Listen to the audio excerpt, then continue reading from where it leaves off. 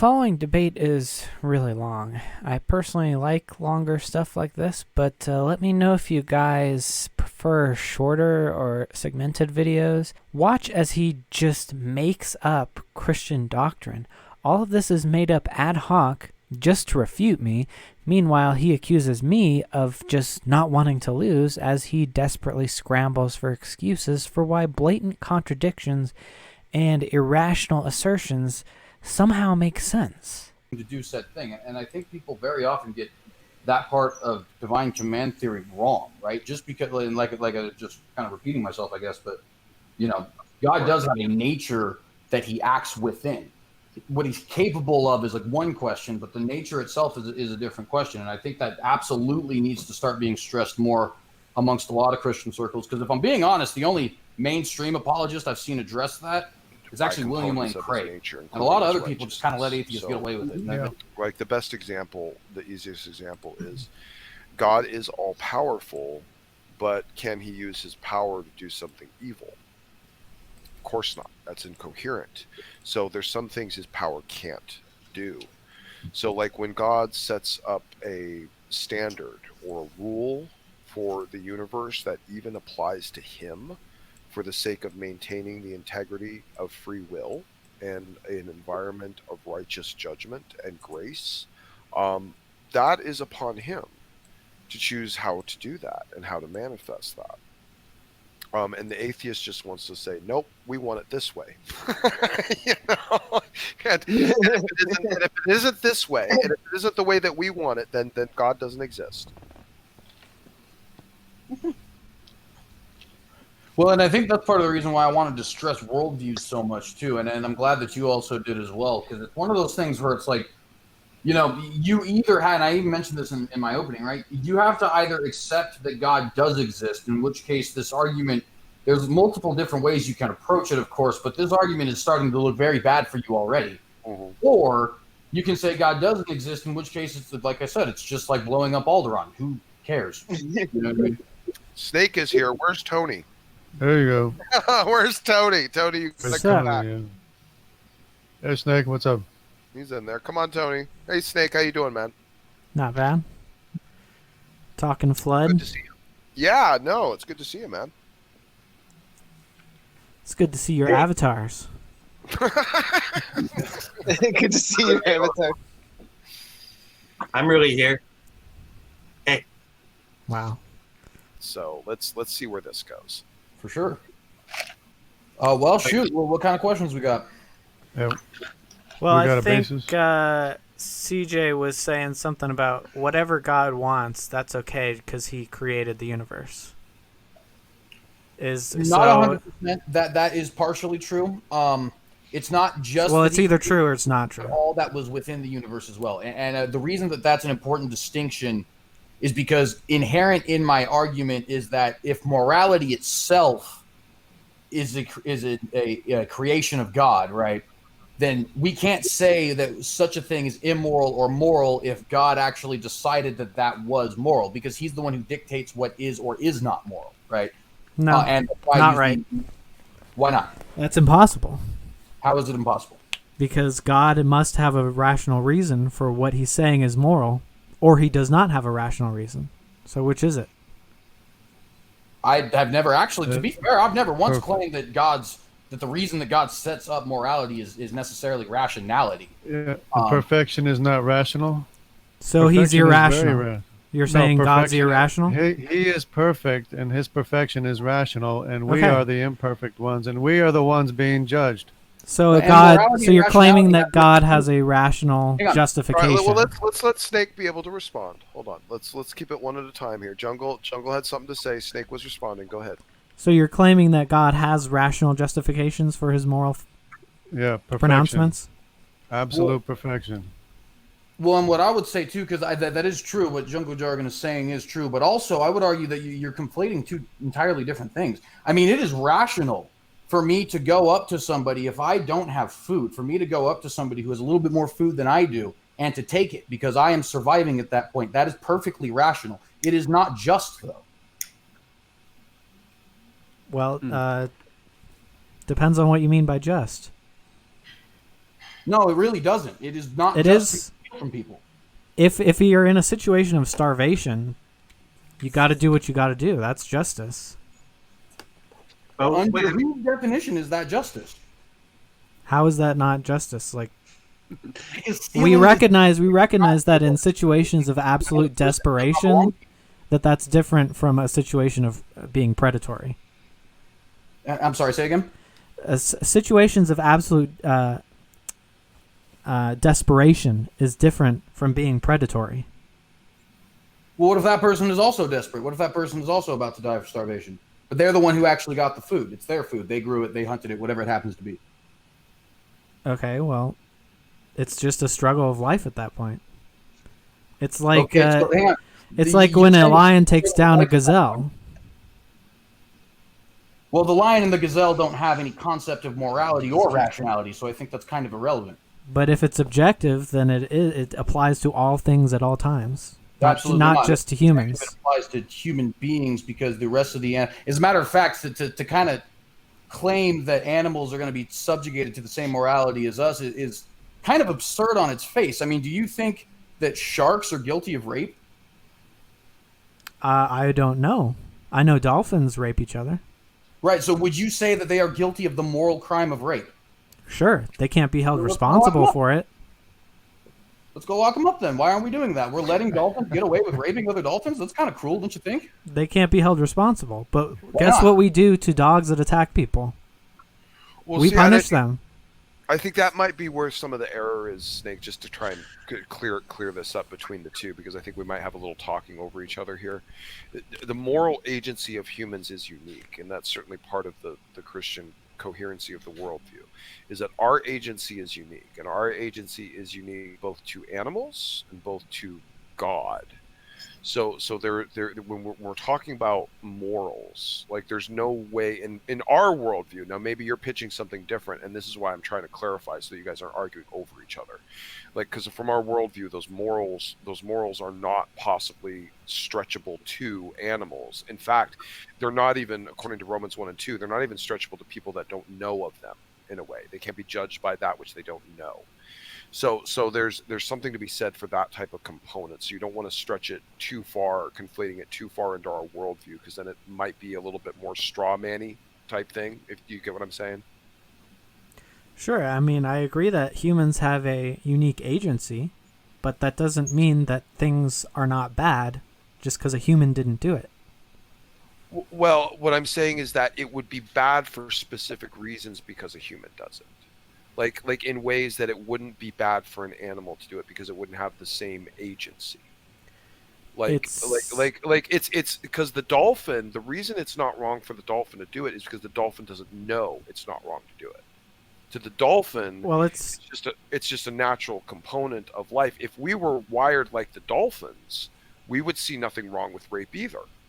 But there's something else inside us. There's some sort of extra agency that is separating us from it that would make it wrong because we're violating will, which means in the human world, which isn't in the animal world, free will and the respecting of free will is important. That's a human agency component that doesn't exist in animals.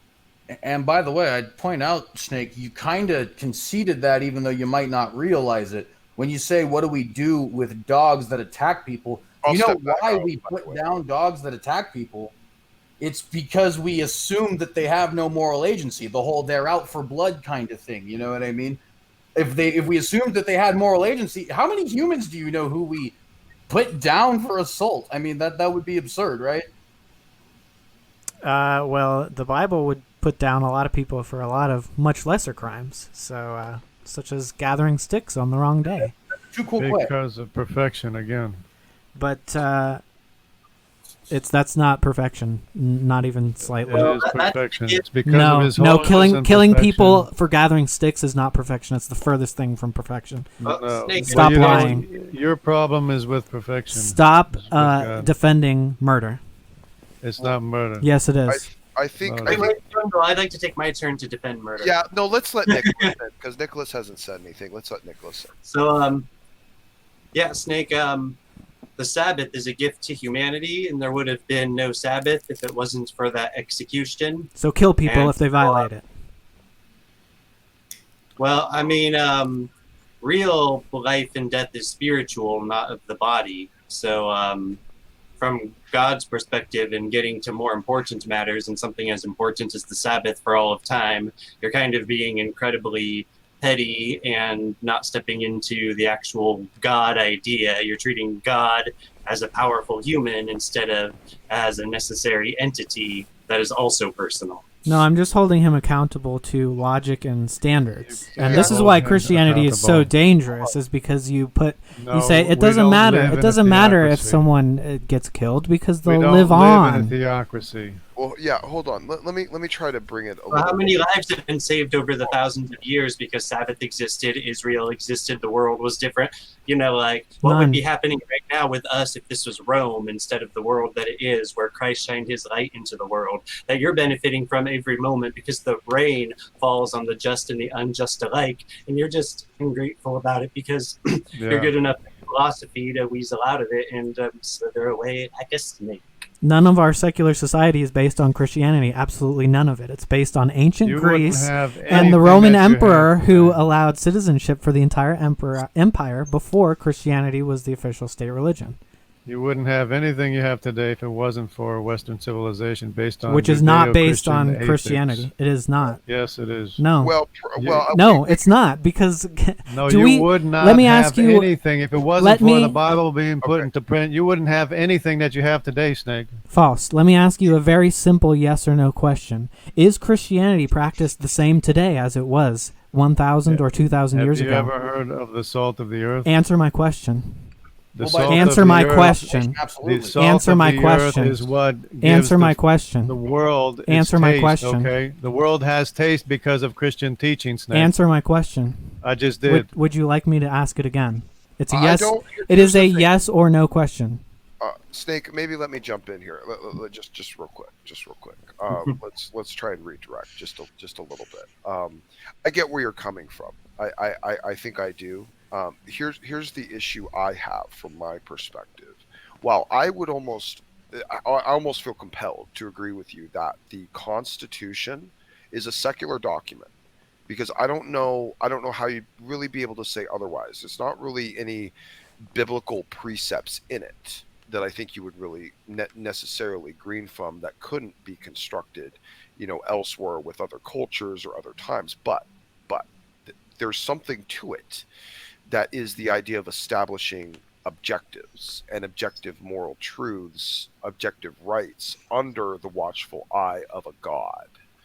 And so while we can probably, certainly, and I would agree with you, the construct of the document itself, and perhaps even to an extension, components of the society are secular, its ability to ground on something objective and factual that ultimately roots back to the divine means that you can't just separate that and say that's not there, in your critique. The founding fathers had a grasp of objective truths coming from somewhere, which led them to create objective standards for the treatment of mankind.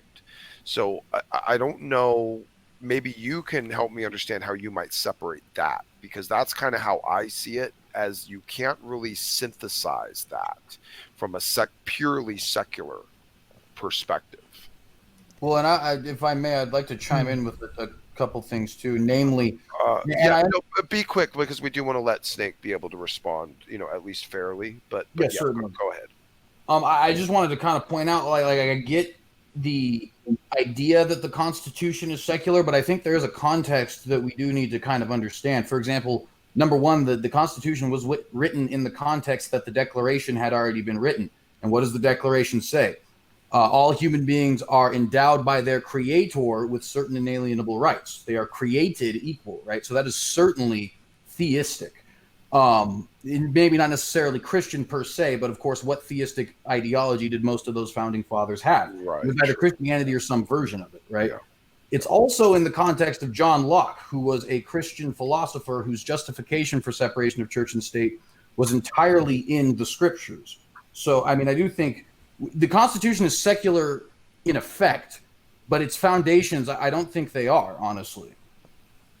Well, I think that's what I was kind of drawing at too. Actually, yeah, there's framework, I guess you would say, that you couldn't point to as saying of a secular origin, or at least I guess you could, but you'd have to draw an argument for that. That's actually coherent for me to believe it. So even if I was to grant what Smokey was or CJ was saying, that would just be some deity. It wouldn't have anything to do with Christianity. It's just a reference to some greater truth. And the creator mentioned could just be the universe. The universe is a creator in the naturalistic viewpoint. The universe, Christianity has changed. Christianity has changed to conform to Western values, not the other way around. Christianity didn't change Western values to Christian values. Christianity was practiced much differently, and now because of Western values, it is practiced differently today with different values. How so? Well, the easiest way to see the difference is to look at the contrast between Rome and Christianity. Like literally the Roman Empire, and literally like true Christians who are willing to be martyred rather than hurt anyone. And so, I mean, it seems like you're not really looking at it that way at all. Yeah, let me try to clarify it a little bit. Snake, I get what you're saying. Here's the issue. I think we do have Christians that do live and practice today as we had Christians living and practicing today 1,000 years ago. Now, maybe it's not normative in our area, in our world, in our universe, in our local, in our government, in our government even. But that's not to say like that Christianity has actually changed. Maybe the culture and the people and the number of people that still adhere to its, more intrinsic principles, such as studying to show yourself approved, not adopting traditions over scripture, these things that cultural Christianity and a lot of modern Christians do, that don't feel like they're so grounded to the truth of the scripture. But that's not a failing of Christianity itself. It's a failing of those people. And it's our version of that. The prosperity preachers and all the other grotesque sycophants that we all have to deal with, well, they had versions of that back then too. Even during Paul's time, he was dealing with the Gnostics and, various other heretics and cults that were trying to spring up around him. It's kind of always just been there. And it challenges us to have to ground ourselves closer to the truth, to not be deceived, So I wouldn't say it's like one of those things to make an argument off of a normative case that, well, normative modern Christians are garbage, so and they're more garbage than they were 50 years ago. I mean, yeah, I'll agree with you, but it's also just a byproduct of a component of the culture. We had social deviant trash back then that took a different form, probably still claimed to be Christian, and now it's probably just slightly elevated, if you know what I mean. But that normative Christianity is what was dominant when the Constitution was formed. Well, it wasn't these abnormal Christians that were doing it. Well, it was deists, essentially. And that's why I would say that document has such incredible integrity. I don't think we could construct anything like that today. Just contradicted itself. Like even if we tried, like even if we were as a nation, as our progressed, incredible first world nation, if we were to come together and vote for the smartest people to redraft the Declaration of Independence, it would be a nightmare. It'd be a disaster. It'd be the end of our world. Yeah, and it's about the end of the end. We'd look a lot like China. Yeah, the converse is true. If we leave the Christian morals, we're going to destroy our society and our world. And that's my point, is that the normative Christianity today is absolutely toxic. And I don't think the normative Christianity of back then was. I think it had decency. I think it had a sense of shame, which we just don't anymore, it seems. It had a much stronger rooting in real intrinsic Christian values. It was closer connected to them. There's lots to be said that normative Christianity today, is kind of garbage, Snake. I mean, I'll agree with you on that. But that's not to say that it itself has degraded or deformed. We're the ones that keep getting worse. If I might chime in a little bit, I mean, honestly, if we want to use the word normative, or maybe a better word would be popular, Popular any religion doesn't tend to follow its strict text rather. Hang on, let me rephrase that. So if you look, for example, at your average Muslim, right? It doesn't really matter what country you're in. Go to Iraq, right? It doesn't really matter. Your average Muslim is not a fundamentalist Muslim, right? And that's kind of the nature of all ideologies, religious or otherwise. Your average communist isn't a radical communist. Your average constitutionalist doesn't strictly believe in the words of the Constitution. And so I think, the number one, the idea about a normative thing, right, being necessarily what we judge it by, I don't know if that's necessarily a good idea. I mean, the normative faith, if you will, of Jesus's time got him killed, right? Right. But also, I would point out quickly, when we say Christianity has changed, I mean, I really want to see some examples of that, because quite honestly, I don't see any proof whatsoever that Christianity has changed in any substantial way. In fact, everything can be repeated in the modern day. Arianism has been reborn as Jehovah's Witnesses. Gnostic thought has been reborn as Christadelphian, Christian Science, Mormon, etc. The Sabbath keepers are still around in the form of Seventh-day Baptists and Seventh-day Adventists. I am a Sabbath keeper. See, there you go, right there. And so, I mean, really, I want to challenge you on that, Snake. How exactly are you claiming that Christianity has changed in such substantial way? Well, you've admitted that it's changed in popular terms, the most widely practiced version, but any of those things that you just mentioned, the founding fathers were not fundamentalist or old world Christians. They were maybe deists. Some of them might have even been atheists.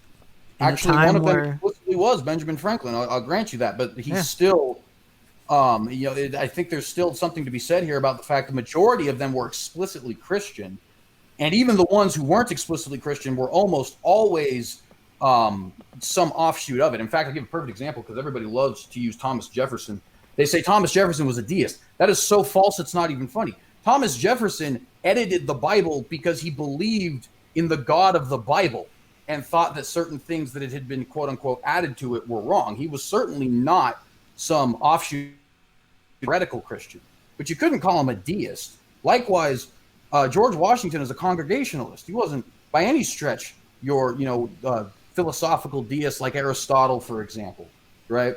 And these guys, once again, were writing in a Christian context. When they say we want things like separation of church and state, for example, well, why? Read their personal writings and you find out they get those ideas from John Locke. Read John Locke and you'll quickly figure out that John Locke explicitly justifies separation of church and state with the Bible. In fact, he goes as far as to say somebody cannot properly worship because they are going to be forced against their own will, and therefore that's a violation of consciousness, right? Yeah, and by the way, just to piggyback off that, there is an issue of conflict of interest as why a king couldn't serve as a priest. You couldn't have a king and a priest as the same thing, with the only exception being Melchizedek in the order of Christ. So, right, and that's sorry. Well, the thing about Jefferson's Bible is it explicitly excludes miracles by Jesus and most mentions of the supernatural going on. So he was more focused on the philosophy of Jesus and not his divinity. So, granted, like I said, at best you could certainly call him a heretical Christian. But you can't say he was a deist because he explicitly believed the God. Well, yeah, and that even more proves the point, Snake, unfortunately, because that means he was actually gleaning the actual moral codes out of it as if that was something of value to base his writings on. So that kind of makes our case a little bit. Well, that's kind of what I was getting at earlier is if Jesus' philosophies are right, I'm not even necessarily saying that Jesus and God's morals are wrong, although I think there are some problems in the Bible, certainly, but if they are correct, then they have a philosophy that can stand on its own regardless of who it comes from. It's just true, whether it came from God or came from Cthulhu or came from some wherever. I just want to clarify, my position is maybe more focused on a spiritual cosmic level. So not that this is completely off topic, but it just goes a lot deeper and a lot more vast than sort of what's being talked about here. So I think going back a little bit, what I was trying to get to with if God has a rational justification for his morals, it's that not necessarily that it's above God or even necessarily separate from, but that it can exist separately on its own and self-evidently, just by pure rationality. And if God is right about his morals, then he has derived them rationally, and so any being that has a sufficient control over or sufficient practice in rationality can also derive the same conclusions that God made without having to know that they came from God. Oh yeah, that has a lot to do with us being made in his image. I mean, that's the simplest way to put it. I mean, we could have a long maybe discussion about it, but I don't see any need to. We're made in his image, so that fits our worldview really well. I don't know what that does to the debate here. Well, so it's certainly compatible. We could arrive at perfection on our own without hearing about it? Without hearing about it from God, sure. Oh, let me pull back the perfection thing again. I wanted to ask on that because that was kind of interesting. Snake had said something interesting and it hasn't come up in a conversation before. It was the guy who went and picked up sticks and got stoned on the Sabbath. You had mentioned that, did you, Snake? Yeah. Yeah, that was one of the more compelling things to me, especially from the context of the narrative, and I just wanted to answer that for you real quick, because I spent a little bit of time thinking about that and actually researching it and even getting some challenges to the actual Jews, the Hebrews, the rabbis, to kind of see what they thought about interpretations of the text. And there's a couple interesting things when you kind of read between the lines, is that the guy that was doing it was doing it in front of the sight of all the people, which gives the impression like this wasn't someone who was sneaking out to gather some sticks to get his fire going. He was actually specifically challenging defiantly this law that had been instituted, basically doing it in front of the sight of all the people. Look, I can do this. I can violate God's law and I can get away with it. Nothing's going to happen. And so Moses is asking God, well, what do we do about this? What should I do? And God's like, well, kill him. Kill him. Show him I mean business.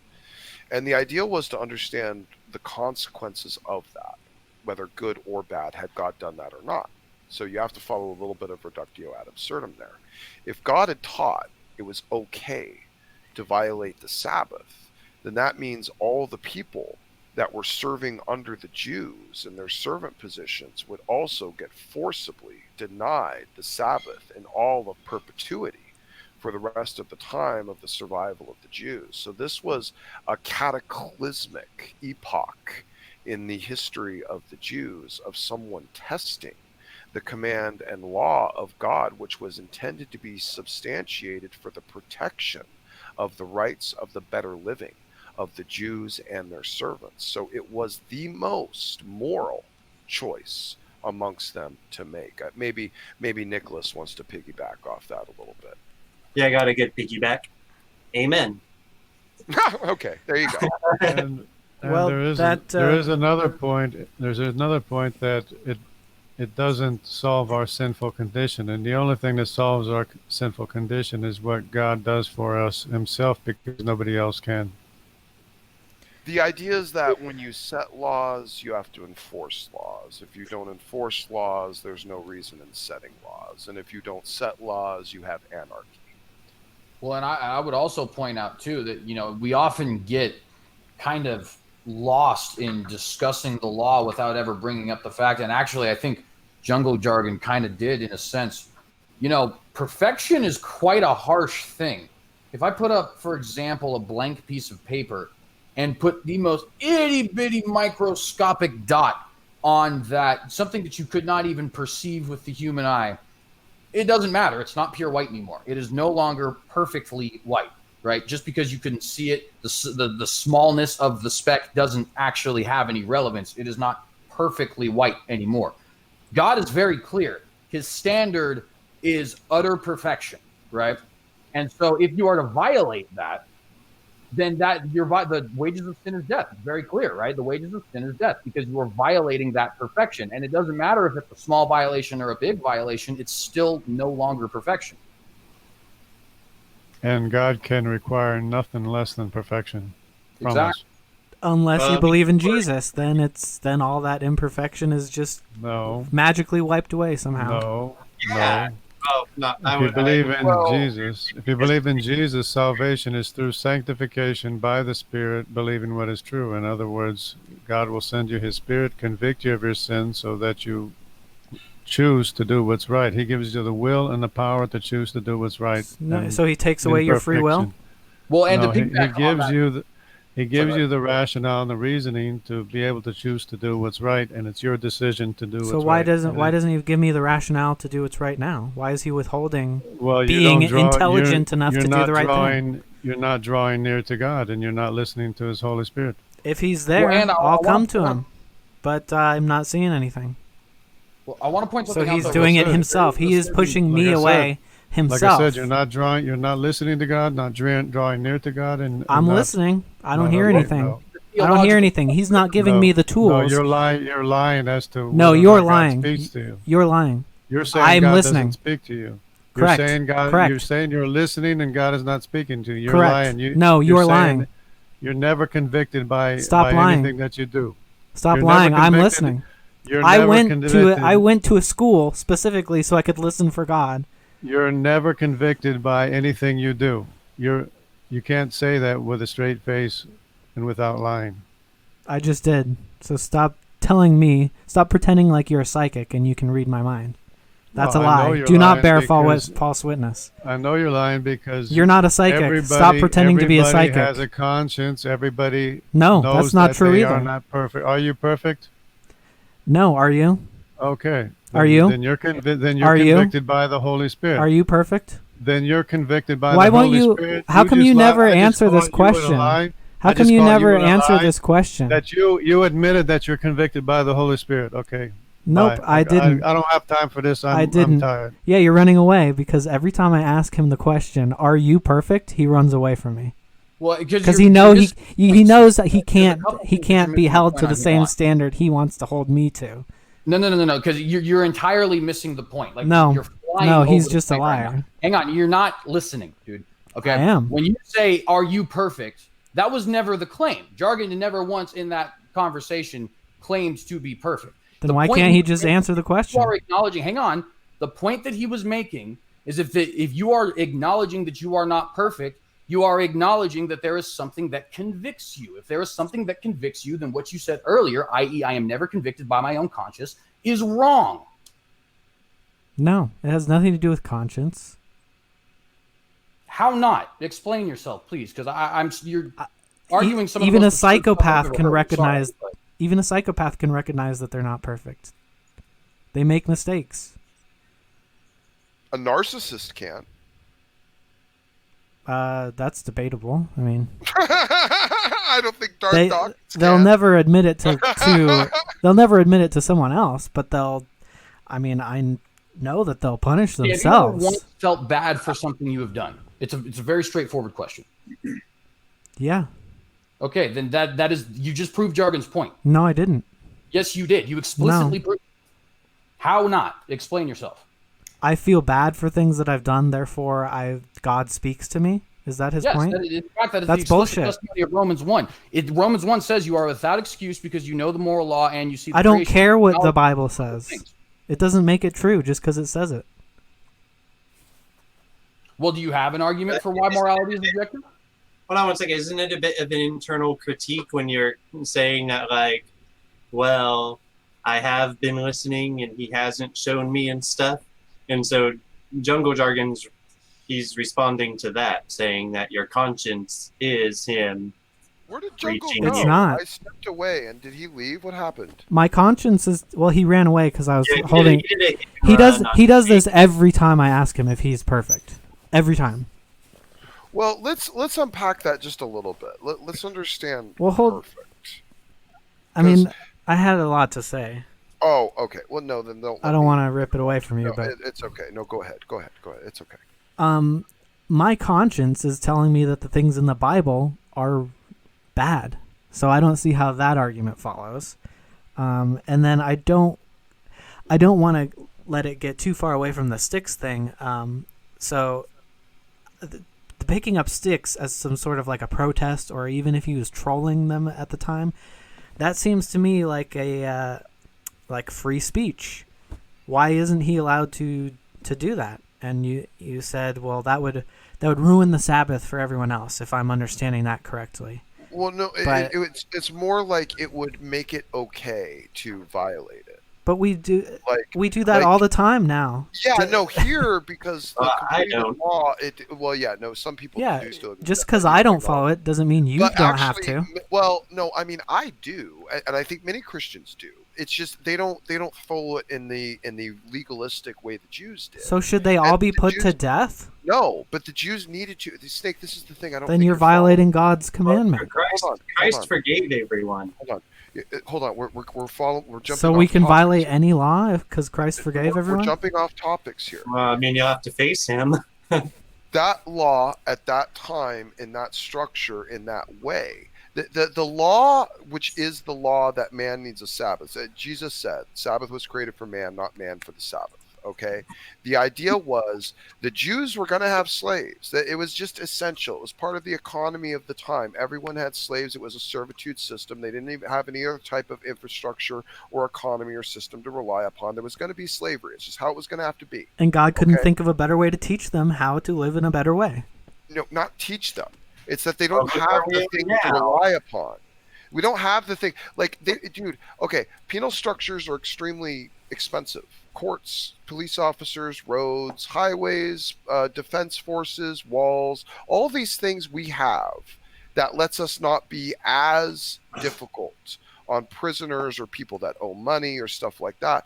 Those things, these people did not have that. They didn't have access to it. Now, They you didn't want to have have an argument walls? about God violating the prime directive of existence and mankind's growth.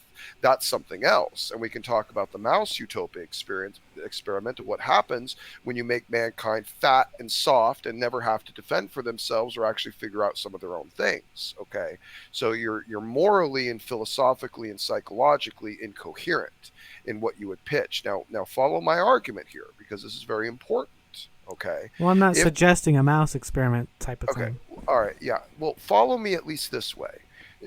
Slavery was everywhere in the ancient world, and the only way we were even recently able to alter what slavery is, which, by the way, we still haven't gotten rid of slavery, still have it. In fact, all of our prisoners are still classified as property of the state. They're not owned by individuals, but they're owned by the collective. They're still slaves. Even in the 13th Amendment, it says that slavery is abolished except in instances of prosecution for crimes. So we know, and we're honest about it, we still have slaves even now. But we have a system where we lock them in tight, cramped, antisocial environments where we beat them and mace them on occasion if they get out of line, and we make them institutionalized where they have no chance of actually coming back to or contributing to the society that they damaged.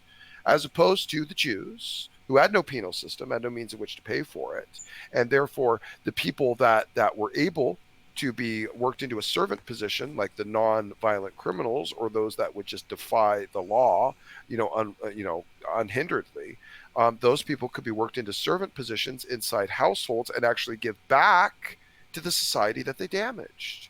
Now, the idea that all of these slaves were going to exist is just how it was going to be. It was part of the economy, no matter how you dice it. And you wanted to try to go down, the obfuscation route of God should have supernaturally manifested a different paradigm and possibly collapsed the entire society. That's a different argument. But for right now, we have to go with the idea that slavery was essential because it was part of the ancient world. And God has a sacred protection of certain limits of free will that he has to protect in their scope. Okay, so it's not that if he was to outlaw a servant system, he would have collapsed their society, their economy. They wouldn't be able to trade. They wouldn't be able to function. They wouldn't be able to actually punish their crimes. Everything would have gone downhill. That's what the Confederacy argued, though. Well, the Confederacy also argued that African Americans weren't humans. So let's not detract to that. Three-fifths. For the record, could I just briefly make a quick point? Three-fifths. Well, let me just real quickly, but I need to finish this. Just let me finish my point. But go ahead, CJ. Well, I just wanted to add, and I'm not necessarily justifying anything, so I want to make sure I'm heard clear on this. But just for the record, the taking of slaves from the South did actually collapse their economy, and we had to have an entire Reconstruction era. And the war contributed to it as well. Don't get me wrong. But that particular argument that the South made wasn't really factually inaccurate. The argument that we have is that it's morally inaccurate, but certainly not factually inaccurate. How did the North do it then? Well, the North had industry. The North had lots of industry, industrialization, and extra things to rely upon that weren't farm-based and required servitude. Anyway, we're getting off topic. They're not letting me finish my argument. Okay, so and again, Snake, you have to at least follow us in the context of the narrative. You can't remove components of the narrative to try and make an argument. If you're going to follow the narrative, you have to follow it all the way through and use what's in there. So the idea is setting a law sociologically with an effect that affects the culture and keeps its survivability inside the context of a free will environment. So if you allow someone to get away with a law, they're going to think it's okay to get away with that law. Now you have an environment, a scenario where you're allowing slave trade. You're allowing people to be owned because it's the only coherent system of which to rely upon at the time, both for economy and for a penal system. So you're going to make sure it's done correctly. You can't outlaw it. That would be cruel. That's setting a standard on an ancient culture which they can't possibly meet. So you're going to give them standards of which to do it and which to construct it. And one of those rules is that you have to give your slaves a required day off every single week, you and your entire household. You are not allowed to overwork them. Okay? You need to give them that required day off. And you cannot kill them at whim. Their lives are sacred and to be equated just as much to the Jews. In fact, if you beat them and they die, you're going to be killed, which is why we needed that clarified verse of what would happen. Only if they die in a couple of days. Right. And why does that verse need to be there? Because the Jews were the only ancient culture where a slave master could actually be killed for the death of a slave. If all the ancient cultures, see, this is the terrible thing, you atheists, and I'm being colloquial here, you atheists pick on that verse like it's some sort of horrible moral atrocity. Well, first of all, sir, we beat all of our slaves still today. And second of all, the corporal punishment is the only method of which to keep slaves in check, particularly, ones that don't want to be in that position. Okay. And in addition to that, that law that you guys use and leverage against us wouldn't even be there if the Jews were allowed to kill their slaves like the rest of the cultures around them. So you guys don't think about that from like the other dimensional perspectives of the culture at the time. And it looks a little bit monstrous sometimes. Because, I mean, come on, Snake, bro. I mean, even if God doesn't exist, what you should be able to do is give these ancient people credit for trying to figure out their best moral system that they could at the time. You should be able to at least give them that much credit. Well, it's easier to give them credit if God doesn't exist because they're just figuring it out blindly without the guidance of a divine being who knows better. Then you believe that, so you have to give them credit for that then. You have to say this is a Jewish book written by a bunch of Jews who clearly were way more progressive, intelligent, and moral than any of their contemporaries at the time. Great, fine, go that way, but give them that credit. In that sense, but in the sense of an objective morality, slavery is still wrong, even if it's an improved version of slavery. Well, it's an essentiality, Snake. I don't think you're never going to escape. It separates slavery from society, especially civil society. I mean, imagine tomorrow if our rule of law actually broke down. Would we not be clustering back into tribal environments where we would cluster over those with resources and power in servant positions because we wouldn't have any resources to trade? Would we not have to enslave people? We would go right back into a servant class society. You would have to serve those that have the resources and the power, and whatever they say goes. And you, by the way, Snake, you would hope that if that day comes that we had some sort of environment where rule of law break down and money meant nothing, and the only way you could get what you needed was to join a group under the servant position, pay your way with this group of people under the masterhood of some individual who has control over the resources, you would hope and you would pray, sir, that guy wasn't secular. You would hope and pray that guy was a Bible-believing Christian that would treat you by the rules and standards that were laid out in the Bible. That's a true fact, sir. And you know what? Those slaves over in Saudi Arabia, Eritrea, Burundi, North Korea today, slaves today in those countries would trade their positions with an ancient Hebrew slave, I'm sure, any day of the week. Well, and you know who else might too, if we're being perfectly frank. I mean, some of the form. It's interesting. We call what the Hebrews did slavery, but we call so many of the things that we do in America today not slavery. And if you're actually using the definition, and of course the Bible itself calls it slavery, so I'm not necessarily saying that when we call it slavery, we're like adding that context or anything. So you do hear me. But if you actually look at the rules of Hebrew slavery, in numerous instances, it is directly comparable to things that we do today as Americans. For example, NFL athletes and music designers with their contracts, right? Or not music designers, the producers and stuff like that with their contracts. Those contracts are roughly equivalent to the voluntary contracts, which they were voluntary, by the way, the voluntary contracts that were entered into by the Hebrew slaves. In fact, Leviticus 25 makes pretty clear that Hebrew slaves not only could make money, but so much money that they could even buy their own slaves, right? So, I mean, these guys could become rather wealthy being a slave. It's not at all what So could Roman slaves. Say again? So could Roman slaves. Depending on the era, for sure. Some Roman eras were a little bit harsher than others, so I'll grant you that there are eras that existed. I think the Egyptians are a better example to use there because the Egyptians usually, at least, were quite nice. There's certain instances in the Middle and early kingdoms that were pretty cruel, but Well, yeah, and they also had that thing where they like to bury people alive and kill them with the kings and stuff. And, right. and there was that thing where supposedly, like, if the mistress caught the eye of one of the female slaves, like in a wrong way, then she was allowed to torture him like indefinitely as much as she wanted till she was satisfied. There were a few funky things in there. Well, and it certainly does depend kind of on the era, but that's true. No, yeah, I'm sorry. That is absolutely accurate. Some eras were gross. Yeah, no, I'm sorry. Yeah. No, and you're certainly true though, because I mean, you can compare, for example, the era of slavery around the time of like Thutmose III and Hatshepsut and stuff like that, right? Which is just cruel. It's brutal, right? And compare that to the era of slavery around the time of Ramses the Great, where it's actually comparatively pretty. In fact, being a slave was kind of an honorable position. Now, granted, still some problems there, right? But when you look at the records the Egyptians have during like Ramses and his father and so on and so forth, right around that era, a lot of times they're like, yeah, man, these are the servants of Pharaoh. That's so cool. I wish I could be a servant of Pharaoh. You know what I mean? Yeah. Well, there was a lot of, this is the idea of servanthood too, is there was a lot of positions of apprenticeship.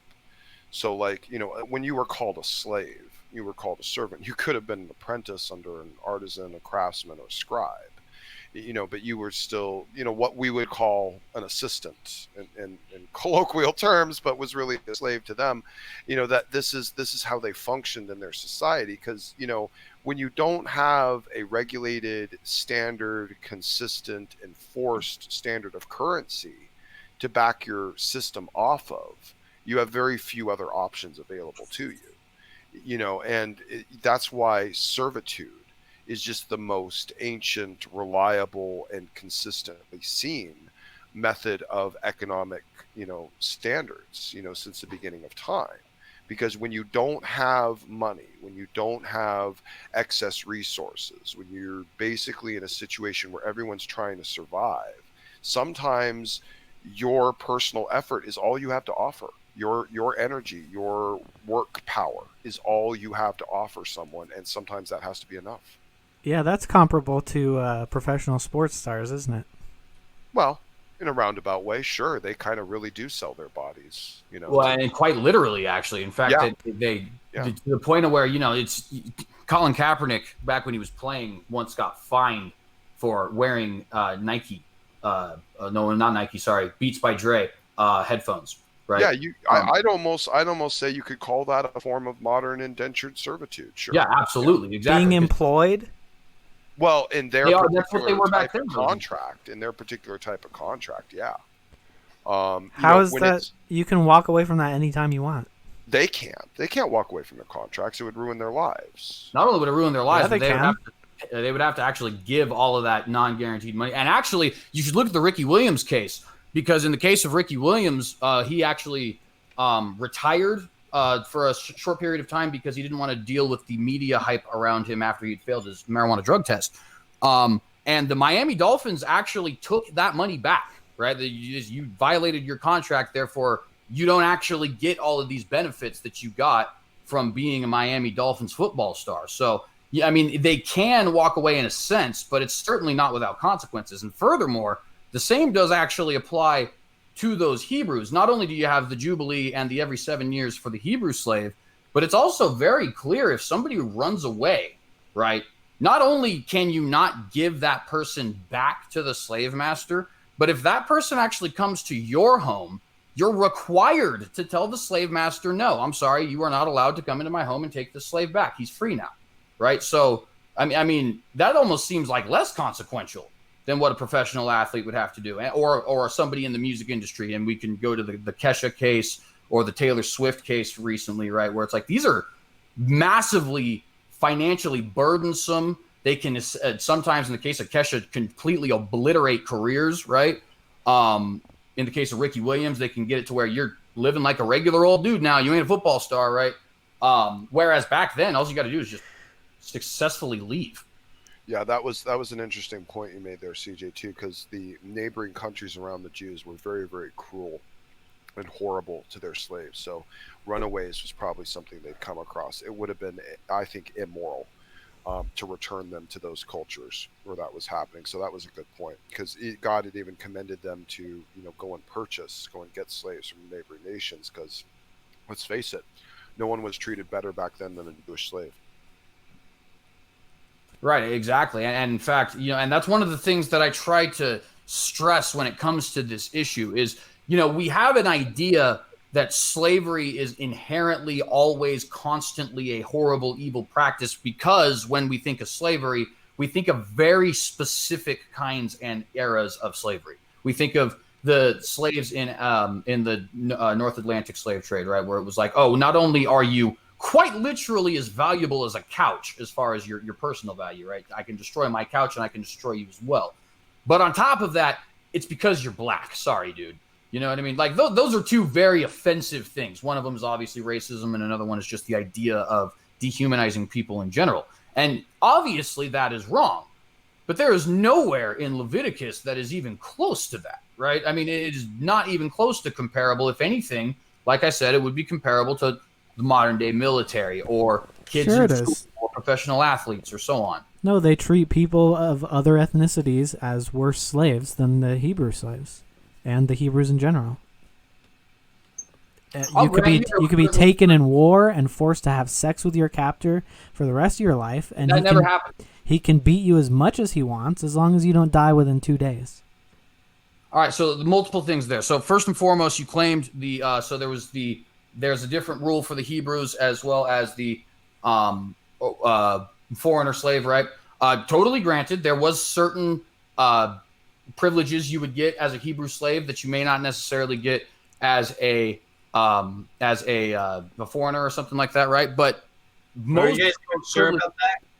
Because there's so many times when it says that there will not be a different law for the foreigner than for. That's just a Bible contradiction, if anything. So I think in context, Nicholas, and perhaps I'm wrong here, so I'm open to being corrected, but I think in context that applies to non-slaves only, because it does seem like, for example, every 7 years, right, a Hebrew slave after 7 years of service could be let free. But that doesn't seem to be applied anywhere to the non-Hebrew slave. Now, there is the Jubilee, which applies to all slaves. But the 7-year period itself is actually explicitly stated to be for the Hebrew slave. And that actually, to go back. I recall that. Say again? I recall that. And to kind of go back to what I was kind of saying with you, Snake, is that it's not any, for example, the laws about sex and beating and stuff like that. And I want to get to that in a second, because you did also mention those. Those are not actually different for one slave and the other. The only things that are different from one slave and the other are really things like that 7-year period, right? Which it's a difference between 7 and 50. You could argue about that. In fact, I don't even know. I got to be honest with you. I'm not recalling off the top of my head any other differences between Hebrew and non-Hebrew slaves. Perhaps you can correct me on that if I'm wrong. But I do also want to point out, you said being forced to have sex with your captive. I'm sorry, that's an atheist myth. It has never once happened in Scripture. If you want to go to Numbers 31, which I assume is going to be the one you go to, you literally have to read 2 whole verses beforehand right, to understand that the reason that they are sparing the virgins is not for sex. The reason that they were sparing the virgins is because the whole crime the Midianites committed in the first place was sleeping with Israelites and thus also getting them to convert over to worshiping Midianite gods. The reason God spares the virgins is not so people can have sex. The reason God spares the virgins is because they didn't do anything. It's actually an example of pretty awesome mercy. And furthermore, in Deuteronomy, it makes perfectly clear, I believe it's Deuteronomy 22, if I'm not mistaken. It makes perfectly clear that actually you need to, if you have a captive and you find that captive to be desirable, you have to marry that captive. You're not allowed to just take that captive. And by the way, think about this for a second, right? We're in a very patriarchal that's system. sex slavery. That's absolutely not sex slavery. Yeah, it is. No, Forcing someone to marry you because you found them attractive in a war zone, that would not be acceptable. What if a U.S. soldier went into Iraq today and just saw some hot Iraqi chick and said, "Okay, you're coming with me. You're going to marry me now." I think she'd have a better life. On top of that, you're assuming a very modern perspective. You got to remember, when these girls would be captured, or any of the men for that matter, right? They weren't thinking to themselves, hey, there's a Geneva Convention with all these rights I have, right, and all that kind of stuff. That's not what they're thinking at all. And if anything, they're sitting there praying to whatever deity that they happen to respect, saying, oh, God, thank you that I wasn't slaughtered or burned alive or taken by some Assyrians or something like that, right? That cultural context is a huge deal. And yeah, because sometimes the Israelites would slaughter all the women and children. Here's the problem, Snake, you're making with that context there, okay? You're making, again, an issue of you're trying to leverage a moral dilemma, okay? So after this culture, this group has been wiped out or taken out or whatever it is, and there's these women left over who could be converted into the culture as slaves. Okay, well, the normative situation in these Middle Eastern cultures was that they were basically just rape fodder. They were basically just there to be used by any of the men or any of the conquering tribes or people that came over and took over them. Now, God said, no, if you want her, you have to marry her.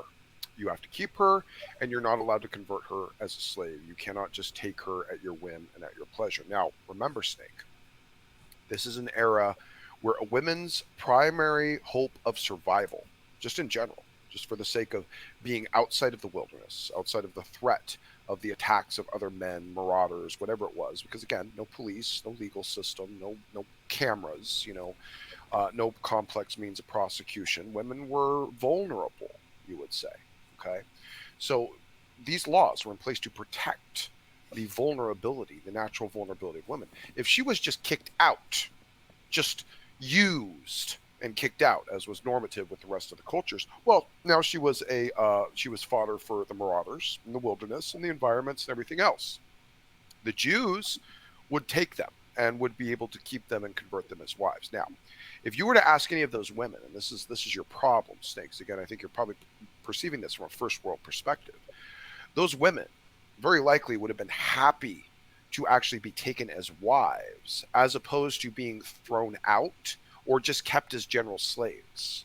Any of those women, by being taken as a wife, was basically in the Middle East jackpot material for the sake of having the highest position in an authority household inside a very strong nation. So you're just interpreting it from your worldview and saying, look how bad it is. I wish they would have been able to sit in the room and play on their iPhone.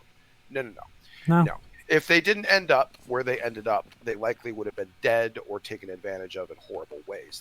These laws are intended to be mercies, and you pulled back again with the beating verse. Snake, what other method of punishment can you use other than corporal to keep slaves in check? That's pretty Prisoners gross. in check. Oh, you're not allowed to beat people. Even today. Yeah, you are. You're allowed to get beat stop all the time. fights. Oh no, you're not allowed to beat people as punishment. Oh, bro, no, that's not legal. That's rainbows and lollipops and no, clouds. You're not allowed to use corporal punishment. You're allowed to stop someone from attacking you. Well, you're also allowed to beat them into submission in prisons. That's not a punishment. It's to get you under control if you're literally attacking someone. Well, exactly, and you don't know it's from punishment in this context. You're It assuming. just says you can do it. You can Yeah, beat him. exactly. I do just want to. I want to point out something So, here real quick. Corporal well- punishment is not illegal. Corporal punishment is illegal in 29 countries. The United States is not one of them, and it is illegal. It is still legal in schools, in particular, in at least 20 United States states. So I just want to point that out. The idea that corporal punishment is illegal is just not accurate. The point That's is, something I've been waiting all the time. I don't know of to any corporal punishment, criminal punishment for that. With in the context of criminal punishment, corporal punishment is used in order to keep slaves in check, to keep people in check, to keep prisoners in check. Now, you can remove that dynamic and say you're not allowed to beat slaves. Well, everything will just go to anarchy. It's nonsensical.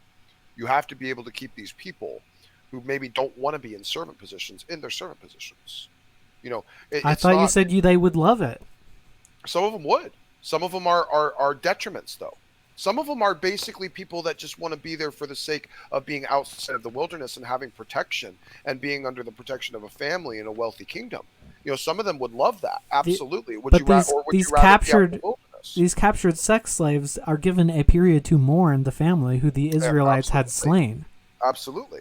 And then they Right, so have I don't the think any of them would prefer to have their family dead, their son Well, no. killed, Oh, I because agree. he was drafted No, they into the would military prefer- of the local yes, town they- he's in. They would prefer to have gone on raping their slaves, living their lifestyles of debauchery and hedonism, and then taking those children and roasting them on altars to Moloch and doing a whole bunch of grotesque things with bestiality and fornicating with children and God knows what everything else they were doing under the sun. Yeah, they would have loved to keep doing that, Snake, I'm sure. And I'm But sure God not had- every town did that either.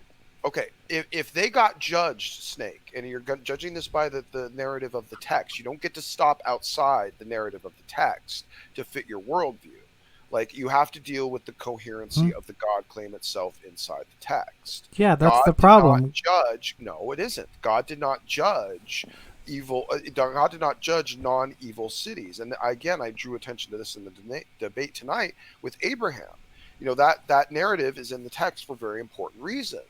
Show that God does not judge non-wicked cultures or peoples. The Canaanites were wicked to the core. They were disgusting. They were doing horrible things. And the Jews were there to stop it. And when the Jews stopped it, there was something to be done sometimes with the women and the children, if the women and children weren't brutalized beyond any hope, you know, then it was feasible to actually incorporate them into the society and have mercy on them when it was allowed. But you want to ignore that for the sake of painting your narrative, which isn't even accurate to history. How is this in a narrative that there's Well- a problem with a God who knows how to set up societies that are good, and he's just, at best, barely improving one society? Well, Well, see, He's not descending to You're any acting other. like- you're He's not acting going to like the he could've- Chinese. He's No, not this going is to the insane. Swedish. dude, you're acting like he could have passed some sort of law that would have kept everyone from being bad. Well, for one, what's his jungle jargon said he could have just given us the rationality to understand what is good in the first Well, place. I'm not So he arguing withholds that in the first place. Then he Well, I mean, creates an that- imperfect creation, which he knows is going to screw up. Even doesn't- though he hold can on. correct that. Hold on, that's an assumption. That's an assumption. And plus, now you're requiring God to judge things before they happen. Now you're requiring God to be immoral in order to fit your frame of reference. But he So already again- knows. He already No, judges before Snake, it happens. you have a straw man God in Christianity that you falsify. It's not coherent inside our worldview, which is why you're kind of just saying things over and over again that just don't make sense to us. It's like a bunch of loaded statements. God doesn't know everything? He does, but if he stops something before it happens, he's judging it before it happens. It's like So if he if stops people from violating the let me Sabbath put it this even way. more? Okay, let me put it this way. He knew David was going to sin with Bathsheba. Okay, right? He knew that was going to happen. So why didn't he just judge David right away before he did it?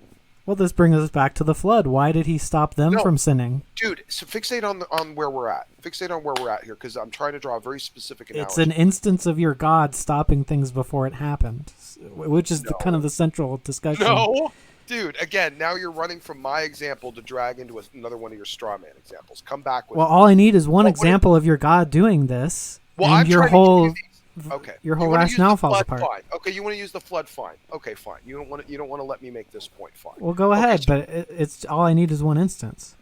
well, so do I. No, You don't want to let me make it.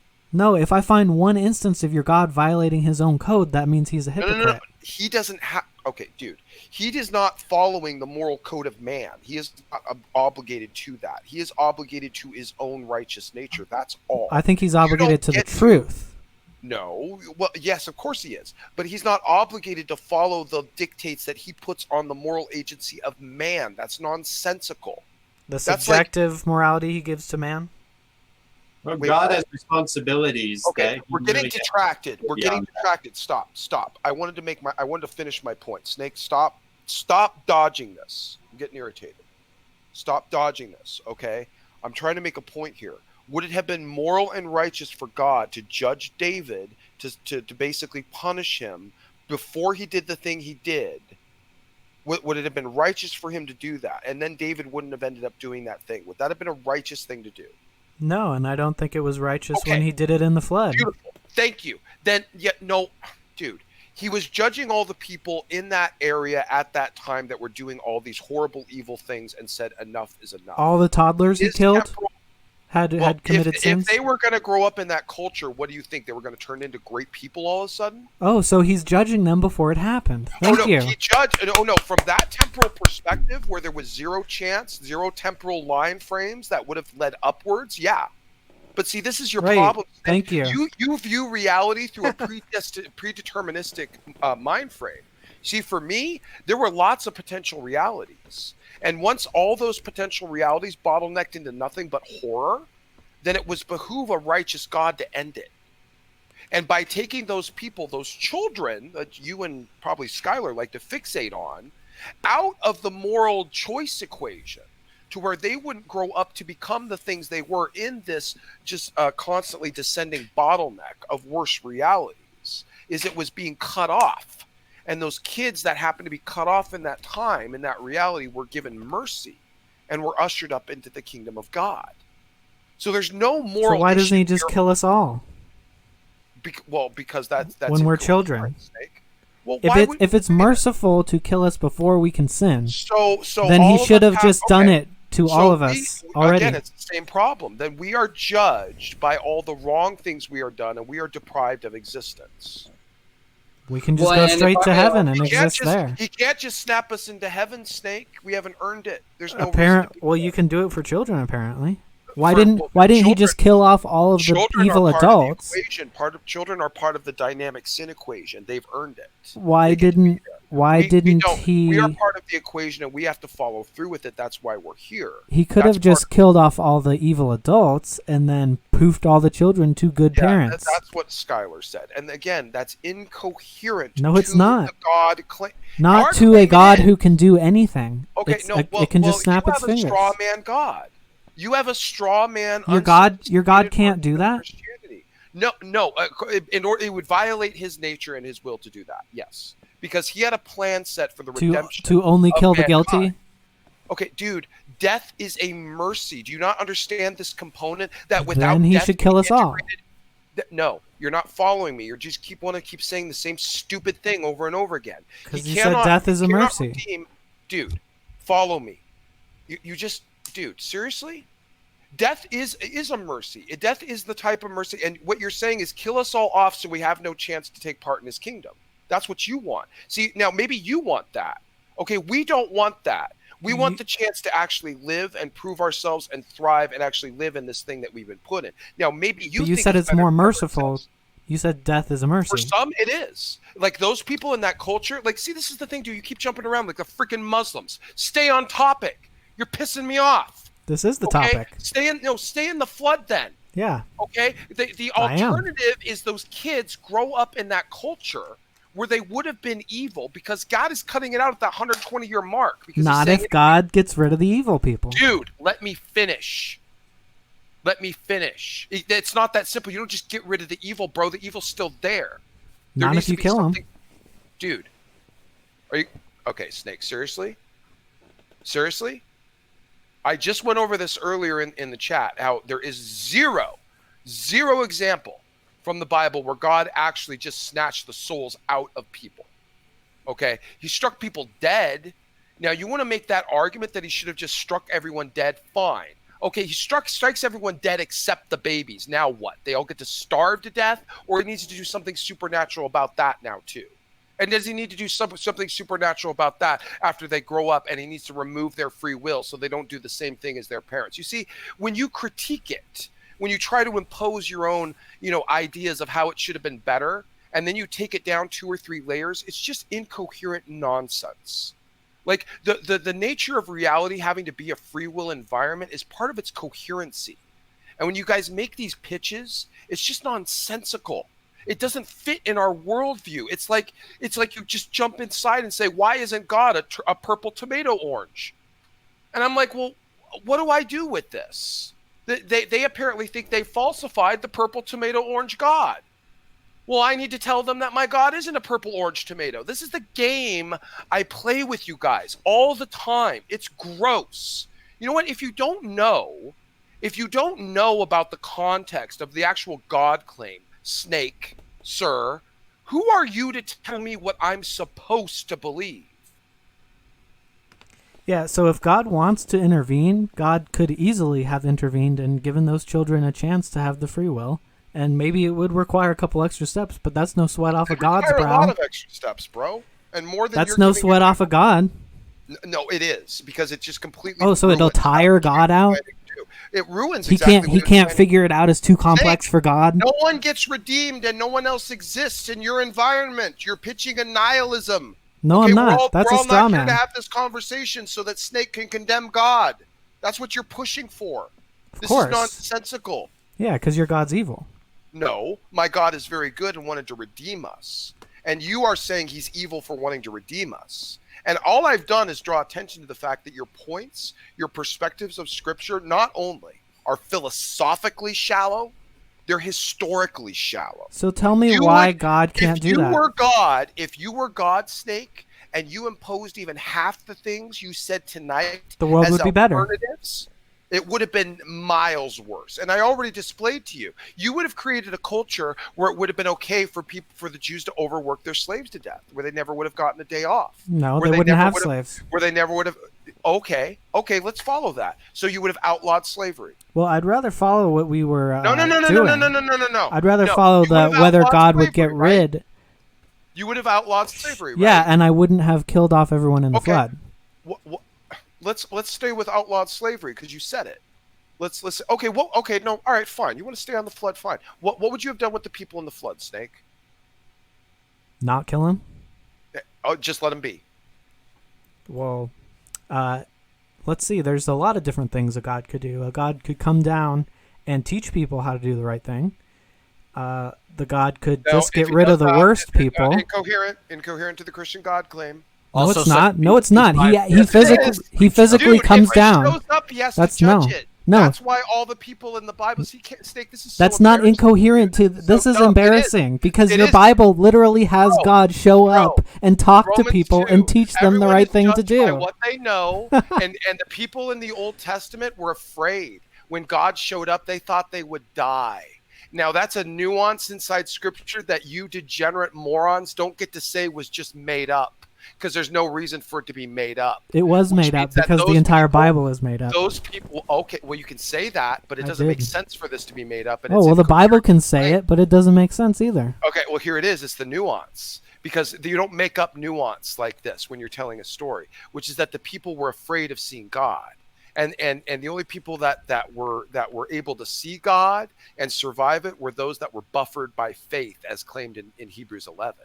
So what you have. I just want to add, you say, okay, he could just come down and teach them. Well, not only is Noah a preacher of righteousness, 2 Peter 2:5, who had 120 years to do what he was doing, so he did.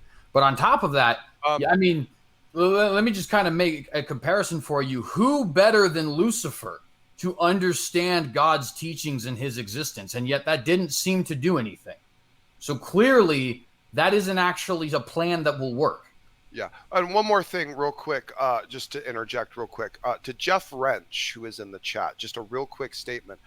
You're saying a lot of really stupid things in a row in the chat, and now it's starting to get on my nerves. So I'll tell you what. This is your last warning. You will stop saying stupid things in the side chat, come in here so that I can expose you personally, or you're going to get blocked. Okay? I'm not going to tolerate any more of your idiot atheist noise in the side chat. You want to have a conversation, you can come in the room. Otherwise, STFU. Okay? Very good. Okay, Snake, back to this. What you are doing is now you can tell me that this is the Christian God, but it doesn't matter. It's like saying that I have to believe your version of the Christian God when I've studied and found things completely opposite. That's not an argument. That's just an assertion. That's just an imposition. Okay. I know that my God needed to protect a free will environment. All of your solutions are incoherent to our reality. They don't make any sense. You end up having to basically create slaves out of mankind, which you yourself, you have a problem with slaves. But yet every single version of your solution creates slaves out of mankind who are slaved to the will of your version of goodness. No. Okay. How does God as opposed to reacting to what's there and then judging it righteously.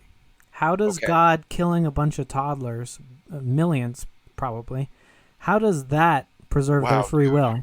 How does that preserve their free will? That's not part of preserving their free will. That's part of giving them mercy. Sometimes mercy is better than that. Oh, okay. So, yeah, okay. Why wouldn't it be more merciful to just give everyone the rationality? When he saves them from growing up into degenerates who are going to be the same cultural slime, even worse than their parents, who are all being judged here. He can't intervene about that? How would he? Stop it? He can appear to them like he does in the Bible. He can speak to them. He can speak. Can I even answer? Can I answer? No, because your point is just asinine. Well, all right. We'll see. And it makes no sense. If I can't answer, then you're just lecturing at me. Well, it's not inside our worldview, Snake. Yes, I want it you is. to make a coherent point inside our actual worldview. In your worldview, God appears to people. In your worldview, God speaks to people and teaches them. Not for judgment, Snake. Again, dude, you are so philosophically inept in this realm of actually applying it to theology. I'm not talking about judgment. Snake, I know you're smarter than this. But I'm not talking about judgment. So that's a straw man. No, I'm not. Righteous God with evil in front of him has to judge it. Otherwise, he's no. not I'm talking righteous. about things that your God has done in the Bible. He has smitten people. No, now you're jumping again. Now he has he smitten people? Snake, I need to point out something though, because you keep saying he could have appeared to them. Okay, there are explicit examples in the Bible, multiple explicit examples in the Bible, of God appearing to people and them still not doing it. So you're gonna have to find something else, because that happened to Cain, to Lucifer, to Nebuchadnezzar. There's so many, to Judas, right? Judas spoke to the man in the flesh, for crying out loud. So you're going to have to come up with something better than he could just show up, because he showed up a lot of times and people didn't care. In fact, it's explicitly laid out in the book of James. You believe in one God, very good. The devils believe also and tremble, right? So that isn't enough. You're going to have to find something greater than just simply showing up, because that doesn't work. He could show up regularly. How about that? I don't understand how that makes any sort of a difference. Because if you're more reliable, if people get used to it and learn about it over time, that's different than just suddenly showing up and shocking them. All right, so let's take that, actually, because I do have an example that could work for that perfectly. Did he drop out? Well, it looks like I've been put backstage. Hello?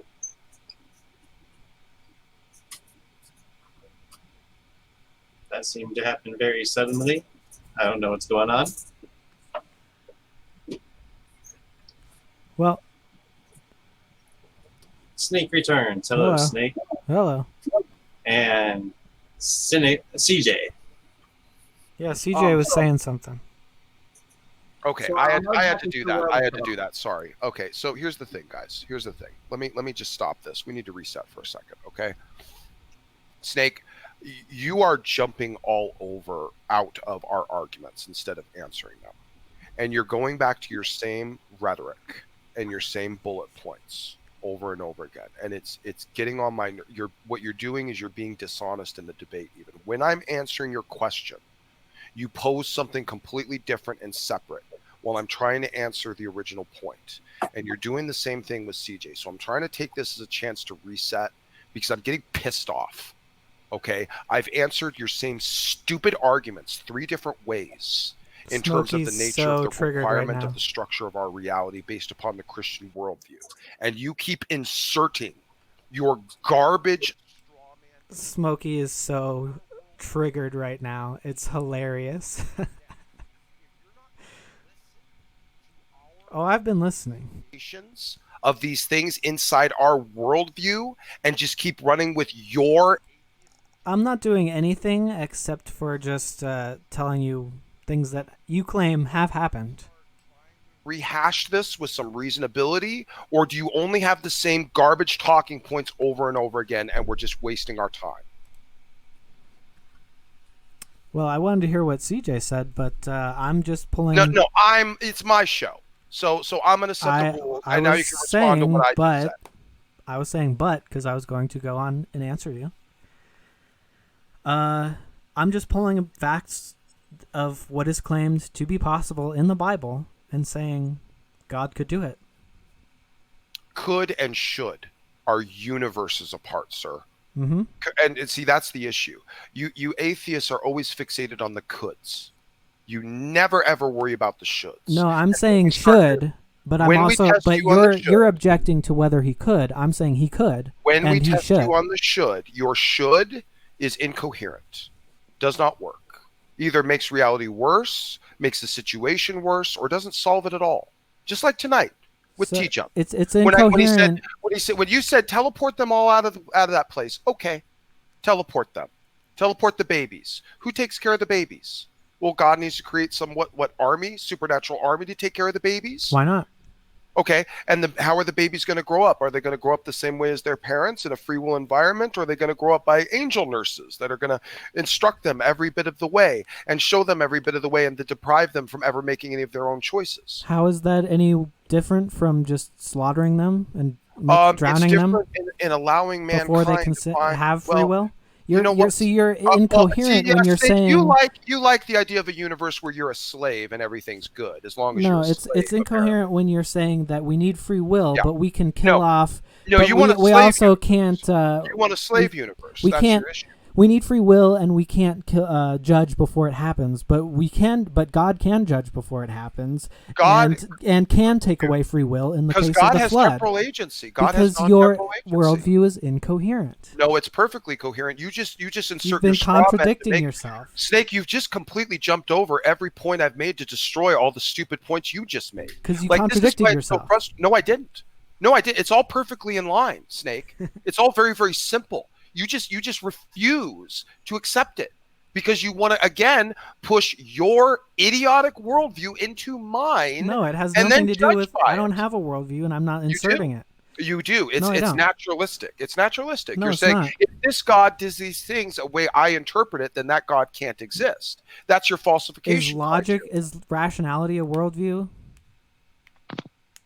No, you applying logic to a false straw man God claim and then saying you falsified the Christian God is what you're doing. That's what you're doing right now. And I'm trying to correct you to give you the steel man God, and you just ignore it. And you go right back to your straw man God. No, and he I'm can't using do this, the steel and man. he does this. I'm using and the you're steel not man. listening. Because the moment I say something to try and draw it to a close, you say the next thing that I've already defeated 2 sentences previous. You just keep running in the circle. No, because you said that God shouldn't punish before a sin has happened. Then you said he did. God doesn't. You also judge. said God should allow us. God you also said. "Oh my God, Snake! Can I shut finish the my fuck sentence? Up. No, you cannot. You're going to listen because you just keep going around in circles. I haven't even gotten one sentence out yet. I'm getting irritated because he just will not stop talking. I'm going to say the next thing before you can even finish answering the question. Nonsense. I hate this nonsense. He's been talking over me the entire time. Okay, you need to let me actually finish answering a question and making a point Likewise. before you jump in to try to insert your own of somewhere else in the conversation. You This interrupted. is what's frustrating me. You interrupted me. Okay, Snake, I have been trying to get very, very simple points across from you, and you just keep jumping in with straw men every single time I get close to an end. You don't want me to make my points. That's what you're showing me right now. I think because you know my points are good. I think you know my points make sense once they're put together. So you're trying is that to why you interrupted me? Is that why you interrupted me?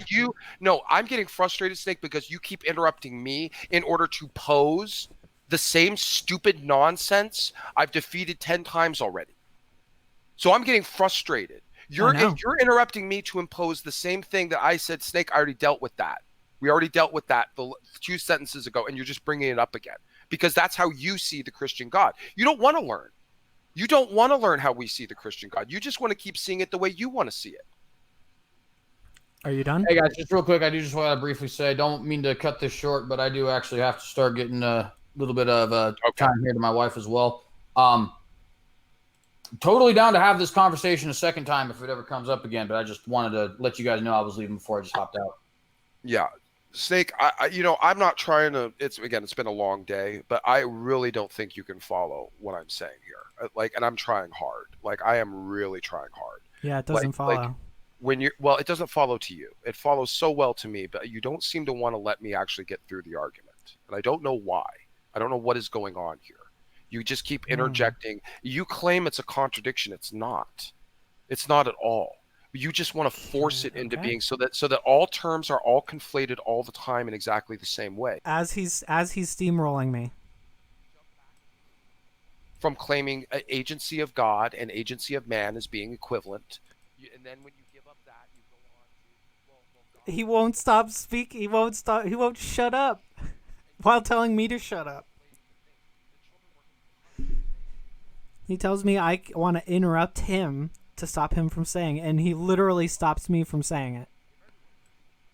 Okay, great. So none of us actually exist in that time space. There's one more generation of babies, and they get killed off, and they're the last one because there's no one else to reproduce, and none of us exist. You see, your substitutions are incoherent, and each time I draw attention to that, you move on to the next one, and after I draw attention to that, you move on to the next one, I draw attention to that, and you circle right back. And we've been doing this now for 45 freaking minutes. And I'm exhausted. And you have some sort of moron, idiot little cultist named Jeff Wrench. Maybe that's someone you know who thinks you're doing decently here. So congratulations. At least you're convincing him. But this, to me, is very, very difficult to handle, Snake, because it's very dishonest. Okay? What you keep describing doesn't even fit in my worldview. And you're telling me this is what I believe. You do understand, even from a presuppositional perspective, that that's kind of insulting, right? Are you done? Sure. Okay, so what I was saying when you interrupted me and tried to stop me from getting out what I was saying is I'm just drawing things that you have said. You said that that death is a mercy. Okay? Sometimes. Sometimes. So when is that okay? You said that... See, do you see now? Do you see what you were doing now? Do you see it? Now, you just made a case of, you said death was a mercy, which means you equated it with always. You see, this is the game you've been playing with me, Snake, and this is what's pissing me off. That's what it means. No. If you say death is a mercy... You just added sometimes. Oh, my God, dude. See, you just don't hear it, Snake. You just Under what condition? No, you need to resort everything I say to absolutes to make your case. That's no, the you problem. just need to say what you mean and mean what you say. So under what conditions? I think you didn't catch it. I think you intentionally Under what didn't conditions? Catch it, in the case where it's a mercy. What in the hell is wrong with you, Snake?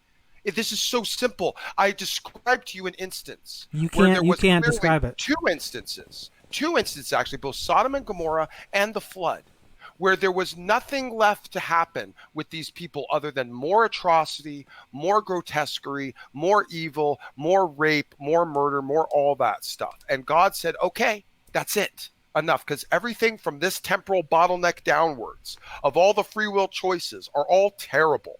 And even if I was to show up in person, which by my righteous nature means I would have to judge them all instantaneously because that's who I am and I'm a righteous God. So I couldn't do it that way. I would have to send prophets. I would have to send warners. And that's what he did.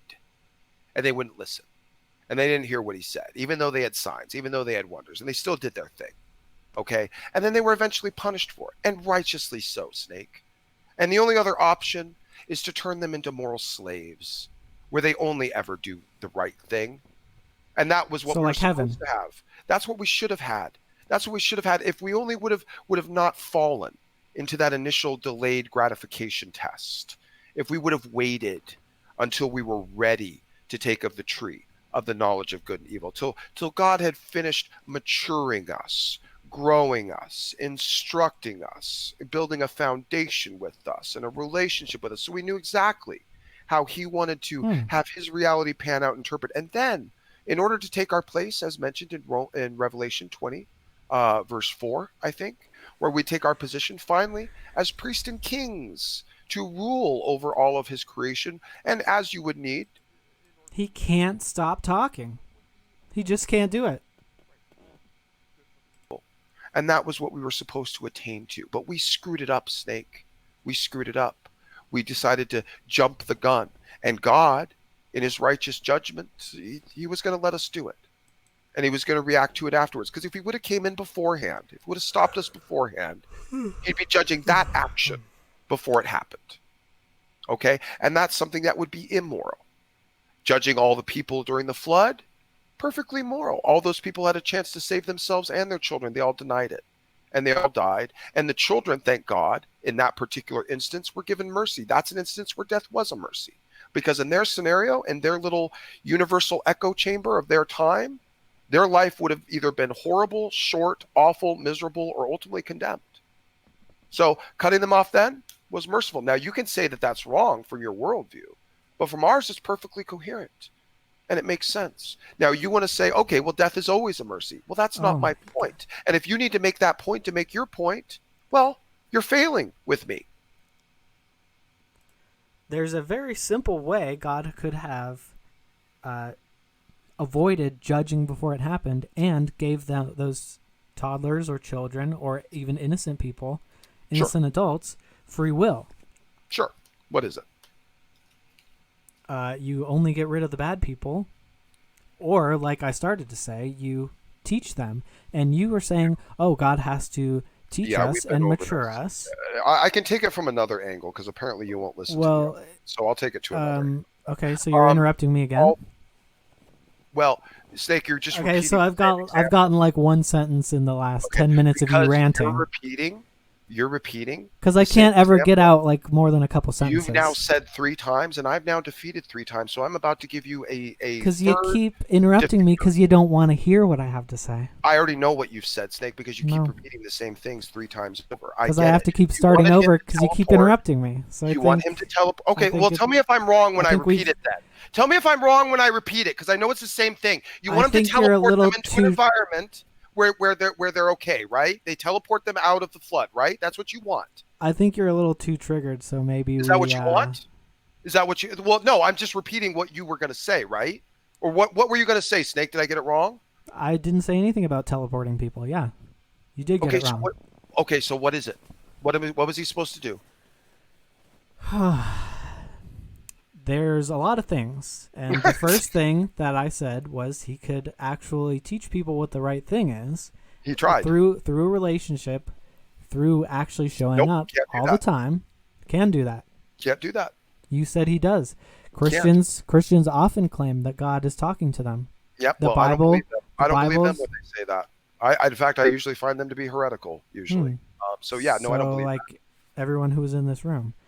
Well, no, we believe that God speaks to us through the Holy Spirit, through inspiration, through meditation, through Scripture, and also through our brothers. But we believe truth through the testimony of 2 or 3 witnesses. You would instantly die if in the presence of the Lord, right? Exactly.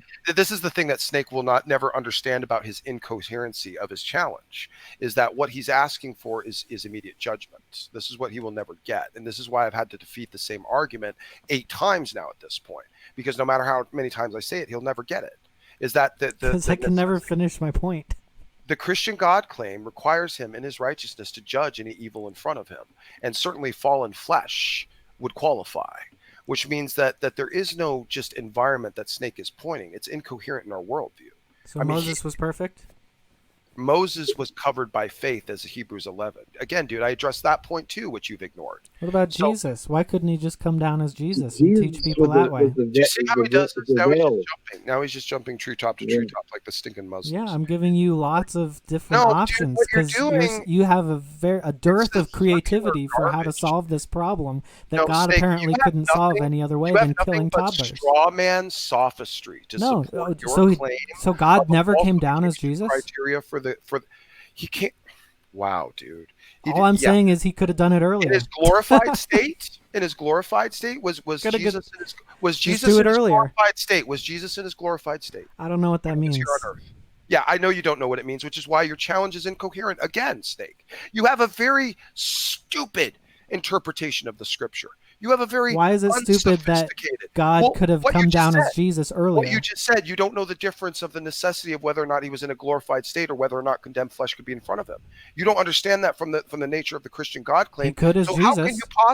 how can you possibly make a coherent challenge to our worldview when you don't even understand the worldview? Because you're saying that he couldn't have, God couldn't have been before In his imperfect glorified people. state as the angel of the Lord. Yes, there were very He specific. did it as Jesus, constraints. though. That's what I'm saying. Yes, he was able to come down in the flesh of man. Yes. He humbled himself. Mhm. He emptied himself out. Uh-huh. So yes, he could be perceived in that fleshly state of taking on human flesh, Snake. It does nothing for your argument. And it's not even part of what we're talking about.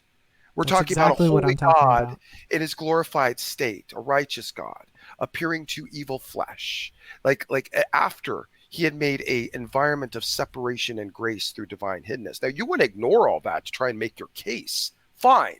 You falsified straw man Christianity, and we don't care what you think about our worldview because you don't understand it. I understand that Jesus came down in the You Christian understand theology. straw man Jesus and straw man Christianity inside Snake's So straw man mind. Jesus wasn't God teaching people as a human? He was God. Yeah, he was God in flesh. He was the physical Yahweh, God in flesh. Everything was created through him, by him, and for him. All I'm saying is he could have shown up earlier. When? The beginning. When the beginning? The beginning. The beginning of what, Snake? You wanted him to come down as Jesus in the flesh before anything else was here? What are you saying? Yeah. What do you want? Why not? Okay, and do God what? can't do that. He could, and do what? What would be the point of it? Teach Adam and Eve. Teach their children. Teach He their was teaching children's them in children. the physical Yahweh was teaching them in the garden, Snake. It's in the narrative. Oh yeah. So how did Adam and Eve perceive God after they had sinned? They weren't able to. They got kicked out Lots of the of garden. contradictions. They were judged. They got kicked out of the garden. They were judged. They But were no didn't longer able to incinerate, see as God. Chris said. They were judged, Snake. What is wrong with you? Is the whole argument not if God appears to someone in their fallen state, they have to be judged? What the hell is wrong with you? So You know, what? you just he had to So he had he to can cover judge the- the You know what? I'm he done. can judge Snake, the bad Snake, guys. you are so and embarrassing. Judge the toddlers. Seriously. Okay, you know what? I'm stepping out. Guys, do you want to step in here? Because I think I'm done with this. Snake will just never, ever get it. He is so into his religious grasp of atheism. This is just beyond him, apparently. I'm done. Yeah, I mean, it's I incoherent. can only answer the same thing so many different ways when someone is just a religious zealot for their cause of atheism. This is nonsensical, Snake. I don't even know. I mean, you not even the really sick thing about this is, Snake, is that I've answered this probably like 5 different ways each and every single time you've brought up the same thing. Badly. Not badly, coherently. You just don't seem to get it. Incoherently, horribly, You want to awfully. conflate The and worst create possible answers. that You want to could create give. things into absolutism is your problem. Like, That's you what don't you let want. me have spectrums in my answers. You expect them in yours. But when I say something, you immediately take it to absolutism to try to make your case. You have done nothing but 'Cause it's straw wrong. man me. You've done nothing but straw man every single answer I've I've given you. just 'cause you wanna taken learn. your words No, and your claims You've about taken- no, your you've taken religion. the absolutist version of my words and given no spectrum, even though I've even clarified with spectrum. You've then just ignored it and gone You back. you can't name a single time I've done that. So go ahead. I already have. Name now, it. I already did Name just once. Now. You're just I gave you a list using of examples generalizations and Okay. and insults. Okay, so when I say God has to maintain an environment of free will, and in order to maintain righteousness, has to. See, you're doing it again. See? Yeah, This say is what you mean do, and mean Snake. what you say. Yeah, no, I am. So if But you what say it is, has you to, take it then to a he can't level- use mercy. You take it to a level because you have to make a case instead You of just said letting has him talk. to. Well, maybe by his own. Okay, so I have to clarify every little thing like this. You're Yeah, so say what you ignorant mean and of mean the what you Christian say. God claim that I have to really clarify that, Snake. Be precise. Yes. Christ, yes, God is required to adhere by his nature. Do you not get that? Except in the flood, apparently. No, that is part of his You nature. said There's he's nothing required to immoral give about that. free will. There's yet nothing not immoral in the about flood. that between in his agency, Snake. And again, now you're going back to something else I refuted earlier. Yeah, Now I found an exception to your rule, so has to is false. Snake, you You cannot just gave me a assume- contradiction right in my You lap. cannot. No, it's only a contradiction in your head because you cannot work with anything abstract. Apparently, Well, you need said to turn has everything- to. So you if need I to find turn one everything into exception, absolutes you said in order has to make to. your case. You said has to. That is an absolute. Okay, Snake, follow me. That's an absolute. God has to abide by his nature. There is nothing against his nature in the flood. You said You're God has making it to up. give free will, right? He has to protect the nature of free will. He can't make moral slaves out of people. Until they go to heaven and he perfects them. No, that's not what happens in heaven, and now you're jumping. Or until he Now you're just jumping. takes. So are toddlers not moral slaves because they didn't sin and They have no chance They to have sin. free will, and they have free will. They can make their choices. They're just not accountable for them because they don't have enough knowledge to be accountable for them. Just like dolphins aren't accountable for rape. So they never have to be held accountable. And They so they personally grow up in heaven, and They don't grow up in then heaven. what? No, I don't know what type. I don't know what their perfect being state is in heaven. I don't know what position they have in never heaven sin because again? they weren't given. They weren't given the thing that the rest of us were. They which never was the sin opportunity- again. Which was given the. Would you let me finish? So just asking more questions to jump from topic to topic because you know you're losing. Because your point is. I know you stupid, guys Snake. don't like answering questions. No, we're but answering the I question. have to ask them. You just want to keep putting them out there. You don't want to hear the answer to the question. You want to ask the next question before you get the answer to the other question. It takes a little It's a time to line of unpack. questioning. Dude, pay attention to the actual answer. Maybe I won't have to repeat it 8 times. Okay? This is not complex stuff, Snake. You just don't want to believe it. This is your problem. No, I do want to believe it. Actually, No, That's clearly the you problem. don't. Clearly you do No, not. I do. I do Clearly want to believe you are in salvation and vehemently afterlife. against this. No, I'm not. Because you do not even believe in a coherent. You're not even critiquing a coherent Christian God. Right, because I don't want to believe in a farce. It's not a farce. It's It only a is. farce as you've It's constructed. so obviously a farce, which is why It's only atheism is the a farce fastest as- growing group out of all of these Snake, religious it's only a groups. farce as you are constructing it right now by ignoring my answers. So that's why I ask clarifying questions. Okay, well, why don't you let me finish before you jump right in to ask a completely non-clarifying, non-related question? Okay, how about that? So are you going to answer So, it? I'm trying to, Snake. What Do- is even the do the- original question that do the before children who 2 or 3 died- that you dumped into? Do the children who died ever sin again? No, no, most likely not. Maybe. So they're it's moral possible. slaves. It's possible. It's possible they could sin again. Maybe They maybe sin they're in heaven? transported into the future. Well, let me finish, Snake. It could be a lot of things. I'm not exactly told. It could be several things. They could be members of the future kingdom. Of those that are outside the city walls, and they're given an opportunity to live in a specific type of way because they died in this fashion, and there's something specifically reserved for them. I don't know. I don't know the exact specifics of it. What I do know is that in thematic consistency to the God claim, it's something fair and righteous and good. And so you want to say, oh, well, God is immoral for denying those children free will. That's not my argument. But you said he has to. No, he doesn't. That again, you're trying to conflate my argument to something he doesn't. He can't enslave someone, Snake, in terms of taking their free will away. That was my argument in terms of violating free will. And you say, oh, well, killing the children's taking away their free will. That's your argument. You see, you can't even follow where I'm even going. You just want to jump to what you think is a contradiction. It's incoherent. It doesn't even have to do with what I'm talking about. Because again, dude, your perspective of this is so unsophisticated. You spent very little time actually looking into this. Oh, I've spent a lot of time looking into this. So if you'd Clearly- let me ask the Clearly from a questions, scholarly if you'd let me perspective, ask sir. the questions, so like, so a sinner dies, and they're going to heaven for whatever reason. They have faith in Jesus. They apparently can never sin again, because they're going to heaven, and there's no sin in heaven. I would agree with that. I would agree with that. There will So be no they're longer moral any slaves. sin in heaven. There will be no longer be any deviation. There will no longer. Everything How? will be operated on a What spectrum. I'm going to answer you. Everything will operate on a spectrum of love. What Okay. causes that? What causes the change in a person who's died, who was a sinner 10 seconds ago when they were alive, but then they have a heart attack and die? The elimination of the evil flesh, no longer being attached to them and no longer tugging them to deviations, the fallen flesh, separation from that.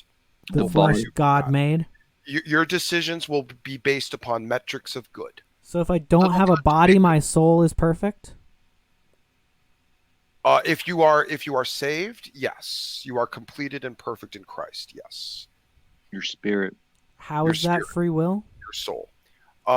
Well, you will have free will within the spectrum of the free will given to you in heaven. It will be the free will in the scope of goodness. You see, you will no longer be. See, us as Christians, Nick, maybe you don't get this, but us as Christians consider our flesh a burden.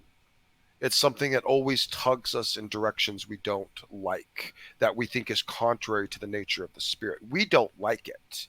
Now, I know atheists and secularists tend to thrive on it because they're generally more hedonistic. We don't like it. We want to be done with This that. gift We want to God be gave you? we want to be in the environment back like what Adam and Eve were, where the scope of free will was much more narrowed down. They where had the a body. where the deviation was narrowed down. They to had where a we body could in the exist garden. I'm just going to ignore you and try and finish. 'Cause So I'm where we right. could exist in an environment, well, you're not making any sense. You're just interrupting. To where we could exist in an environment where we actually have the free scope of all of the goodness, because that's what we ultimately want. We've lived our time on this earth. We've done what we were supposed to do here, and then we get the opportunity to ascend to a position that we were supposed to hold, which was the priest and kings of reality, because we've proven ourselves. We've overcome where our predecessors failed, Adam and Eve. We have overcome, we have proven ourselves worthy to take the position that God wanted to give Adam and Eve that they proved themselves unworthy for. Okay? And through the path of the gift of salvation, we can attain that. It's all very straightforward, Snake. That's just a bunch of word salad. And I apologize for interrupting, but I kind of have to if you're just going to talk forever. So you said people are perfect if they don't have a fleshly body, and you want to get back to that garden state. Perfect? But yes, they're not perfect. They're perfect in Christ. Sinless? Perfect. Okay. But I was in the middle of a I think you have a really I was in the middle of a definition sentence. Of perfect. You do understand that perfect is in the eye I don't need of to use the word designer. perfect. Whatever you said, Perfect you is in the eye of achieve. the designer. They are perfect in Christ. What They are is the word to use They are not once completed. your They are soul not has left the body? completed. They are not completed until they're reunited with their body in Judgment Day, and they're judged, and they receive So their now the final. body is good? When it's reunited and purified, yes. Purified it will of what? of sin, of the fleshly nature, of the fallen Where- state, of the curse. Can you isolate the substance of sin in the body? No, you Snake, can't. What are you talking about? You said God, there's who is sin in the God, body.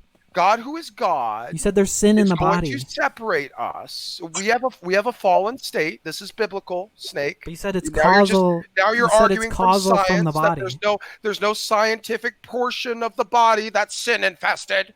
You said No, the body causes That's sin. not how it works. The body is fallen flesh. This is according to the What does that narrative. mean?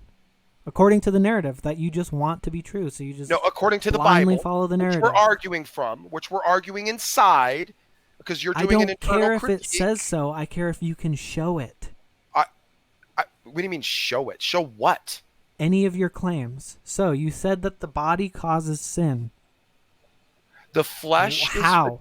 No, stop, Snake. Now you want to turn this into some sort of additional proof state of empiricism. I'm not going down that road with You you. got to prove your We're claims. dealing with an internal philosophical critique of my worldview, not justification to prove the worldview is true. You want to change the argument? Fine, I'm done for the night. If this is where you have to go, because your points are stupid up until this point, nonsensical, incoherent, straw man God.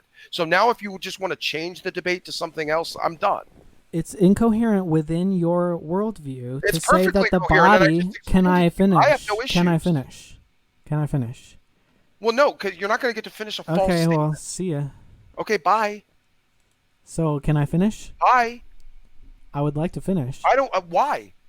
Because again, it's more incoherent If nonsense. in your just repeating worldview the same you said garbage. that the body causes sin, the body has sin in it, but you also said that when we're reunited with the body, flesh is the sin flesh, nature, then is sin that is a nature. perfected And it flesh. tugs us towards. So what towards is? sin. I'm just trying to ask you, The what is the I'm difference? trying to answer you, bro, because you just want to repeat it. I haven't If we even have asked the fallen- question. I know the question. No, we have fallen no, flesh. you don't. What is it the tugs difference? us towards evil. What is, Once we where die, does we where are does the separated tug from come that from? flesh. We will be reunited with new flesh, you've said glorified this. flesh You've said this. that will not have the same issues, and we will be free of those things. Now, you don't like You've that said answer. this. That's your problem. No, but that's I have a perfectly question coherent for my about that worldview. answer. I have a question about that answer because you've said that already.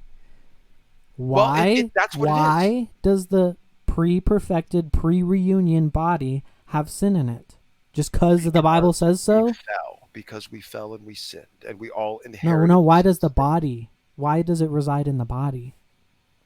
Because it's the flesh. It's that which fell. We What? fell in the No, sin state in the no. flesh. The mind fell. It was the choice of the mind. No. So the body made the given to decision? the flesh. The body curse made the was given- decision. The judgment and the curse was given to the flesh, not the mind, not the soul. So I'm not responsible for anything that I choose because the body chose it. You personally. This is why will be your judged. worldview's incoherent. Dude. No, you just want to keep The switching soul is terms. judged for the decisions of the body, which is not the soul. The flesh tugs towards sin. The soul is accountable. You don't get to separate the two to make your point.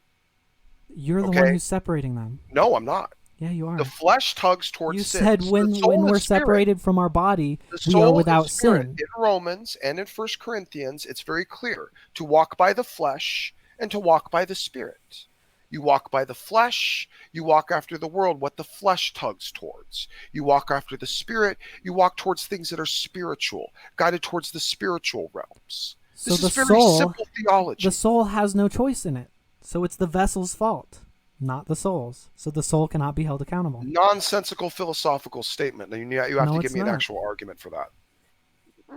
I'll put it in syllogistic form. You'll have to. Next time we talk, I'll write it up. No, I mean, you'll have to put it in some type of form to where it's actually something coherent. So if the body holds the sin, the flesh has the sin, not the mind, and if the mind is sinless without the body, No. how can the That's- mind be held accountable The mind for the is things not that the sinless. body causes? Snake. The mind chooses to do sin. The mind So it's not the chooses body. to go after the flesh or the spirit. The mind will be held accountable for going after the flesh or the spirit. So it's not that the mind is sinless once it's saved in heaven, it's that it just doesn't have the opportunity to sin? Sinless. There's no choices in heaven available to the soul spirit thing to sin, to deviate from God. No, there's nothing. We don't even have a body of which to do anything with that. So you with. don't have free will. All of our sins on earth, deviations from the will of God, from the goodness of God, are all done in the flesh. Why is There's not that different once there's we're not one. reunited with There's the body? not one. Let me answer. There's not one that's done in the spirit. Every single act of deviation from God is done in the flesh. That's how it is. That's just the nature of reality. Why would God make it then? Why would he make a realm that's specifically The physical realm was purposed created for through him, sin? by him, and for him. And he this got was the offended by his own establishment of creation. throne. And then he created man because he wanted us to be his priests and kings. And he was raising us up to a position, a special position, a position of reward. And an unrighteous God, And he knew it would fail. I mean, a righteous God does not reward people that have not earned it, that do not deserve it, that are not ready for what they're going to be taking on. That's not what a righteous God does. Unless A you're a righteous kid. God does not create someone into reality, imagining things that they had done. That's not what a righteous God How is does. believing the A correct righteous God God can't earn you a snap place in people. heaven? A righteous God can't snap people into existence with false memories, and that would be a lie. And he needs to actually work within the framework of the reality of which he's constructed. Now, That's I'm all exhausted, incoherent. Snake, and what it's perfectly coherent to me. I'm sorry, you don't. It's None of incoherent it to your is. straw man God God universe. makes a It's creation incoherent which to he your knows will inability fail to to do things that reconcile offend your him. absolutism and your inability to actually work with spectrums of terms and understand what the Bible is actually teaching. That's just word It's salad. actually no one here on this side is having an issue with this. I It's know you're only all you, Christians. because you have created a false idea, a false Christianity, and you've said it's incoherent. And when I What try is to false correct that I've you said? on the components that are incoherent, you just take them to other types of absolutes. What have I said that's not in your theology? Well, Snake, I keep Yeah, you repeating can't you can't and then say. you ask me to repeat it. Because I'm working and then we completely do it within all your over theology. again. Snake, seriously, are you, like, really, bro? I'm trying to give you credit here. Your God created the earth and the physical realm, right? I didn't make that up for your theology. Your God knew it would fail. I didn't make that up. He knows everything. No, we didn't. Your hold on. God, Wait a minute. your God Okay. is offended by this thing Stop. that he created. Stop. See, now That you're a is predeterminist. uniquely able. Are you a Calvinist? Were you a Calvinist? That is Were you a uniquely Calvinist? able to. Were you a Calvinist? I'd like to Because I'm finish. done talking to you if you were a Calvinist. I'm done. Because if you're this is all Calvinism. And you know, I've been trying to let it go for the most part, but your inability to only see everything through a deterministic universe means we can go nowhere. You will God only knows see what this. will happen. You will only see this through the lens that God made all this happen. And that's why we will never get anywhere. God didn't know it would happen? Well, it depends on which universal paradigm you want to look through. But for my universal paradigm, even if he did know, which I will say he did, to stop it would have been immoral. It would have been an acting in prejudgment. It's like saying, if God knew it was God, let me finish. If God knew it was all going to go bad, he should have never created it. That's judging it before it happens. And that means me and all my other Christian brothers that have the chance at free will and an opportunity to live after this in this life, we never get that because God prejudged Adam. He didn't create him because he knew that he would sin, as opposed to creating him, giving him all the best chances possible to not sin, and allowing him to make his free will choice, whatever it was going to be. He could have just made them in heaven and not have it tied to a fleshly realm, which he knew would cause sin. Immoral, because now you're rewarding. Now you're rewarding something that has not earned it. You're giving it a position it has not had an opportunity to reward. That's okay for a generic God. That's not okay for the Christian God. That's immoral. But the only way you earn in your worldview is just by thinking the name of the correct God is the correct God. No, by faith. That's not earning anything. Everything is done by faith. That's just being correct about one answer. Everything we've done in our life by faith, we get rewarded for. Which is why people that die young, like people in the flood, granted, you know what? They were given a mercy of not growing up in that culture and that pain and that death, and probably to be condemned like their parents. They were given that, but they also didn't get the chance to earn rewards. You know, we get the chance to earn rewards. We get the chance to operate by faith. So again, God should have given them that chance. Well, and he has numerous options to be able to do it. He just lacked the creativity to figure that out. He did, Snake. He just didn't do it the way you wanted him to. No, I don't have a particular preference. There's a lot of different ways. You wanted him to stop Eve from taking the apple. No. You wanted him to jump in and stop it. So what the problem you have with your worldview is you just created a slave. You just have a slave creation. That's all you have. Because what you've done is you've given something free will, and you're just going to stop them from exercising it the moment they do it. So that's what he does when everyone goes to heaven. No.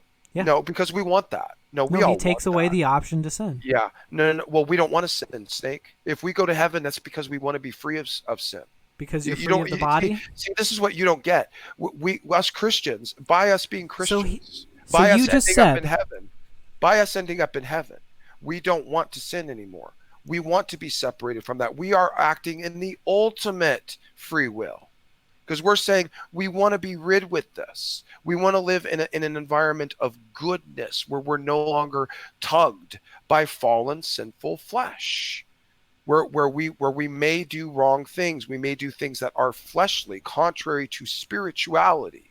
We want to be in a perfect, completed state. That's what we want. Yeah, you just said God could have created a world where we have free will and yet don't want to sin. That's why your ideology is so okay, incoherent. I get what you're saying now. Okay, I get what you're saying now. So he needed to create an environment for Adam and Eve where they couldn't sin. Is this what you're arguing then? I said God could have created a realm where they have free will. No. Could is irrelevant. We need to talk about should. Could doesn't matter. Could is in the realm of generic God. We're talking about the Christian God. We can't talk about could. We need to talk about should. Okay? So when you're saying it, you need to say it definitively. You're going to say God should have done it this way. And then we need to reductio ad absurdum to see if it's actually coherent. Okay? So what should God have done? He should have made a world where we have free will and yet don't want to sin. Okay, that was the initial Garden of Eden, which is why there was, of course, the serpent, who you think was right, who convinced them, and God let him see what It was Eve's face test. It was Eve's test to see whether she would go with the serpent or not. Same issue. God shows up to stop it. He's depriving free will. So God lied to them, and the snake gave them actual real arguments. What was the lie? What was the lie? And what was the lie? He said they would die that day. Yeah, that yom. They would die that yom. Perfectly coherent to the text and the narrative. Nope. Yom has four different literal definitions. And he withheld. Time is amongst them. And he withheld the knowledge of good and evil. And they did spiritually die that day. So you can take it from three different contexts to make it true. You can play with words a lot. I know. No, it's not playing with words. It's just playing with the actual context in which it was written. When it says die, it doesn't really mean die. It means you will die in that spiritual death, which their spirit didn't actually die. Four different literal definitions. Long but definite period of time amongst them. This is how the Hebrews spoke. They did not have definitive type of terminology like you and me did. Okay. You will die this long period of time. Yeah. No. You will die in this yom, like in the yom of Noah. Like, was Noah alive a day? No. Yeah. No. So, but it can mean a day. In the day, in the yom. Why is it translated day? Why is it translated? Because that's the literal translation, right? Snake. Yeah. In their day language is the literal translation. Now I'm going to put you backstage so you'll actually listen. Man. Wow. Okay. Wow. The day, the word for day, yom, has four. This is the problem with him. This is the problem with these religious atheists. They won't listen, especially when they're losing. They just clam. It's translated as day for a reason. It's not translated as age. It's translated as day. Okay, it could be a 24-hour period of time. It could be a 12-hour period of time. Blah blah blah. Does it feel good to jerk yourself off, Smokey? We just translate as we tend to when we translate books with the closest literal words that fit. Okay? Now, I know you don't like that because it completely destroys your narrative, but that is the answer. Now you can come back. Yeah, and the closest word is a day. That's why it was translated accurately. There you go. And the other thing that God lied about was withholding the knowledge of good and evil. So they would have had no way to know that obeying God was a good thing without the knowledge of good and evil. That's not true. Knowing whether or not to obey God is matter of fact, is descriptive. It's there in the command. Don't do this. If you do this, you'll be judged. You will die. I mean, it's in the commands. And then so all they can do is just, he told me, so it must be true. Okay, well, someone else comes along and tells them something different. So who are they supposed to listen to? They have no idea who they're supposed to listen to. So you just pop up into reality. You've just been created, and there's God standing there saying, "I created you, and here's the rules. Here's the groundwork. Here's what we're doing. Here's the plan. Don't go eat of that tree. Stay away from it. I'm still raising you, training you. We got a lot of work to do. Just stay away from it. Don't eat of it yet. You're not ready." Okay? What's wrong with that scenario exactly, Snake?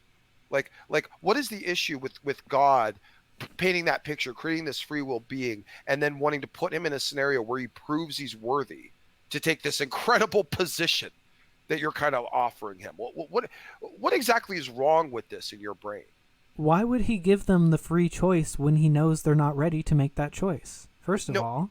Well, they were ready for that choice. That's why they were. You just said they weren't ready. They were ready for that choice. That choice. Apparently not, because they failed it. See, just like when God gave the Hebrews their laws, they weren't ready. He didn't hand them 613 laws all at once. He didn't send Moses down with 200 giant tablets. He handed them a few laws, and then they grew and changed as a culture. And he gave them a few more laws, and they grew and they learned more. And he gave them more laws. And then they were able to work as a society and a culture. And then they needed slavery laws, and they needed structural laws, and civil laws, and cultural laws, and economic laws, and Levitical laws. It flowed with time. And then he just stopped giving laws. He just stopped one day. You give laws, everyone. You give them a bunch of laws all at once. You overwhelm them. God, yeah, where's the update? Slow roll. Slow roll. Here's the tree. You're not ready for it yet. If you eat of it, you're going to die. Don't do it. Okay? We have a lot of things to talk about. We have a lot of things to work out. Don't do it. And here Adam and Eve say, well, I want to know it. And the snake said it looked good. The snake said it was probably good to eat. And, well, to heck with it. He said God was tricking them, too. So no, he wasn't tricking. How was he tricking them? He said the snake said he just wants you to be ignorant and to not have knowledge like he has. That's not what he you said. will be like gods. That's not what he said. He said you will be like gods. You will be if you eat of it, you will be like the gods, knowing good and evil. That's the exact statement. Mm-hmm. You will be like God, knowing good and evil. That was the exact statement. So the idea was they wanted to attain. They don't know whether they're being tricked or not. Well, you can paint the narrative however you want, Snake. It doesn't make it right. This is patristic father interpretation of these texts. It's very sound. It's been around longer than even the Catholic Church. So I don't know what you're even talking about here. I think what you've done, Snake, you read the text. You interpreted it the way you wanted to with your philosophy. I don't think you consulted any scholars in your interpretation. I don't think you ever even cracked open a commentary. I think you read it in English, and I think you just ran with it, because no scholar, not even any mild biblical philosopher, would even approach from even a secular perspective the narrative that you're pitching. Like it's so outside the thematic consistency of the narrative itself. It's hard to deal with. Yeah, I'm just reading what it says. Yeah, I know you are. And that's the problem, because you don't care. The problem is that the Bible is unclear. The document from your God that is to save our souls. What they were saying, what culture perspectives they were operating from. You don't care about any of that. You just read it in English. False. Figure that's enough, and you run with it. That's why you come to these stupid conclusions and these ridiculous interpretations. I was told by my book to study to show myself approved, not to read it a couple times in English, parse it out and think I got it, and then create some ridiculous nonsensical claim that shows how little I know about the text by creating a screen name called Snake Was Right. Mm-hmm. It was right. About what? Knowledge of good and evil is good. God would have wanted them to have that eventually. Okay, maybe so if you did a little bit of research. So if you're still teaching your base surface interpretation, it's not a base surface interpretation. Now, so if you're what you're saying is God is right. So thank you for that, because that's what God ultimately wanted. So thank you. Yes, God is right, Snake. Thank you. If you're teaching a small child not to play with guns, do you just leave the gun in front of them and say, "You're ready"? Oh, or do you teach child getting ready to attain to a throne of authority over all of creation? Yeah. No. God. Yeah. No. You're teaching them to grow up. You're not expecting them to grow into a situation of judge and priest of the eternal Almighty God. It's kind of like you're kind of separating job positions there a little bit. How can you say they were ready for that decision when they failed it? The child. Dude, are you ready for a test that you failed? And a king. Like are you trying to compare a janitor and a king? Are you ready for a test that you failed?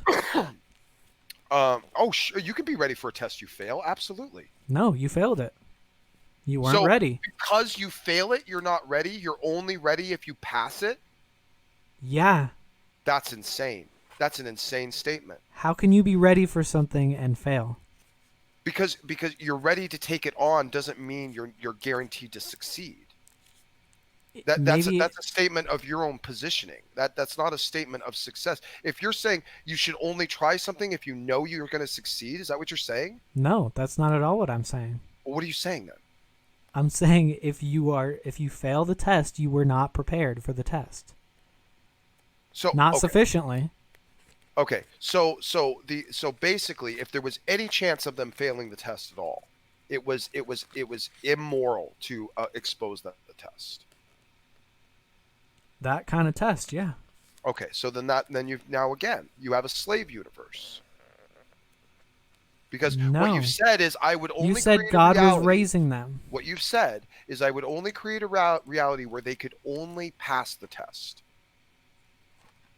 So now, No. again, you've just fallen right back into slave No, master you God. give them an education where they can pass the test. That's what he was doing. And that's what he was on the path of doing, Snake. And to deprive them of the test does not negate the importance of the test. See, Yes, so you just want it to be slaves so that you can make this easier. And you can't separate it. If you have an issue with slavery, none of your challenges coherently work because they all make mankind slaves. The moment this is the problem. When you give something free will, you have to let them exercise it. If you don't, you make them a slave. There's no And way yet around you said that there was a way for God to make a world where there is no sin, where there is also free will. We're talking about heaven. No. For him to create a world without free will is completely different than having heaven With free will. a free will component that is all based upon a spectrum of goodness. Like, again, dude, you're trying to separate the intention from what was actually happening here.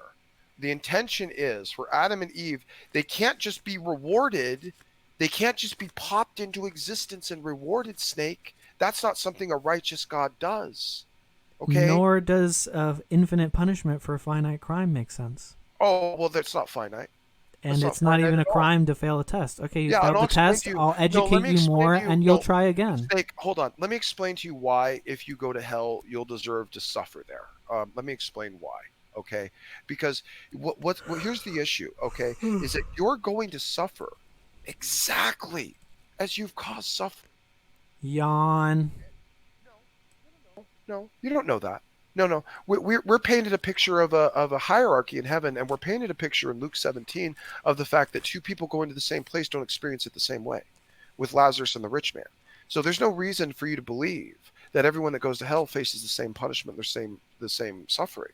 No. You better get that Catholic culturalized Christianity out of your head. There's no type of picture like that anywhere in Scripture. That's not even what we were taught, so you're wrong about that. In fact, the opposite is painted in Scripture. Well, maybe you have a problem, Snake. Maybe you've believed too much traditional culturalized Christianity to really be saved. It's possible. God told us to not be deceived. And we can be deceived by bad versions of Christianity, which clearly you have been. And so God has no sympathy for the deceived. Yeah, this is one of those examples. We recognize that people who are deceived are the victims, are victims. Suffering. Like, for instance, when you've done maybe one of these debates, and maybe you've convinced people to also go to this pit with you, it's probably righteous. Yeah, it's probably righteous that you get a piece of their suffering as well, because they're there partly because of you. And you need to suffer for everything that you've caused in your life. You need to suffer for that. And on top of that, you need to suffer for whatever you're doing there to probably make it worse on yourself, probably cursing God in the process because you think it's so unfair for you to have to pay for your own sins. So you'll get exactly what you're supposed to get. And much like we're painted the picture of the hierarchy in heaven, it's very easy to believe there's a hierarchy in hell in terms of where your positioning is based upon what you need to pay for, what you need to suffer. The idea that you're going to suffer like Hitler, that's just sophistry that atheists try to throw at the Bible to try to make it incoherent. There's nothing inside the Bible to support that view whatsoever. All right, well, then I'm fine with going to hell. Interesting. Okay. Interesting. Well, that's a really sad state. If I'm not going to suffer like Hitler, if I'm just going to suffer for what I've done, I'm fine with that. Because I've done basically nothing wrong. Oh boy, Snake. I Yeah, I do I don't that's a cause much dangerous. suffering.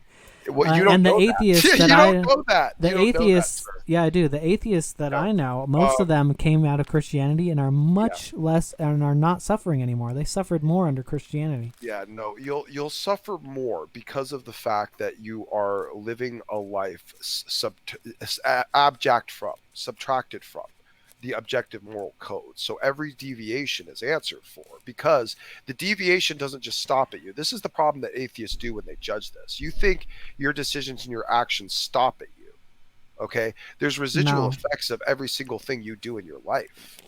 And certainly every single evil thing, or even minuscule evil thing, even hurtful thing you've done, can have ramifications and ripple effects beyond you that are part of your. There's a reason that Hitler's judgment isn't in its fulfillment. There's a reason he has to continue to suffer, is because the ripple effects of his decisions and his actions throughout his life are still cascading down on him. Snake, the same thing will happen to you. It's not gonna like be this static thing. I know you think it sounds like something reasonably bearable because you don't think you've caused much suffering. You have no clue how Neither much do suffering you. you've caused. Exactly, which is why we need a savior. I haven't caused much suffering. You don't know that. How do you know You I believe have? that. How do you You know I believe have? that. Well, because I know the Like nature of what? our environment, that we're Like saturated what? by evil. Any little thing we do, even a hurtful thing, like, or even something minusculely hurtful, saying something in passing to someone at one point in time that was maybe in the wrong place, in the wrong conjecture, or something racist, and that caused them to flip out and have a reaction to someone else, and that cascades to someone else. Guess and what? so I on and suffer so that forth. every day. That's fine. Sure, but that's, you have to understand, you're part of the puzzle. You're part of the equation. You're part of the free will environment. You're leaving your impact on it every day that you're living. This, and your deviations, because again, you're not operating from a Christian worldview. It's not like you're trying to live a Christian moral life. So every single one of those things you do throughout your entire life, all collected, that adds up, Snake. That's a lot of things for you Well, to answer for in a time dilated state to face your judgment. That's a lot, bro. you mentioned following the objective morality, but the entire time you've just been discussing a subjective morality that's tailored for for people at a particular time and place. So I don't have access to this objective morality with anything other than rationality, which the objective moral standards are easy. The sanctity of life, the Ten Commandments really line out exactly what is needed for peaceful cultural and civil progression. These things, and Jesus even put a perfect finisher on it when he said the greatest of the Ten Commandments: love the Lord your God with all your heart and soul. From that flows all the others, and from that you also possess the accountability to follow those things. Without the knowledge of God, you have no reason for accountability. You have no reason to do those things. yeah, sure you do. Why? Why not? Why not do something Practical that's always reason. good for you? There's the practical reason of society will punish you, and there's the logical reason of what is correct. What if you know you can get away with it? Same to you. You can get away with a lot in Christianity. I know I can't get away with it. Of course you can. I know that in 1 Corinthians 5, when you can I get die, away with whatever you want as long as you have faith in Jesus. Oh, no. 1 Corinthians 5. No. When I die, all of us Christians, and 1 Corinthians was written to the Christians, says we all will stand before the judgment seat of Christ and give account for what we've done and receive in our bodies both good and bad. So just because you're a Christian doesn't mean you don't face judgment. And just because you're a Christian doesn't mean you won't face consequences for what you've done or answer for the things you've done. No. You'll face it. It's just going to be in a different way than the sinner. Yeah, it'll be rewarded with heaven. Well, you'll be rewarded a little, or you'll be rewarded a whole lot. Sure. You could be someone who's maybe nothing better than a kitchen rodent. So there's no growth after you can't grow in heaven. You can't improve yourself. I don't know if there's progression. That I don't know. That's one of those things where you might want to take care of that. Because again, progression has to also do with a linear time space, and I have no necessarily reason to believe that it's absolutely going to be a linear time space. It might be a geometric time space. So progression might not be the type of thing that we think about it as here. because it's kind of like that idea, like, because there's so many people, the idea of us being able to commune with each other might need something a little bit more complex than this simplistic linear time space we've been experiencing. Otherwise, we'll all be waiting 40,000 years for an appointment with the Apostle Paul. So what is this thing that Jungle Jargon is talking about with perfection? Well, perfection is in the eyes of the creator, of the person who's beholding the perfection. It's like, well, he goes on a lot about how we are being perfected by the Lord. So no one actually achieves that, under your view? Once you are, well, it's at the very end, Snake, that you're perfected. Like, and Nicholas would probably have a pretty different perspective of this in some ways to his particular religious views, but once you're judged, once it's all over with, once that weight has been lifted, and this is from the Christian worldview, once that weight has been lifted, once you've been judged, you are perfected in that moment. You're completed, glorified state, like Christ. That's what the promise is, to be resurrected and to be given into a glorified state. Now, but some are more perfect than others. What's that? Some are more perfect than others. Than other what? Other people. You said so. There's some people who will get rewarded more. Oh yeah, no, but they're all perfect. Oh yeah, there will be some people who will be, I would say, the most beautiful in the kingdom of heaven, and then there will be others who will be less glorious, less. But all perfect. Oh, perfected in their salvation in Christ. Yeah, sure, but they're not all going to be rewarded the same. They're not all going to have the same stature and hierarchy.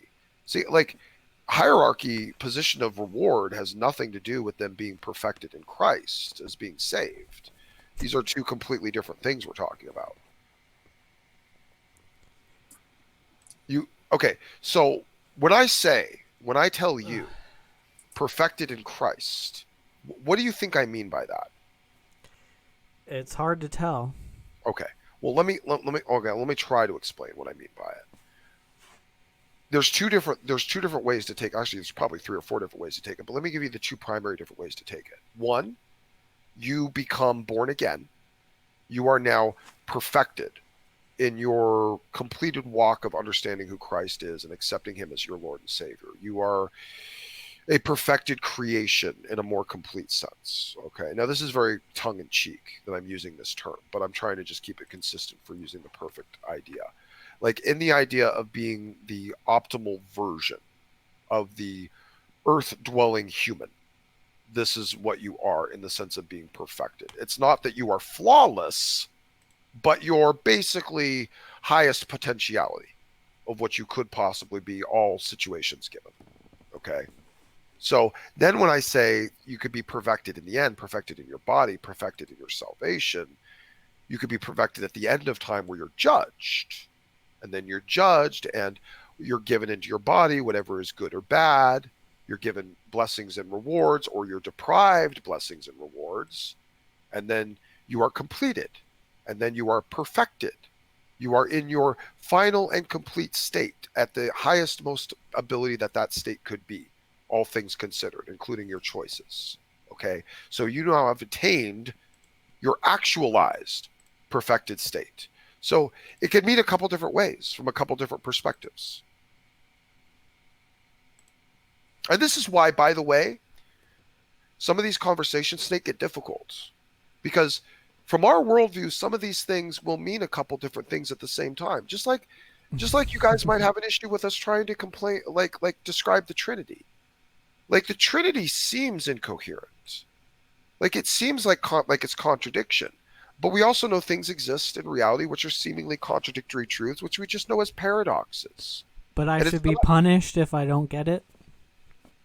If you don't, well, if you reject it, if you decide to live in your own moral constructs and your own lies, well, you are, by truth, and certainly in scriptural tone, worshiping yourself, giving your own standard as which to go by. Not if I have a different God. Submitting to the true standard. Well, which God would you choose? Then we have to play falsification gods. What is Islam? Is Islam more coherent to you? I could just have the Jewish God. The what now? The Jewish God. Well, the Jewish God isn't coherent because he's not eternally loving. He can't be, because he's monotheistic. Also, So there's all an the issue of, Jews were just irrational for being Jews well, some Jews. There were some Jews during the in the Second Old Temple Testament. period. There were some Jews during the Second Temple period, that pushed for the two powers in heaven teaching, which was the idea that the Yahweh was actually, two parts. It was two powers in heaven: the physical Yahweh and the invisible Yahweh, basically God the Father and God the Son. Of course, they didn't understand them in those terms at the time. But no, it's clear all throughout Scripture. In fact, even the verse, for Sodom and Gomorrah, it says, the Yahweh rained down fire and brimstone from the Yahweh in heaven. So there's kind of this idea of these dualistic entities, but both of them are God at the same time. The same thing is with the story of Abraham and Isaac, when the angel of the Lord calls out to him and says, "Stop, do not harm the child, for I know that you love God, because I know that you have not withhold your son, your only son, from me." So there you have the angel of the Lord speaking both as God and for God at the same time. And then, of course, you have Moses, who is being told that the angel of the Lord is being sent with him, going before him, and my name is with him. And he has the ability to forgive sins, and only God can forgive sins. So there's plenty of signs in the Old Testament of the existence of a multi-personal deity. Just because many of the Jews, refused to see it because they were culturally indoctrinated by the legalistic Pharisees, doesn't mean it's not true, and doesn't mean it's not there. If we didn't have the Trinity in the New Testament, the Old Testament portions of it would be completely incoherent, including all the areas where you have a singular God with plural pronouns. That makes no sense. Even in ancient Hebrew, that makes no sense. But they still didn't have the concept of it. Well, some of them did. But I mean, again, some of them did. the question is, One would argue if I- Daniel. One would argue that Daniel actually did, because he saw the Son of Man Jesus. and God the Father standing, side by side in his vision. So the question is, if I for some reason don't understand that, maybe I'm just too stupid. Do I deserve to be punished because I just don't get it? I don't think it would be because you're too stupid. I think it would be because you're too prideful. I think it's because you don't want to get it, Snake. No, I don't some think it's people like- are just not that smart. Well, if they are, then that is true. If they're actually mentally retarded, if they're legitimately mentally retarded, then yeah, definitely there's a layer of consideration that goes to them. Again, Romans 2 again, bro. Can't be judged on something you don't know. And God is merciful and certainly judge people based upon their capacity. But you're a smart kid, so am I. We're accountable. We don't get to make that claim that we're too stupid to have figured it out. We both know better. We both know better. And if we're not figuring it out, it's probably because it's something that's on us. Yeah, and it's not out of pride that I think that that's a stupid concept, or that I don't get it. Well, I haven't talked to you You long think enough it to is? really. Well, I think it is Because it because has to be my pride. Because there's in your because- worldview, there's no other reason why I No. wouldn't just agree with you. No, it's just I don't think you're that stupid to not get it. That was your argument. Like, what if I'm too stupid? I don't think you are. I think I would if you don't want I to would get have to be stupid to be that prideful.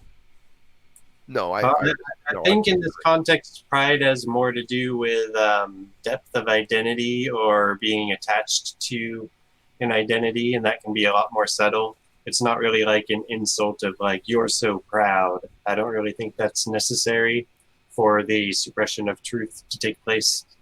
But I'm not attached to it. I would much prefer that there was an afterlife and that I could attain it. the I world. just don't think it makes sense. Here's the thing, Snake. You know, And I'm glad we're going to talk about it a lot in time to come. yeah.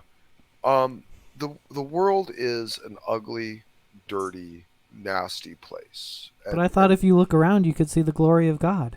Well, yeah, you can. You can see it in the finer nuances and the fact that things aren't worse. For sure. There's verifications here and there, but we do live in a dirty, disgusting world. That we made it this way. We did this, okay? It didn't have to be like this. We decided to make it like this, okay? And God in his righteous stance allowed it to happen.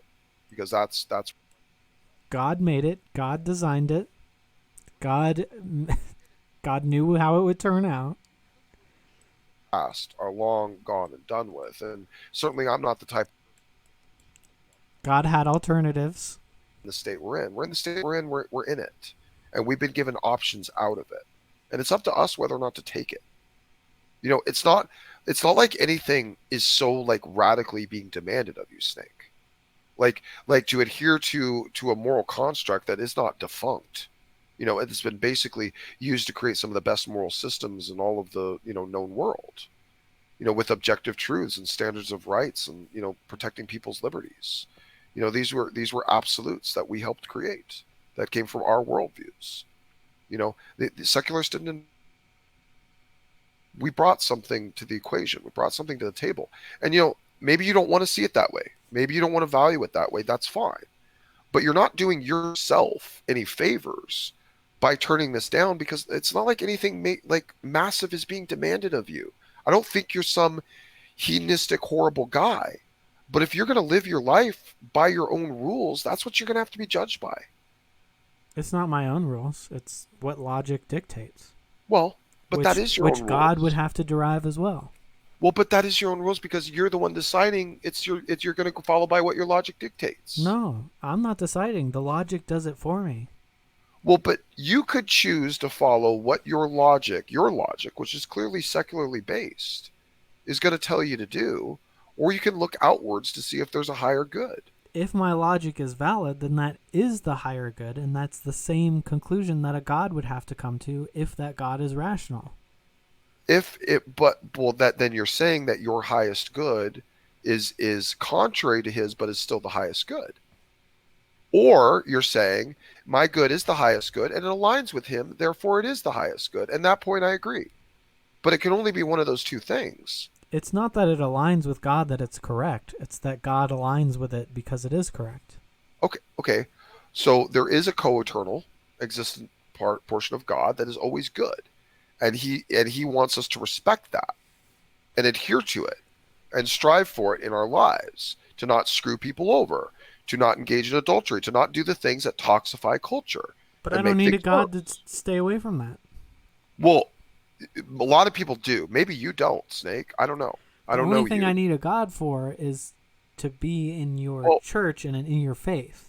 No, lots of people need a God to justify not doing wrong. Like, that's a fact. I hope you could at least appreciate the psychological deterrent that comes from someone believing that they might be accountable for what they do someday. Well, isn't that guy Vegan Gaines? He's a psychopath and an atheist, and talks about the ethics of eating animals. Right, and it means that every time you do something wrong that you think you can get away with, you're probably going to do it. I mean, unless you have, I don't know, some unveiling moment of conscience or something. But I mean, if you maybe pride is a good thing where you pride yourself on being correct.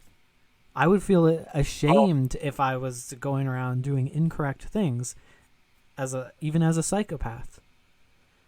Well, but as a psychopath, you wouldn't know. I mean, you wouldn't know. I would feel stupid because you can logically derive these things without any feelings or emotion or empathy. That's why I don't like some of the atheist stuff, because they just derive it from, I feel bad when this happens. It's like, that's not good enough. Well, it isn't good enough. But also, yeah, the psychopath doesn't necessarily equate it as bad. Like, because they don't feel anything about it at all. Like, like David Wood, when he'll describe like his feelings about something, or even like a pet dying. Like, his brother died not too long ago, and he just did a video about it, like, real quick. Well, my brother's dead. Yep. And my mom died, watching him, and she overdosed with him. Okay, see you in the next video. Like there's no connection. And like, those people can't exist. And here's the thing. We don't know how strong people's empathetic footing actually is.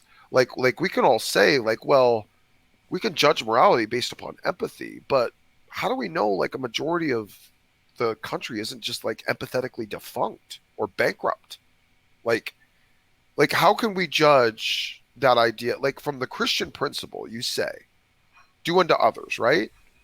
Like, we say that, do unto others, with the expectation that when we are coming to Christ and we're accepting this doctrine, that we are going to be good people because we want people to be good to us. That's the idea. And if someone does something against us, we don't act in violence or revenge because God says, vengeance is mine, thus saith the Lord, I will repay. So there's these limiters, these psychological limiters, deterrents, when someone adopts the faith system that a secularist, I don't think, maybe you can correct me, I don't think they can synthesize stuff like this from any type of worldview. Well, I don't do good things just so someone will treat me good. I do it because it's correct. Okay. Let expound on that just a little bit for me. Like, okay, so how do you judge something as morally correct? Yeah, I don't want to make this too broad. How do you judge something as morally correct? Well, short answer is if it's logically coherent and if it sustains or increases freedom. I mean, we should do a stream dedicated to this. We should probably do a stream dedicated to. Yeah, that's that's the short answer. Okay, yeah, because I would have tons to unpack just in that little bit alone. Okay, yeah, okay. Let's not go into that. Okay, let's try to draw a little bit of a bow on it, because I figure probably about 20 more minutes, and we should probably try and kind of, for the most part, wrap it up. I don't think anyone else is going to join, but let's try to really draw a bow on it for the actual flood narrative itself. Okay, because I think that was the topic of the debate. That was one of the things you wanted to talk about when you came in here. So I would like to try and bring it full circle, and to try and see like how coherently I view it from my perspective. Now you can take it or leave it, but like in terms of how I understand the nature of the Christian God, there's certain things that kind of have to be assumed and considered. And a lot of it focuses on what I was saying about that idea of free will, of allowing the environment for the free will. And I appreciated your point of saying that killing someone, removing them from the equation, removes their free will. But I could also say that from God's non-temporal thinking, that I could say that, well, if he sees that all their potential futures, all their potential free will futures are all horrible. In fact, not only is it full of suffering for them, but it's full of suffering for a whole bunch of other people that they might affect. Balancing out the equation means that some of these people can be killed before they reach that point, and they'll be given a mercy. Now, this will draw loosely to Romans 9, and I believe 1 Corinthians 15. Maybe Nicholas would help me with this. I will have mercy on who I have mercy. I will, basically the potter and the clay, the potter and the Nicholas. Yeah, that's probably Romans 9. I think it is Romans 9. Yeah. So the idea is that he has the right to make someone for whichever righteous point he wants, whichever unrighteous method he wants. And when he shows mercy, it's because he felt compelled to show mercy at that time. It doesn't mean he's ever compelled to show mercy. So like the idea that God is amoral because he's not completely exactly the same across the board isn't coherent to us. It doesn't make sense to us, because God, being a person, being an individual, being an entity, he has the right to choose. Like, some persons will be allowed to grow up in their life as reprobates, to live their life, to live hedonistic pleasures to their extents, and then to die and suffer and pay for it. And some people will be cut off before they ever get to that point, before they ever become those things, and they'll basically have an opportunity at salvation. Now, which situation applies to which person, I don't know. But I do know the thing is that there's scenarios that exist where there is mercy in it. Not that it's the best thing. Because like I was saying to Skylar and T-Jump, it's like trying to leverage a moral dilemma. You have a scenario where basically none of the decisions are really good, but within the Christian worldview, one of the decisions is at least moral, which is wipe out the evil people, judge them, make them saved, and deliver the children. It's just, the issue is that the atheists complain about the method. They wish it wasn't drowning.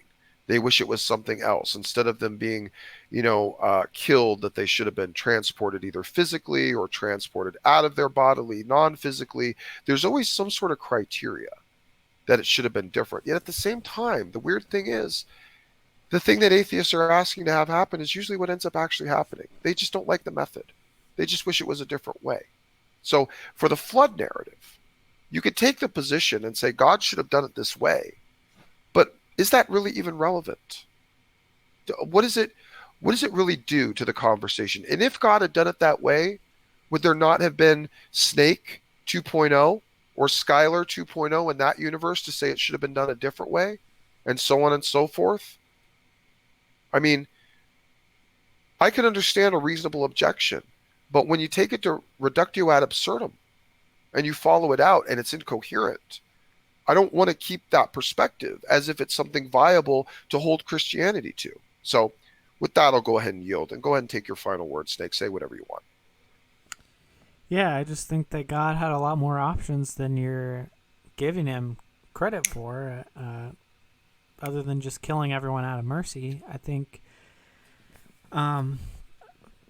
teleporting them has been mentioned a couple times, and that actually just gave me the idea. Maybe he teleports them or holds them in stasis, and then he brings them into a society that is populated enough to take care of them. Maybe they all show up today and they can be taken care of and not raised in whatever the human sacrificing society or whatever was so bad in the time of the flood. I mean, and that would be a good reason to believe in a God too. If suddenly this huge population of kids from the ancient world showed up and said that the flood was killing everyone around them, but God saved them and transported them into a time where they could be taken care of, and so apparently this society we have now would be good enough for that, because or else God would have, if our society is so bad as the one that he destroyed with the flood, then he should have already given all the kids of our society mercy. Like, it just doesn't make sense when he applies this and when he doesn't, because there are children who will inevitably end up as reprobates. Why doesn't God give mercy to those children before they're inevitably, the environment turns them into gangsters or whatever? Like, I would argue I don't know that, why it has to be the entire world or entire societies. Why can't it just be individuals at a time? well, I would argue that he does do that many times. And see, I guess this is maybe part of the core atheist argument against the problem of evil, is I do usually hear atheists say, why is there so much evil? But the funny thing is, I never ever hear atheists say, why isn't there more? Why isn't there more evil? Because I mean, let's think about it rationally. I mean, there could be so much evil that we went extinct 1,000 years ago. I mean, it's possible to see that without certain mitigators, that society could have collapsed. Society could have gone extinct at the time of Noah. Frankly, I would argue, as I think many historical scholars would, that if God had not interceded, mankind would have gone extinct.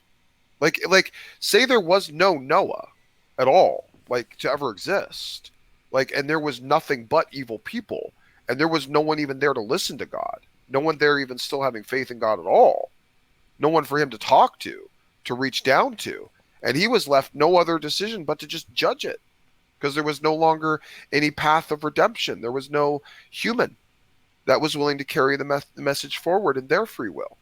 Okay, well, our history probably would have ended very differently. I think God would have been trapped into his moral obligation to judge us and eradicate us. It wouldn't have just been a flood. It would have just been fire and brimstone, Revelation, Armageddon. This would have been over with. He gives options the way he can give options within the scope and range of his will.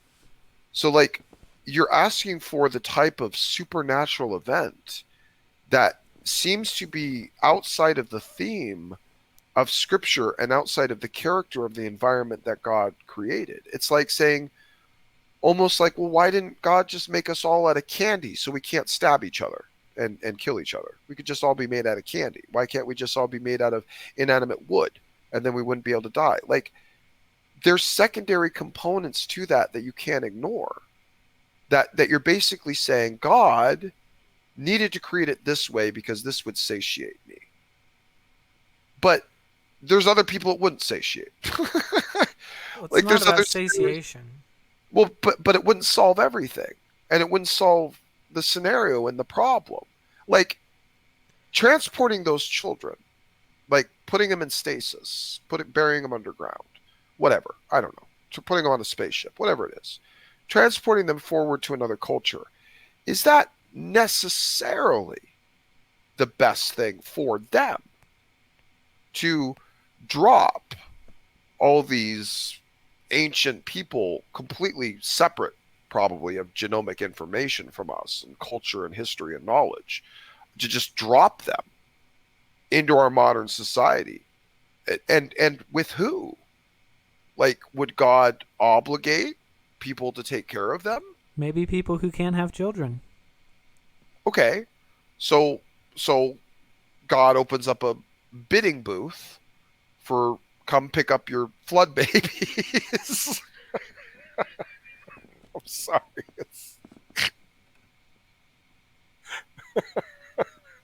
That would convince me there's some kind of deity out there, I'm and sure it it would, would. and it would make me like him sure more it would. than this biblical deity. No, okay. Well, let's follow through. Come get your flood baby. It's too late. It's late. It's been a long day. Okay. All right. So I just have one So- little tidbit about why isn't there more evil, and I think it's because societies across the world, Christian and non-Christian, Jewish and non-Jewish, they've all found rational problems with brutality and inequality, and they've done it with and without gods. Well, not always. I mean, the Aztecs were real happy gutting people, and certainly some of the Native American tribes were happy eating people, and the Canaanites were happy roasting children alive. And You I mean, think they'd never progress? no. Why didn't God mercy those children then? Which ones? The Aztecs or even the Canaanites? Well, mercy them how? Like strike them dead? Like Same as he did in the flood. just wipe them out? Well, they did. Well, ultimately, probably he did, or they wiped themselves out, which is most likely what would happen. But there are cultures, like, for instance, the Canaanites, that before they would have wiped themselves out, they would have caused untold havoc and destruction and pain and horror. You know, like even probably the Sodom and Gomorrah. Like the problem is, Snake, is that you're kind of trying to ask me and you to both step into the temporal mind of God to make these decisions. And I'm saying to trust in the temporal reasoning of clearly what's happening in front of you in the text. That's all. I'm not like saying we need to enter the temporal consciousness of God to figure out exactly where this was untenable, but to just have a little bit of faith that it was based upon the narrative of the text. Well, I can't just trust it because everyone says that. Oh, just trust me. Well, It has to. well, no, It has to pass a test. I'm just asking you to basically just take the narrative of the text at its face value for what it is, as opposed to impose something contrary to it. So, God putting all those children here in the future, would that have been more moral necessarily in the Christian worldview than just wiping them all out and finishing it there? Like, I think even in the Christian worldview, as well as my moral system, it would give them the chance to have free will and not be raised by complete reprobates. Okay, I'll follow you with it. That's fine. So let's say he does it there. So now, would you in your worldview believe he's now morally obligated to do that with every child that might have something bad happen to them? Why would he stop at just some? Right. So he would have to do it for all of them. So any child that might undergo through any type of trauma would be kidnapped and held away by God. Apparently, it's that or death as a mercy. But I don't see why is he choosing some children to do that for, and that's what not? I'm saying. Like, he gets to choose. Like, see, this is the problem. Is there a reason behind it? When you're saying, well, no, here's the problem you're creating, because again, you're dealing with a righteous God. Okay. And the righteous God, our righteous God, is righteous, and he also gets to choose who he has mercy on and how he has mercy on them, more importantly. Okay. But you're saying he should have done it this way, but you create an arbitrary problem. Well, he You should create do it rationally, but right? that's incoherent. That's incoherent. So he Because what should you're have done it so how irrationally. well, what I'm saying is that in the fallen world environment, the world is fallen. That is what it is. There's going to be sin. There's going to be deviation. So where do you draw the line? Which children do you kidnap from their children because they might undergo too much suffering or something? Which ones do you deprive the environmental test you've created because of what they might go through? You What create some of was these what was the really justification for the flood? The same justification. well, no, the justification was the flood was that there was a hard reset. Okay, it's not just everyone needed to be wiped out. Everyone needed to be wiped out, and there needed to be something substantial about it. Like, okay, if God had killed, I would have gotten into this with Skylar tonight if it was on debate, but it wasn't. So, if God had killed all the children instead of telling the Israelites to go kill all the children, because that happened, of course, a couple different instances. I need to pull up the references, but they were basically commanded to go and slay the children themselves. Okay, why in the world would you ever command your army to go slay the children instead of just striking them dead? And this is, by the way, this is Skylar's one of those main objections of that. Why send an army to have to put them through the effort of killing children, of killing babies, when you could just do it yourself? And the trauma. I'm sure those guys had nightmares. Okay, so you would agree with Skylar on that take. Okay, so let me pitch it to you this way: would they ever have seen the children, or what the children were, or the state they were in, or the nature of the culture if they had not done that? If they had not slain the children, Easily. how? They can go visit. Well, no, they couldn't visit these cultures. These cultures were at war with them, and they were busy slaughtering and abusing and actually violating their children, because they were basically, many of them were nothing more than sacrifices to Baal and Moloch. So they didn't really care about the treatment of many of these children that were in these. They weren't in good conditions, I guess you would say. So if the Israelites never got to see that, God they could have would. given them visions. God could have Okay. given them a crystal ball to see through. He So could have made them invisible so they can go look at it. Or they okay. could have done it through completely mundane means. They could have just marched the army through and not killed anyone and just defended themselves and saw the culture.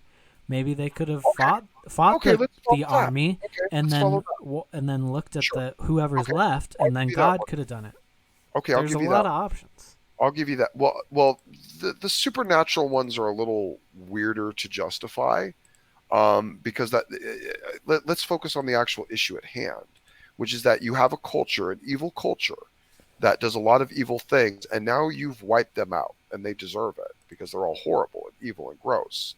Now there's these children of these culture who very likely probably were mutilated in some way, shape, or form, or at least traumatized in probably some significant ways.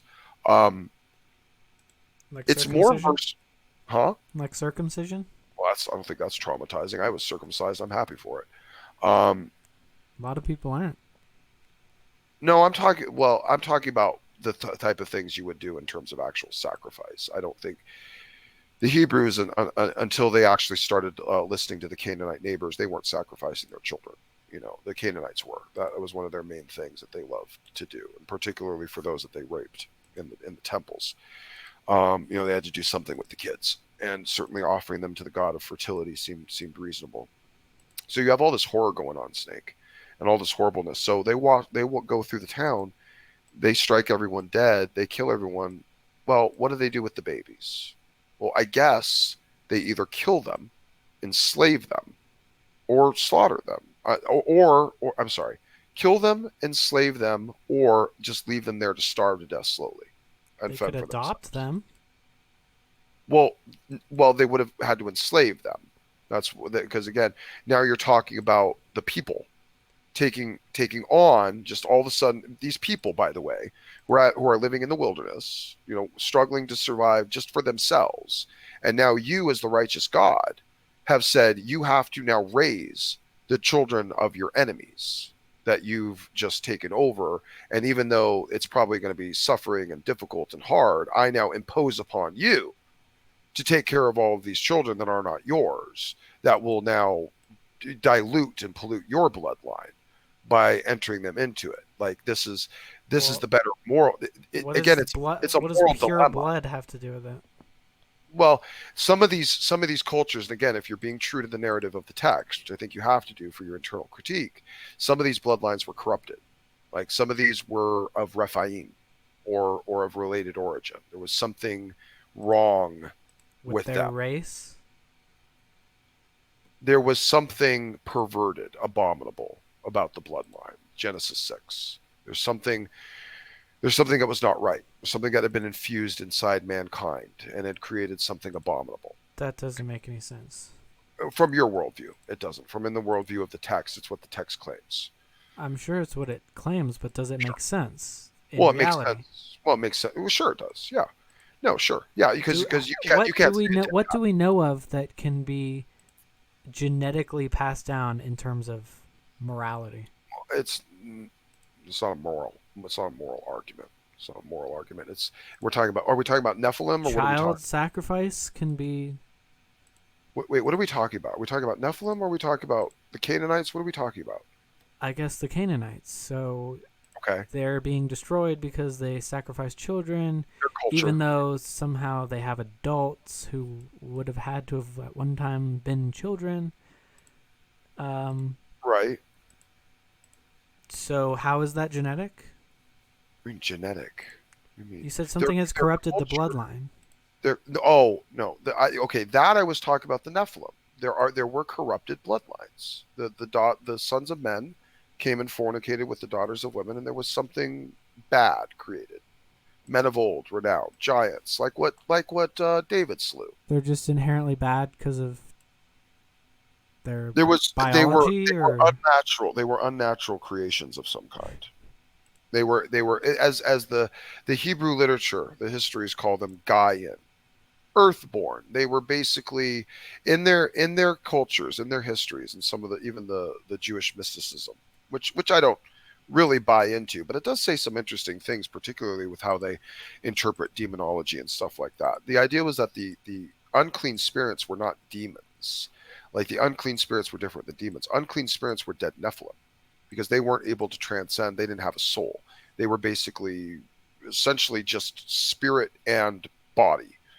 So when they died, their unclean spirit just continued to roam and go throughout the earth. And it was always seeking to inhabit other people to possess them because it longed for those fleshly, experiences that it once had. Now, I don't know how true all of that is, but there does seem to be some correlation to something to do with that in reference to some of Jesus's words in the New Testament. Of sometimes he's talking about demons and sometimes talking about unclean spirits and sometimes talking about both. And it almost seems like he sometimes draws a delineation between the two himself. So in the Jewish tradition and in our faith belief system, there was a bloodline or a series of bloodlines from the Watchers who descended from Mount Hebron in the book of Enoch that perverted the bloodline of man, which is why I believe when I read Genesis 5 and it's giving the generations of Noah, the reasons it's giving the generations of Noah, and it says that Noah was righteous in his generations, is because it's trying to say that his bloodline was pure. It hadn't been perverted by whatever was being done by these evil forces. So sometimes in the narrative of the text, and now you cannot believe in the perverted bloodlines, you can take that stance, but if you want to take that stance, and you have no reason to condemn the slaying of the children that were part of those perverted bloodlines, if you don't even think the bloodlines existed, then there's no reason for us to even have the moral conversation. There's no reason to condemn the killing of people who supposedly had that a corrupted bloodline. that you don't think existed, Like, if you don't think it's possible for them to have a perverted bloodline to Well, maybe require, they were real people and they were just called perverted bloodline okay, just to well, justify their slaughter. I think you really want to try and paint a pretty evil picture of the Jews there, my friend, for Well, no we real know this justifiable happens. We reason. know people We don't know the blame Jews did. each other. We don't know the Jews did that. That's We kind know of people do that. well, yeah, but that's you should not be able to say that. Yeah, people kill people all the time, so I guess I should charge you for murder.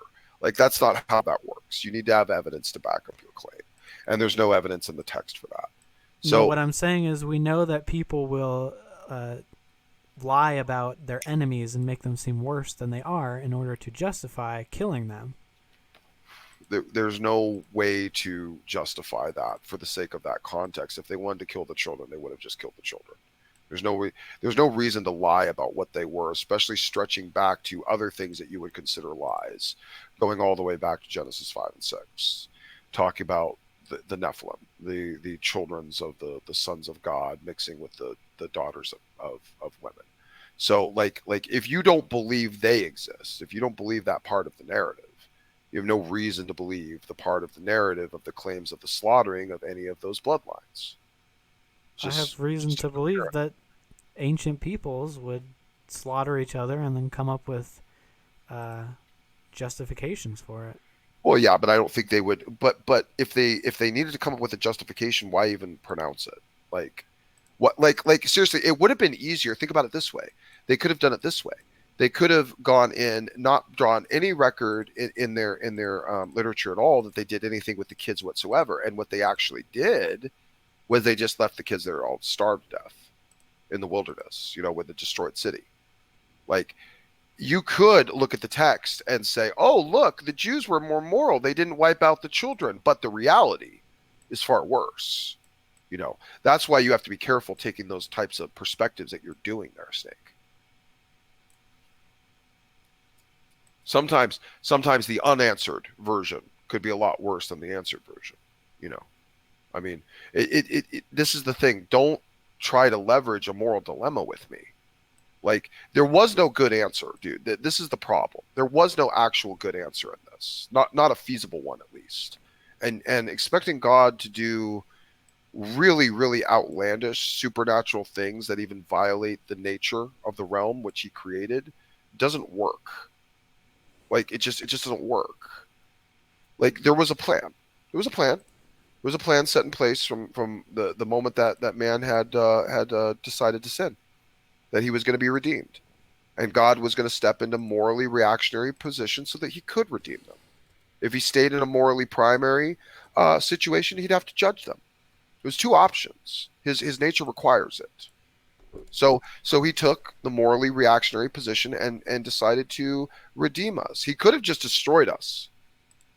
And some would argue that would have been the better thing to do. It would have saved us all the suffering. But then all those people deprived of the suffering, they die, and all the people that wanted to live, all the people that wanted to spend their eternity with Christ, they'd get deprived of that too.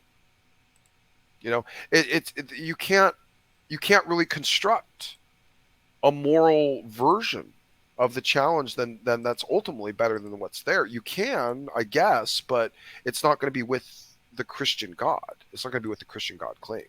It's going to be a hybrid version. And there's ways to accomplish both. This reality had to be the way the reality was. In terms of, and when I say that very tongue in cheek. I mean, not that it was predestined to be this way, but that it had to be allowed to be what it was going to be. Like, God's moral nature requires it to allow it to be what it was going to be, no matter what. Except when it doesn't. Well, like the flood. That had to be handled, or else mankind was going to be wiped out. That, by the way, that is the argument for the necessity of the flood. By the way, especially from the narrative text or from the history, is that mankind would have been wiped out without it, would have got extinct. Like, there needed to be a hard reset with a new moral structure starting all over again, because the people there were all lost. They were not listening. They were not willing to listen.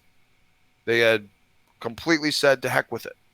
And Noah was there for 120 years building a big stinking boat surrounded by no water, saying God's sending a flood.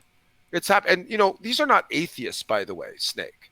Like, keep in mind too, like there's no delineation to draw from the text that these people didn't know exactly who God was or what he was going to do. These people knew. Okay, they're being judged upon an extra heavy level of accountability.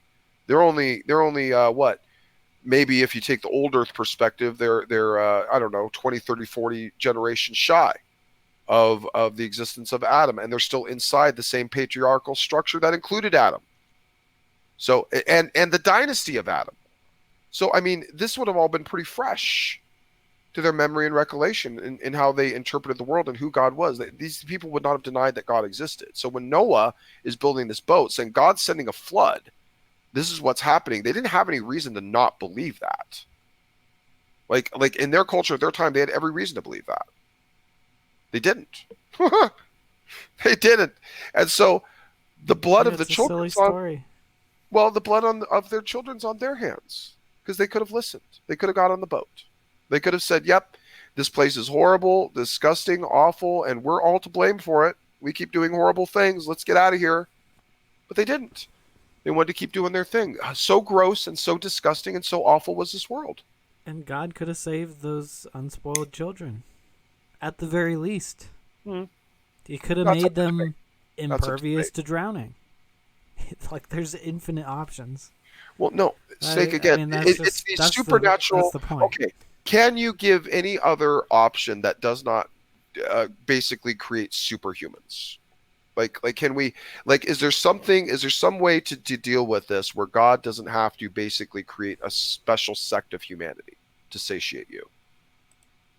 What do you mean a special sect? Well, why it's do not these to satiate children, me, it's to save it the is children. To satiate you. Why do these children get deprived? Why do these children get saved and all the other children that will come after that not? What? Well, they why? Didn't get saved. They got killed. Exactly. No, it's your argument that says they should have been saved. So, yeah. So, then God needs to save all the babies. Yeah, all why not? over the world. Every single, because that's incoherent to our reality, sir. No, it's not. Then we don't have. That would just be an active God. Humans. That would just be an active, loving God. God. Now we don't have any faith tests. Who's now we don't have any in redemption. His creation. Now we don't have a Bible. Now we don't have a coherent God claim. Now we have a contradictory God. Now we have an immoral God. Now we have a God that deprives free will. Now we have a God that basically says, oh, it doesn't matter if I've set up redemption. I'm just going to shortchange it. A God that's actually consistent with how he applies things? Whoever is going to... Well, you're the one that's requiring consistency, which makes it incoherent, sir. No, consistency is the essence of coherency. So what you're demanding is the destruction of our reality and the formulation of a different one that fits Snake standards. And that's not how it works. It's not my standards. It has nothing to do with me. It is your standards, because you want God to save every single baby that might go through trauma. Well, now we have no more babies. No, so now we have no more people. Just to save the babies that are either going to, for sure, be reprobates or be killed. So he has to prejudge them. That's what he did in the flood. Any of those choices. He did it in the flood. He didn't judge them. He didn't judge them. They didn't pay for anything. They just went into the loving arms of God. They didn't have to suffer. So I'm just saying, apply that to all life. Their parents did. You don't get to apply that to all life, because then you have an issue that all life now has no meaning. Now all life has no meaning, because you wanted some life to have specific meaning to the rest of life. Now all life has no meaning. Sure, because it does. Because now everyone has to be treated the same way as the flood people. Everyone should be treated the same way. Well, that's not a coherent reality for the God claim. Well, then that's not God. God. That's is Amazon. Perfect. He'll treat everyone the same. That's not God. That's Amazon. That's Amazon. That's not God. That's place your order and get it. That's not God. He should have the same standards for everyone. God is a person. He gets to choose. He gets to choose. He has free will. He has free will too, Snake. He gets to choose. And this is your problem. You say he needs to do this. No, he doesn't. No, he does not. He does. In order to be coherent, yeah, he does. No, in order to be coherent to you, based upon your standard that you're judging him by, which we've already exposed is not coherent to the actual claim itself. You want God to create a different reality. That's not I a don't coherent want standard. it. It's just what's demanded by consistency and rationality. Nope. I It's want not my God. standard. I want God. Rationality doesn't come from me. I want God to protect and maintain free will, to not create an environment where He's going to betray it for some and allow it for others. See, Then you should be against the flood. You your just said you just made my point for me. No, your argument falls apart 2 or 3 layers deep, and now I've done it 3 or 4 times. See, You because just say that. You can't actually point to where it falls apart. I do, because once we remove the children, once we remove the children, sure. Once we remove the children, we have to remove all children, because that's following your realm of consistency. No. Well, all of the children, there's going to be children from now until the end of time who are going to end up being reprobates or who are going to go through suffering. And you are arguing all of those children need to be removed from that. If they need to be in the flood. No, now, see again, bro, you just keep wanting to dodge. I'm making it very clear. You don't get to make one claim and separate yourself from the extension of the claim. I just want us to have one standard. Okay, so not a double one standard means that when a child is suffering, God saves them, right? That's the standard, right? No. What? Okay, then what is the standard? The standard is God preserves the free will. That has nothing to do with the flood. But apparently the standard is also God needs to stop reprobates from raising children. That was the justification of the flood. That's your standard. No, that's the justification of the flood. Nope. What is the justification of the flood? Judging evil flesh that was on the earth. So, again, one standard. Why did he stop there? Why doesn't he judge the evil flesh, which is here now? Well, he will. He will. But he also takes pleasure in allowing an environment of grace, dude. That's why he didn't just wipe them out right away in the Noah times. He gave them a warning and 120 years and a preacher of righteousness to warn them. Okay? And the children had no control over that. Exactly. Their parents did. The blood on the children is on the parents' hands, not God. The parents, it's God. God did it. No. They did it. The parents did it. No, God did it. He sent the flood. Yeah, but the parents could have avoided it. God pulled the trigger. They chose not to. But they chose not to avoid it. God chose instead of rehabbing people, instead of saving them, he chose to kill them. By the way, guys, this whole area is going to get horribly flooded because you're all so horrible and wicked. Stop what you're doing or I'm just going to destroy it all. Noah's the last guy, your last hope. He's the preacher of righteousness, and clearly he's building this big boat to try and save you. Go to him. How did he say that to them? Well, Noah was the preacher of righteousness. How are they supposed to trust Noah? Because none of them were atheists back then, Snake. So they're just supposed to trust that Noah was not lying to them? They had every reason to. He was probably substantiated as an actual prophet, especially he was told to be established as a preacher of righteousness. So they believed he was a prophet, but they didn't believe his prophecies. That makes sense. I believe that's absolutely true. I believe that's incoherent. I know. Yeah, I believe they didn't believe God. Well, the Jews didn't either. They believed in God, but they didn't believe God. They believed he was a prophet, but they didn't believe his prophecies. They believed God existed, but they did not believe he was going to destroy them, clearly. Or they didn't worry about that. Or they didn't care. Well, take your pick. It doesn't matter. How are they supposed to? I don't know their psychology. But at the same time, they had a chance, and they chose not to take it. So the blood of the children is on their hands. No, it's on God, because God killed them. Well, you can keep saying it. It doesn't change it from exactly. Not being true. Yeah, you can keep saying the blood is on their hands. Well, it is, because they chose to make it on their hands. They had a choice to do something different, and they didn't. God pulled the trigger. It doesn't behold God to hold people's hands through all their... Again, Snake, this is your problem. You keep pushing slave universes. You keep pushing where God needed to hold their hand and force them. Is my child a slave because I teach them things and help them through things? It's not the same equivocation, Snake, so don't go there with it. It is. We're not slaves if God helps us or teaches us. Your little child is not accountable the way that not slaves. Are. No, you make them slaves in your worldviews. No, we are not slaves if God helps us and teaches us. The way that you pitch it, yes, we are. No. Yeah, we are. Now who's strong? Because now no one can do anything wrong to each other. Sure they can. Okay, how? You just do it. You decide to do it. Oh, so even though God teaches us, we can still do wrong. Yeah. Okay, so then your point is nonsensical and doesn't matter then. He could Well, have it been could here. be a He could degree. have been down there teaching himself, We and they can could have all still still said insult no. each other without maybe like sacrificing children. Who cares about There's a insults? spectrum here. Who cares you about realize. insults? People don't worry. We don't worry about insults, Snake. People tend to You want to just murder said that each other. that was the suffering that I bring on the world, is I say things that might hurt people's feelings. Well, I'm saying that's the least you do. I don't know you. You could have done a lot of horrible things, and even passively, and you certainly should pay for all of them, including simply the act of being the sinful flesh. And also, by the way, Which I have no control over. the belligerence and the I have- actual rebellion that you engage in is a sin. And you may not see it as such, but it's a horrible sin because it also encourages others to do the same, who might actually suffer worse than you, and you'll get a piece of that. Dude, you don't get to think that, well, I've been kind of okay, so I shouldn't suffer much. You can think that. It's not going to help you, bro. Just like how you're thinking God needs to save children, but yet can't explain how he's supposed to save some but not all, and how he's supposed to protect free will but keep everyone from doing anything bad to each other. You're saying that he should save some but not all. That's not what I said.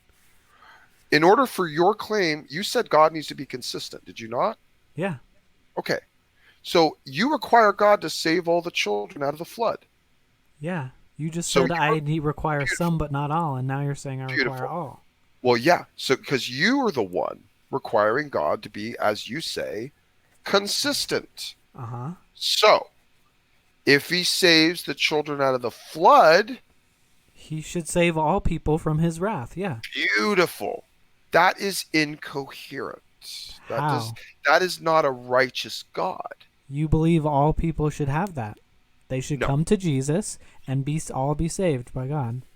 Yeah, by their choice and by their free will. I hope that they will be led to that, and I hope that the Holy Spirit works with them and they come to that point. You can help someone I and do they not- still have free will. What?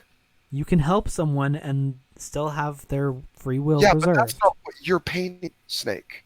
Because you have to require them to not do it.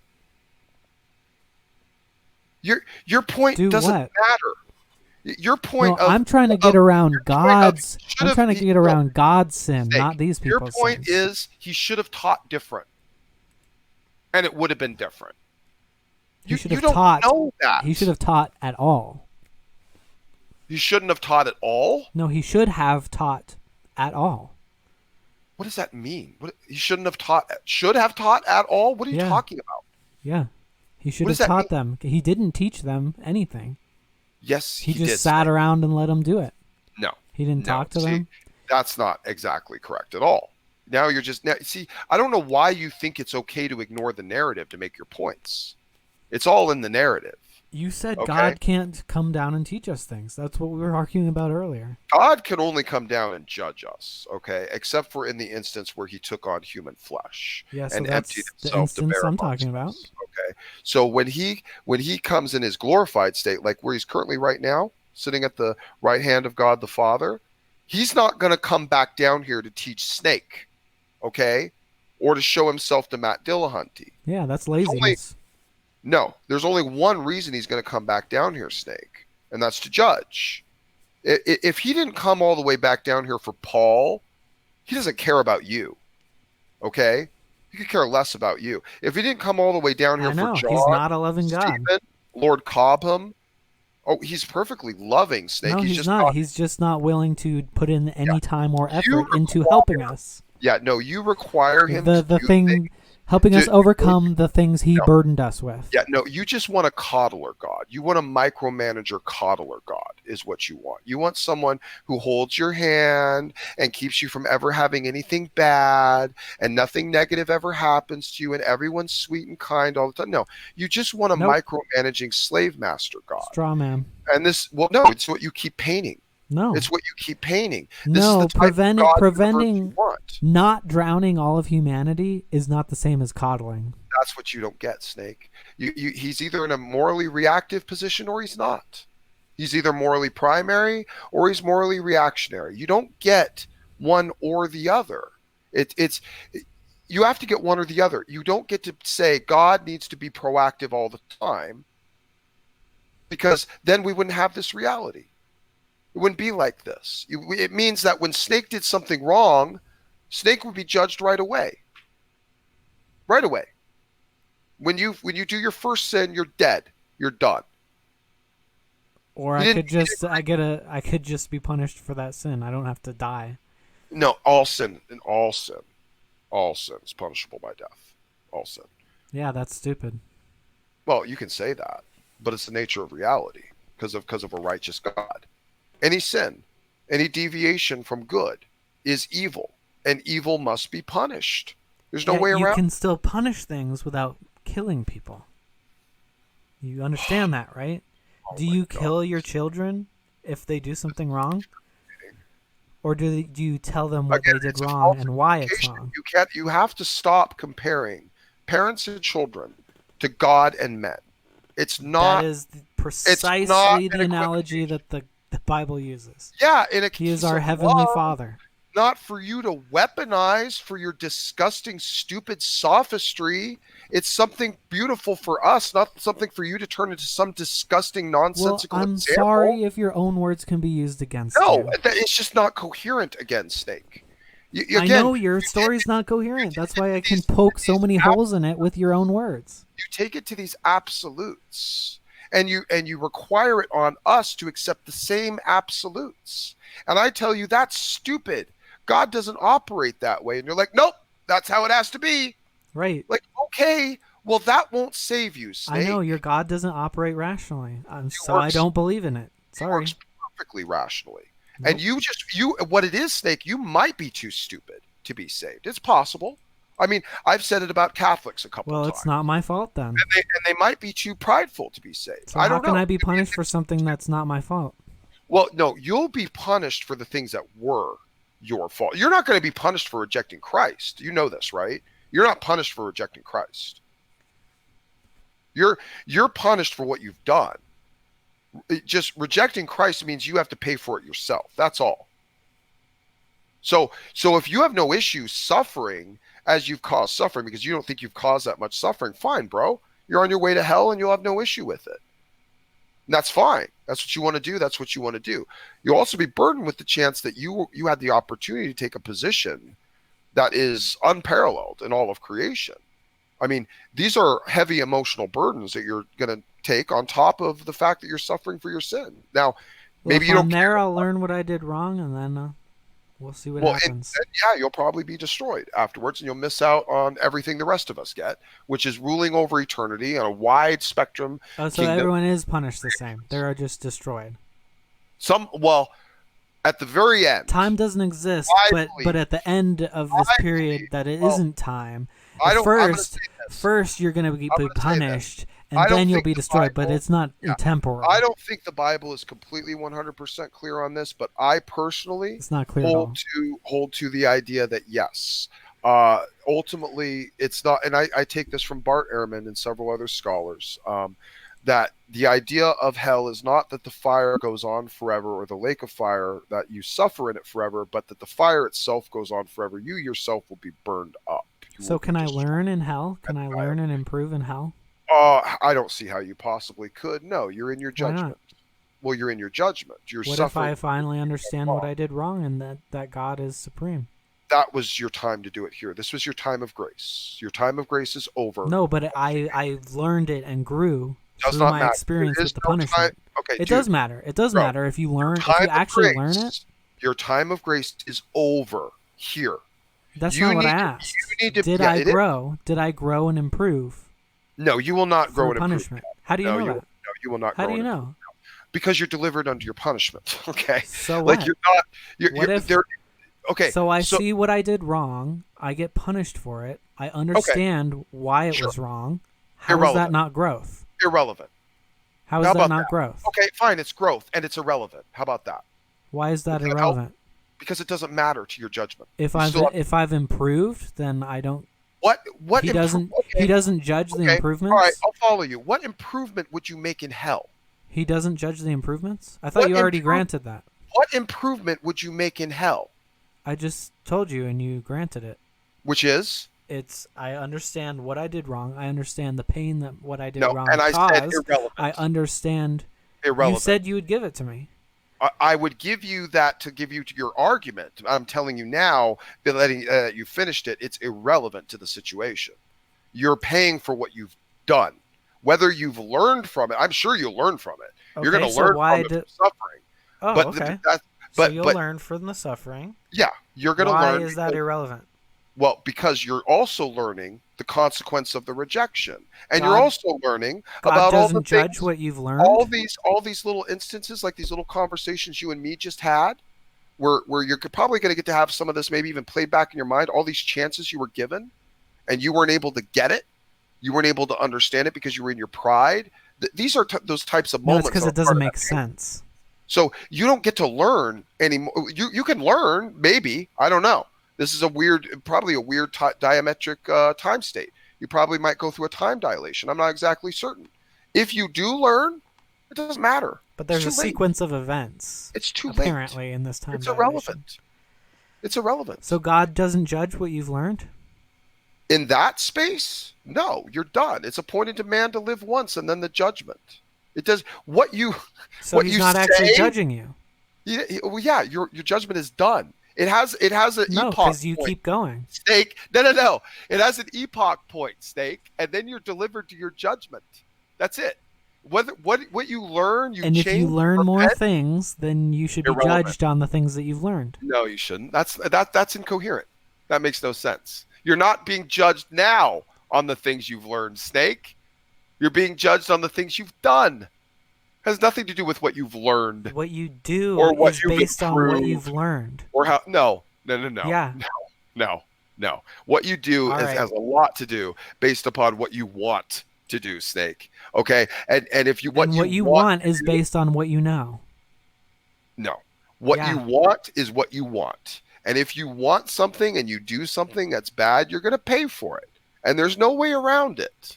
There's no way out. I can learn what is good and what is bad. Sure, and that means absolutely nothing. So good for you.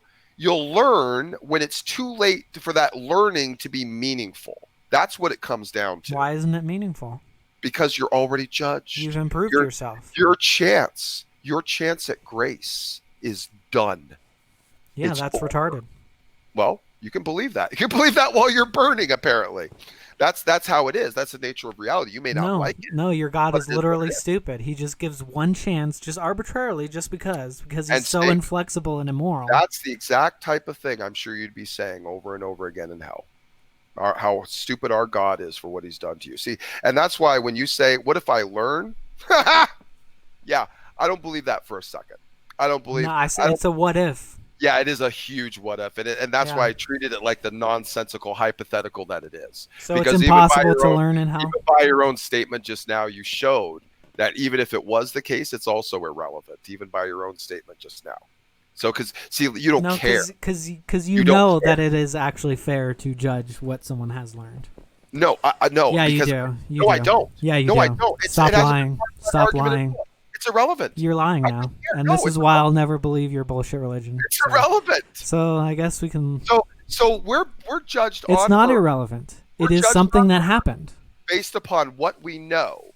And then you're delivered into a realm for judgment where you know everything you need to know about what you've done so that you can suffer accordingly. You just said it's not based on what we know. You're contradicting yourself again. Well, if I learn something, I should be able to not suffer because I learned something. No, that's not what I said at all. That's exactly what it's. Well, then correct me, because that's what it sounds like. That you need to said be what you learned should be judged. Okay, so what you learned should be judged, and what you've done should also be judged, right? Sure. It's okay. Learning is a doing. Learning is something you do. No effect on your judgment of what you've done. You just say that for no reason because you need it to be true for your stupid religion. No, it's just how it is. No, and it's how not. it is according to my book too. Yeah. Yeah. Who cares? That doesn't make it make sense. See, the reason it's extra bad for you, Snake, is because you're judged based upon what we know, Romans 2. You know a lot. You've been given this information many, many times in many different ways. It's going to be far worse on you. So if I learn something most new, I know something new, so I should be judged for what I Okay. learned. I'll tell you what. All right, I'll tell you Stop what. contradicting yourself. Let's go with your game. Let's go with your game since you won't give it up. And it's so stupid. But I'll Because go you with keep it. contradicting yourself. Okay. It's very easy. Can you learn something and have it not matter because you don't apply it? Sure. Okay. So then learning doesn't matter. Completely irrelevant to action. Guess what? I don't care if or what you learn in hell, and neither does God. Because it doesn't affect you having to pay for what you've done. Because God's an idiot. Your God is an idiot. You need to pay for what you've done. And that's all there is to it. Whether you learn after the case does not affect whether or not you have to pay for what you've done. Yeah, Does and not it's change it. And never retarded will. to make someone pay with their life for something very small. You'll pay exactly as you've caused suffering, Snake. And it's not with your life. No, you said you'll be Your life- destroyed. You believe your life would be over no matter what anyway, because you're an atheist. So you think when you die, you die. So if I haven't killed anyone, then apparently I won't ever be destroyed. If I suffer as I've caused suffering. Well, you'll suffer as you've caused suffering. You'll be destroyed because you didn't accept Christ. You don't get That's eternal not how life. I've caused suffering. I haven't caused anyone to be destroyed. You don't get to inherit eternal life. So that's a given. Like that's just a part of the side component. Unless I convert to your religion. Well, unless you accept Christ, you just won't be saved. That's just how it is. Yeah, that's how the game is played. So that's how every religion plays it. It's not how the game Convert is played. to us, and we'll save you. And it's not how every Yeah, religion I can sense the snake oil. You clearly know nothing about the other religious claims, if that's what you're saying. And now you're trying to say that they're all conflated, and they're not at all. They all say, join us, and then this is the path to salvation. No, actually, Islam says you can join 3 different religions, and you'll still be okay. In fact, Chrislam tries to merge Christianity and Islam. Religious universalism tries to merge all of them. That's not true. That's not true. There's plenty of religions that try to take multiple routes, and Buddhism is basically a 1,000-lane highway. So I don't know what the hell you're talking about. The God claims are not conflated. They're not all the same, and they're not all as exclusionary.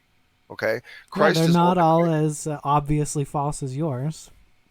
Oh, obviously. Yeah. What makes it so obvious? Join us. It's the only way to be saved. That's not an argument. That's just obvious. Gut. That's exactly what someone would say if they're lying. Well, that's just your gut. That's just your gut saying that. In fact, that one that's would just the mark of argue. One would also argue on the other side. It's more coherent for a religion claim to be true if it's exclusionary. That makes more sense. Lots of people believe that. So that's just your arbitrary judgment. That means nothing. No, that's just what a charlatan would say. No, that's just your arbitrary. That's what any charlatan would say. I'm the only way. Snake, if you can make your argument the exact same way on a different premise, then it's meaningless. It's a wash. So let's forget about it. Okay? It just that's doesn't. That's what Scientology says. What does Scientology say? That it's the only way to achieve truth and salvation. I don't think they actually teach salvation. Let's not get into that right now. That's what it's all about. Let's not get into Scientology unless you think Scientology is as valid as Christianity. It's probably more valid. Oh, actually. Wow. Really? Why? Okay, go ahead. Tell me why.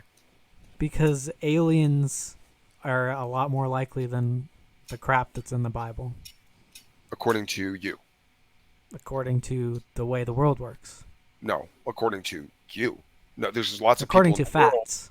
Well, there's lots of people in the world that disagree with your quote-unquote facts. Yeah. So it's just your arbitrary decision. So it doesn't mean anything. So if you say this is more coherent to me, but you're still not a Scientologist, well, you're just making another stupid statement to try to win a point. Yeah, it's pretty equally dumb. So, but if I had to pick one, that was a little less dumb. Scientology would be more viable to you. Okay, well that shows how little you're actually thinking about this too, Snake. Because I've made some very, very coherent points here, and you do not seem to grasp. It was all pure incoherency. Well, nothing you said made any sense. I get it. Well, no, you pushed me further from Christianity because you don't have a coherent understanding of what Christian God is. You've created again, like I said, because it's incoherent. Every time you spoke, you contradicted yourself. It's your construction that's incoherent. Every time you spoke, you contradicted yourself. No, so I don't believe you. I simply clarified. And you don't understand the clarification because you live in a world of absolute. Because it's incoherent. Okay. You learning something in hell means you should get out of hell? Possibly.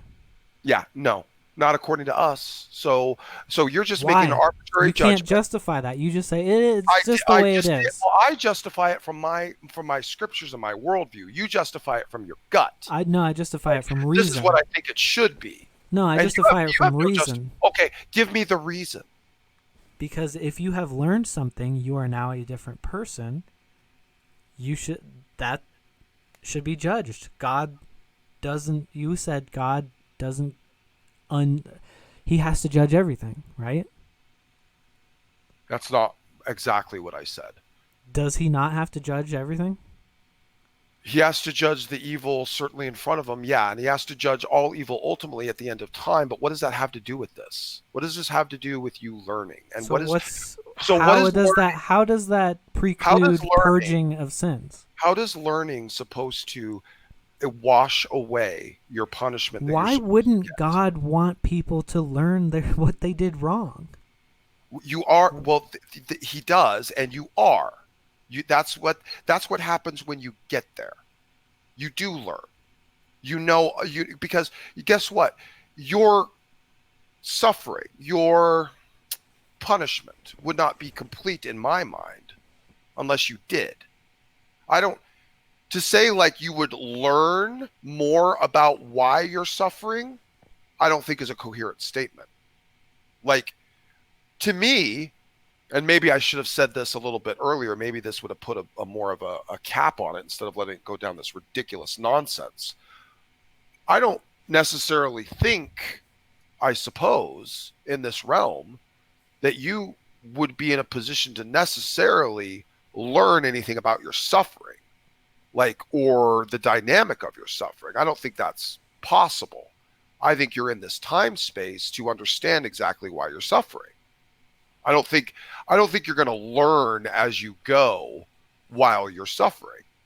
I think you're going to know exactly why you're suffering when you get there. In fact, I think that's part of the suffering, is the knowledge. So maybe I should have drawn a tighter bow on that at the beginning. But this whole fixation you have on when you say learning and I say it's irrelevant. You just say it's irrelevant because you don't want it to be relevant. But this is why it's irrelevant. Because part of the punishment is the knowledge. Like, what sense does it make? What sense does it make to punish something for someone they don't understand they're being punished for? You make sure they understand what they're being punished for and you punish them. That seems appropriate to me. Okay. So I don't know Sure. why you would be delivered into hell and only find out what you're being punished for as you go. Like, that just, I don't understand. And second of all, even if you did, why should that affect your judgment? So in the world, if you suffer through your mistakes and find out you were wrong, and then you decide to you're not in the world change anymore. it. You're in hell. We're talking about you in hell. We're not talking about you in the world. We're talking about you in hell. This is two different universes. Okay, well, what if you have an epiphany and then someone shoots you in the head? So you don't have any time to apply it. That makes no difference? I don't understand that question. Here's the thing, Snake. You keep trying to draw the equivocation. Like, if it happens on Earth, then it should mean this, which means if this happens in hell, it should mean this the same thing too. Yeah, because you're learning. So say some SJW leftist radical feminist is in hell suffering, learning that what they believed was false because they're seeing the actual ramifications of what they believed. Does that person now not deserve the praise for having realized what has happened? No, Snake. This is a time of grace. This is your time of grace. This is it. That's just random and arbitrary. No. It doesn't have to be that way. That's just what it says. There's no reason it has to be that way. By God's dictation, it has to be that way. It just says what it says, and you don't apply Snake, critical thought to it.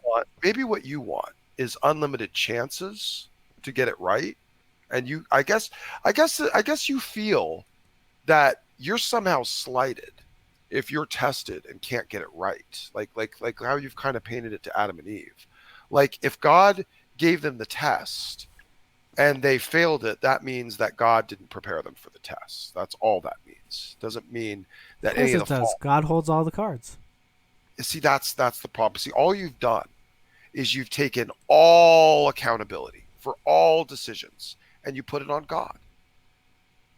No. Yeah, that's what you just did. Because if God didn't stop it, see, Snake, here's your universe. God's actions and inactions are exactly the same thing. That's your universe. Whatever God does or doesn't do is to manifest exactly what he wants to happen, which means everything is just a construct of exactly what he wants to happen. That's your universe. This is everything you've painted to me. So when I'm trying to say that it's incoherent, this is why I'm saying it's incoherent. It's incoherent at the base, where it starts, which is this predeterministic, Calvinistic view of reality. It's I'm only using what you've told me. You said God knows what will happen. That's all I'm using. Knowing what will happen and acting on the knowledge of what will happen are two different things, and they're separated by an act of righteousness. Okay, this is what you don't get. Okay, just because God knows what will saying happen. words like righteousness doesn't mean anything. Okay, so I tried to explain It's this just to a you word many salad. different times. I tried to explain this to you many different times. I'll try it one more time. Judging a person before they do the action, punishing them for that action before that action takes place is an immoral act. Okay? That's all there is to it. I never suggested to punish them. Adam before he acted, judging Eve before she acted That's not what I'm saying at all. Stopping them from doing their free will decision is immoral. Stopping them from sinning is immoral. Even when you know they're going to do it, you have to let it play out, because that's what a righteous God does, is he does not judge someone inside the linear time space that they're in without them doing the thing first. But you just contradicted yourself again. This is because you, again, have that Calvinistic perspective. This is why you can't get it. No. Yeah. No. Because the universe could have been any different way. Okay, the universe could have been. I'm not strawmanning Snake. Yeah, you are. Believe the universe only thing I'm using way. is what you've told me. No, you're not, because you're not paying attention to what I'm saying. You said God knows what's going to happen. No, because you conflate, Snake. Again, I'm going to try to explain this again. You conflate God knowing what should happen with God being required to act upon it. Not necessarily. That's what you've done. You're saying because God knew it would happen, he should have acted to prevent it. Not necessarily. Now you're just going in circles, Snake. Now you're the one not being consistent. No, because you said that. Okay, what did God need to do with Adam and Eve? What is your solution to have done with Adam and Eve? Let's go there. Well, what I was saying with the flood was. Why can't you answer the question, please? Well, I was in the middle of saying something, and you changed the subject. I would rather you answer my question. I know, but I'll finish what I was saying first. You will not get off it, and I don't care about you learning in hell, and neither does God, nor anyone else. I know, and you can't give any rational justification for it. Well, yeah, it's irrelevant to your judgment. It's irrelevant to what you've done on earth, which is what you're being punished for. What you learn in hell has nothing to do with it. And even if you can learn in hell, which, by the way, is a huge assumption, which, by the way, I gave you that assumption for the sake of the argument. I don't believe that assumption is valid, but I gave it to you for the sake of the argument to show you that even our universe of going ahead and giving that to you, it's irrelevant to you being punished for what you've done. You can't explain why, though. I just did. No, you didn't. You just assert that it's the only chance you get for no reason. Okay. It just is. So you learn because Bible says so. Okay, so you learn on earth. You change your way of life. You live different. You now alter your judgment, right? You change. You don't necessarily have to change your way of life. Well, if you learn and you don't change your way of life, then there's no point of learning, right? The truth is good in and of itself.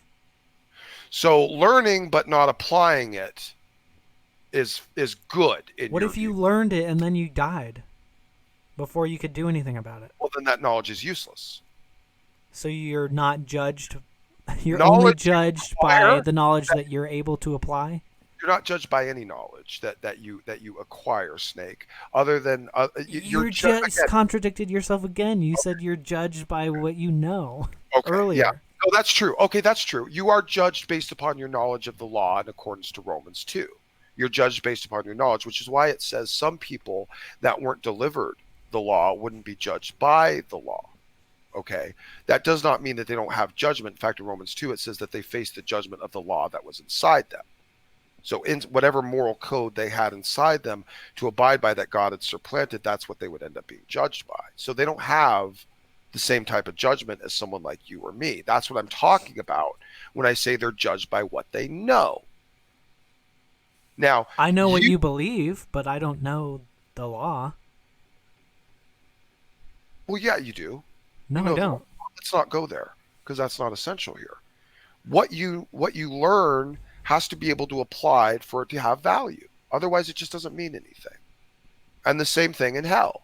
Well, you can even if you could learn something, which I was willing to give you for the argument, even though I don't believe it, and I don't believe there's anywhere in Scripture to back it up. But if I'll go with you that you could go in hell and learn something, you can't apply it. What would you apply it to? Your life is over. It's done. You could apply it to your life in heaven if you had that Well, you won't be second in heaven. judgment. You'll be in hell. So yeah, what? so you're artificially constructing this world where you can't apply it because you can't allow it to be applied because you want it to be final. Well, no, I'll let you apply it. I'm just saying, even if I let you apply it, it doesn't matter. I'm saying. What if I apply it in the sense that I I'm can saying now fundamentally You meditate? shouldn't apply it because you have no reason to be able to apply What it. if the application is now I can meditate and ruminate and give thanks to the God for even giving me a chance in the first place? That's doing something. That's applying your knowledge while you're in hell, while you're suffering. That is the most absurd. Wait, okay, so let me get this straight. You spent your entire life hating God, despising Him. No, just Thinking thinking he doesn't make sense. Hold on. Okay. Well, no, you've said a lot more in this debate, Snake. You said he's nonsensical. You've said he's evil. You've said he's incoherent. You said lots of horrible things about him personally. Yeah, but I Okay. don't believe he exists, so I don't hate him. All right, fine. Again, you're just detracting from my point. Is that ultimately it doesn't matter. It doesn't matter. See, the fact that you're saying all this right now, and you're saying, well, when I get to hell, it'll be different. Then I'll know. Yeah, everyone does. That's the point. The point is you're supposed to figure it out here and now with what we've been given. Because here's the thing, Snake. It's not fair to me or the other Christians or certainly even the martyrs for someone like you to live your life the way you want to live it, just with whatever willy-nilly way you want based upon your subjective moral reasoning that you've substantiated as objective. Sure it is if I get punished for it. Well, you will, because you decided to go your own way and rebel and show that you should not, it would not be fair to any of the rest of us for God to force us to live in eternity with someone like you, who is willing to be so belligerent and evil while the rest of us fought and submitted. Not if I change and learn. When would that happen? In hell? After you've already been given your chance? Yeah, and you said it would probably be a requirement that I would change and learn and understand. Again, now I'm going to show you, again, trying to draw a cinch on it, Snake, that's unrighteous. That would be evil of God to force us to have to live in eternity with someone like you, that lived the way you did, that just shunned God your entire life, fought against us, made it more difficult, probably validated other souls going to hell. But Snake gets to hell, and he should be able to be forgiven and come and join the rest of us who didn't live like the low-thinking degenerate he did. No. Yeah, so if I convert on my deathbed, that's somehow different? Oh, no, you'll definitely go to hell then. I'll guarantee you that.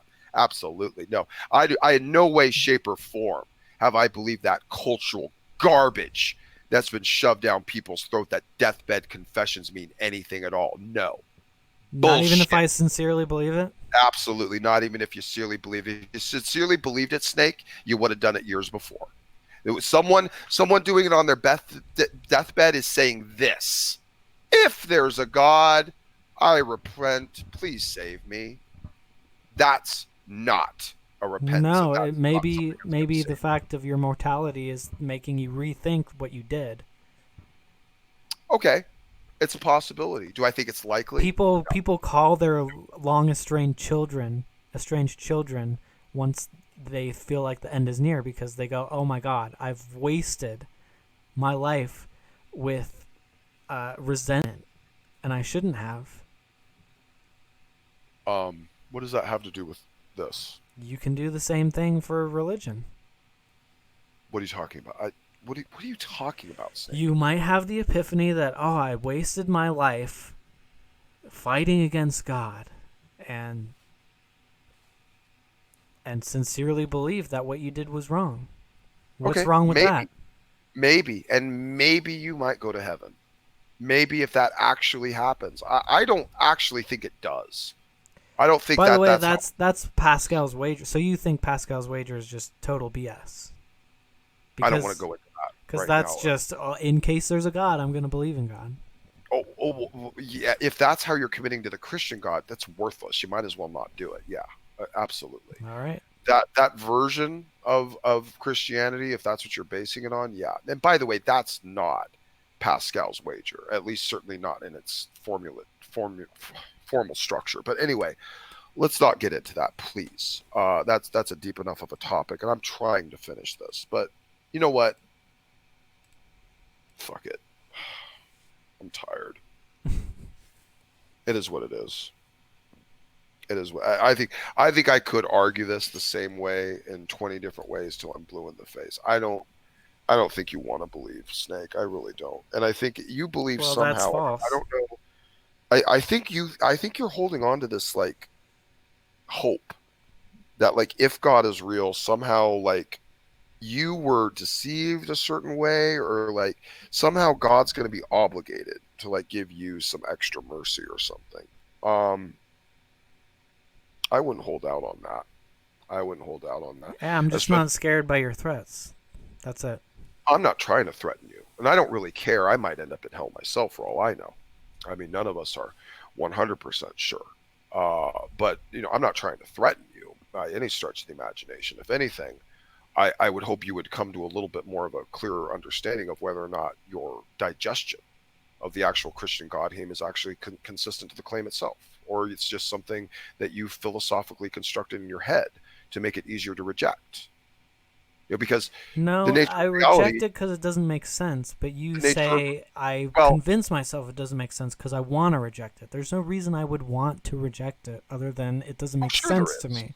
no, sure there is. There's plenty of reasons, including the fact that now you have some moral person who you don't think is moral telling you what to do, and you don't. I don't Yeah, think you because want that doesn't make sense. right. So you get to make that arbitrary decision. And If even though it I've doesn't told make you, sense to me, it doesn't make and sense even to me. though I I've can't told just you force myself to believe something that doesn't make well, sense. even though I've told you how it doesn't make sense in only your worldview, and I think we've had a lot of people in side chat noticing it too. It's only your worldview that it doesn't make sense because you keep forcing it to not make sense. You don't want to give God the authority to do what God wants to do.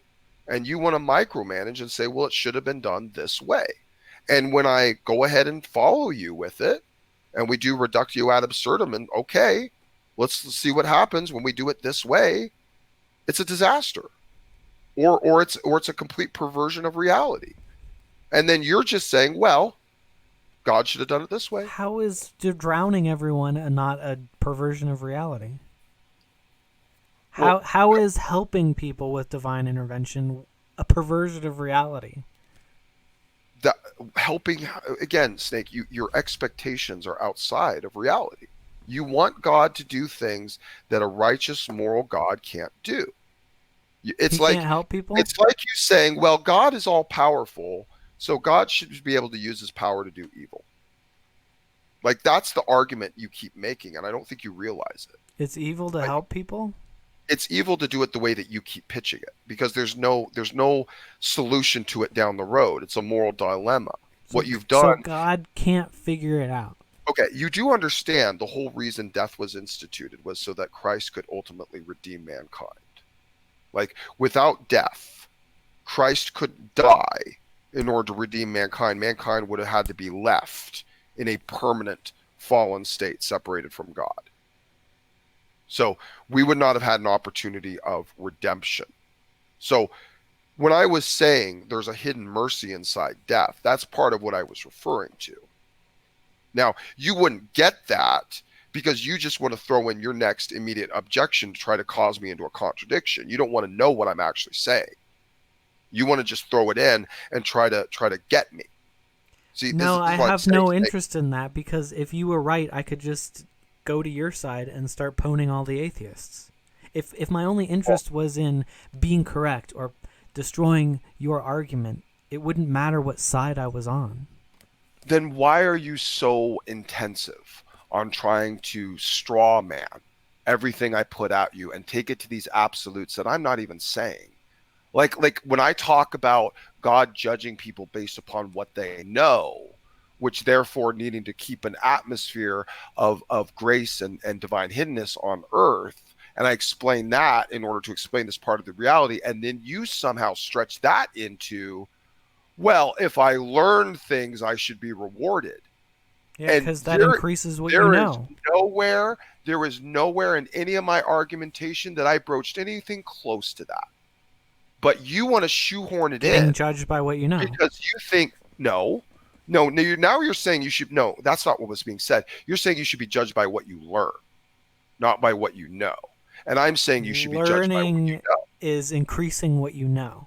Okay, but again, Snake, you're just dealing in two completely different universes, okay? You don't get to treat it the same way in hell as it is in heaven as much as you want to, okay? You don't get to negate all the things you've done wrong because you've learned new things. That's not how that works. You don't get to all of a sudden say, all this stuff is gotten away with because I've learned about the things that I did wrong that I've gotten away with. But so you get I to shouldn't have to pay for any of that. But you get to negate it if you believe in Jesus. No, Jesus paid for it. It doesn't ever get negated. It gets answered. So he can pay it for me then too. If you submit to him, I'll submit to him in hell. You can't. That's Why not how it works. Because he has set that law. Because you have to convince me while I'm alive to join your religion. Yes, because this is your time of grace. This is your opportunity. You have to do it the way the rest of us do. Because your church doesn't get extra followers if I convert after I die. You don't get extra better treatment than the rest of us. I'm not asking for that. You are. Because you want to be able to go to hell and then be able to learn and then be able to get out of hell. When the rest of us had to suffer and struggle and strive to do what was right, and God's going to force us. No, all you had to do was believe in the religion you were raised in. The rest of us wanted to do, who didn't want to follow the rules, who wanted to be belligerent, who wanted to rebel. But Snake needs to be given extra special credit because he was just more belligerent. He was more resisting. So he should get rewarded with the rest of us. No, it just means I might have to work harder to get to where you are. Well, I don't want that. I don't want that. I don't care what you want. I care what makes sense. Well, it does matter. It does matter because it's going to end up being our universe, and you're going to end up where you belong. So it's fine to share heaven with your rapist as long as he's also a Christian. But it's not okay to share heaven with someone who becomes a Christian after they die. Yeah, that's not okay. You failed your faith test. You belong where you belong. You don't get to change reality with the rest of us. You don't get to enjoy it with the rest of us. You haven't earned it. You haven't deserved it. What a terrible test! That's like the teacher giving you a test and hiding all the textbooks. Well, you're the one that wants to all of a sudden pass. Or not even telling you what the real test is. You're the one that wants a passing score after you've already seen all the answers. There's nothing wrong with Yeah. Like you want to be able Of course. to fail the test and then get the passing grade. Guess what? You can retake tests. That's gross and garbage and stupid, and I don't want a part of that. And I'm glad my God isn't like that. I'm glad my God will punish belligerent degenerates like you, and not force us to have to live eternity with people like you that rebelled and I know fought. your religion has given you brain damage and hate. You could say that. You could say that, but I'm glad for my God having actually a sense of righteousness. I could not imagine what type of nightmare atheists would turn heaven into. Even with the level of rebellion you guys do here on Earth with very even simple things. So you realize you can take the bar as many times as you want. You can take the ACTs over and over again. You can increase your score. Okay. Yeah. Is that immoral? This is a little bit more of an important evil? test than any of that. This is a more important test than any of that, and it has a position. And all that matters is you figure out the answer eventually. No. Yeah. It matters that you live the answer. It's a matter that you find out the answer as soon as possible, because you have no idea when your life's going to end. And it could be tomorrow. It could be in an hour from now. And you have no idea. But when it does happen, it's going to happen. And you may not have the chance to actually come to a repentant knowledge. And guess what, Snake? But you have the ability to find out after you're barreling down on you on 8th Street, if you're walking across the street and you just look up and you see that bus about to plow into you and say, God, please save me. If you're there, you're not going to be saved, bro. That's not going to work. That's not going to fly. That's not repentance. That's not giving your life over to God. That's not some type of heart change. What a horrible test. You can say that. I think it's a wonderful test. I think it's perfect. It's the worst test there is. Considering the fact that we're supposed to attain a position of priests and kings over all of eternity, I think that this is a very valid test. No, because you're talking out of two sides of your mouth. You're saying that it's about what you do, but actually it's not. It's about which God you believe in. So I can do all the right things, but if I don't believe in the correct God, it counts for nothing. What God you believe in has everything to do with what you'll do. No, it doesn't. It absolutely does. No, because I can come to the same conclusions without that God. Name another God that you could come to the same conclusions to with the Christian God, and name those conclusions. The Jewish God. Okay, name those conclusions. Or no God.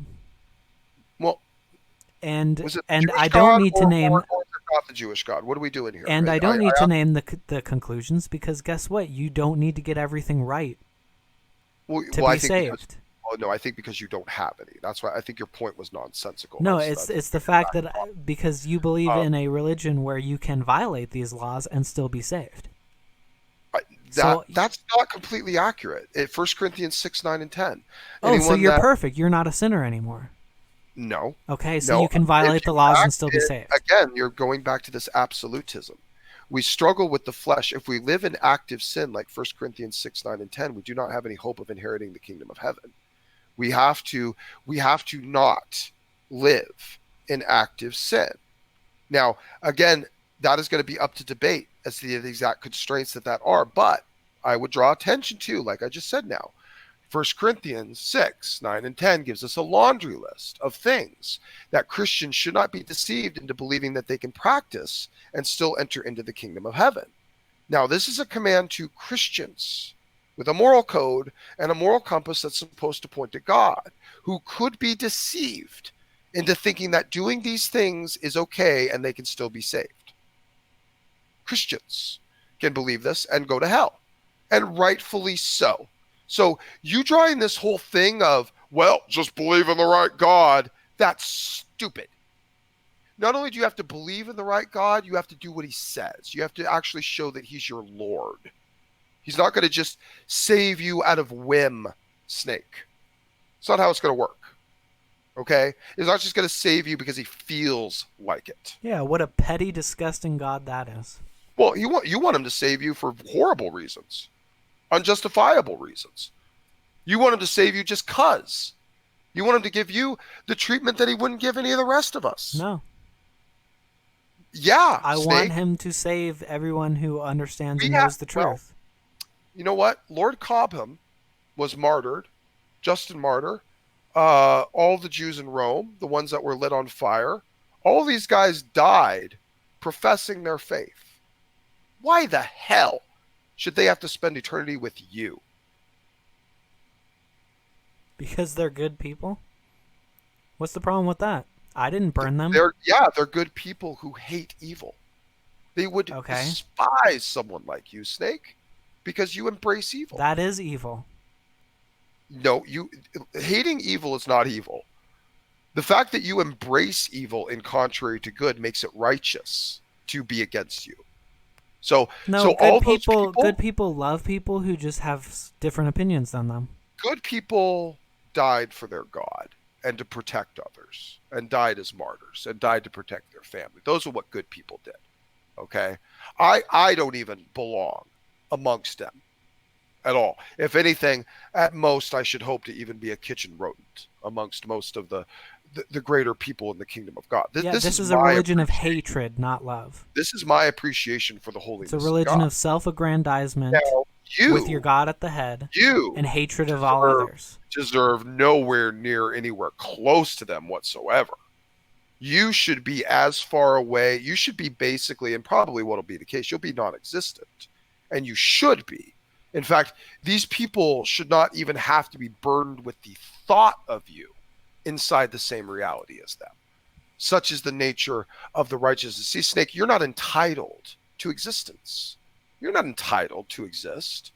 You're not entitled to be here. And you're not entitled to eternal life. And you're not entitled to escape judgment. Yeah, I know. You have a religion of hate. That's fine. You can believe that. And you'll believe that all while you're burning. Because you won't learn. You're going to believe exactly what you believe now while you're burning for it. And probably going to continue to increase your own suffering while you fail to learn from it even more. Another contradiction. Earlier, you said that I would learn. Well, what I said was I'll give it to you to the argument to show you how. You said that it was part of the punishment is realizing that you did wrong. Yeah. No. Oh, okay. Now you're changing it again. What I said, see, Snake, I feel like you can't pay attention.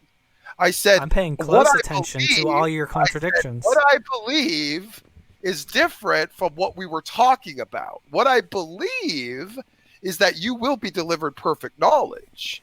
For the sake of the argument, I was willing to give it to you, that it's an environment you could learn, just so I could say it doesn't matter.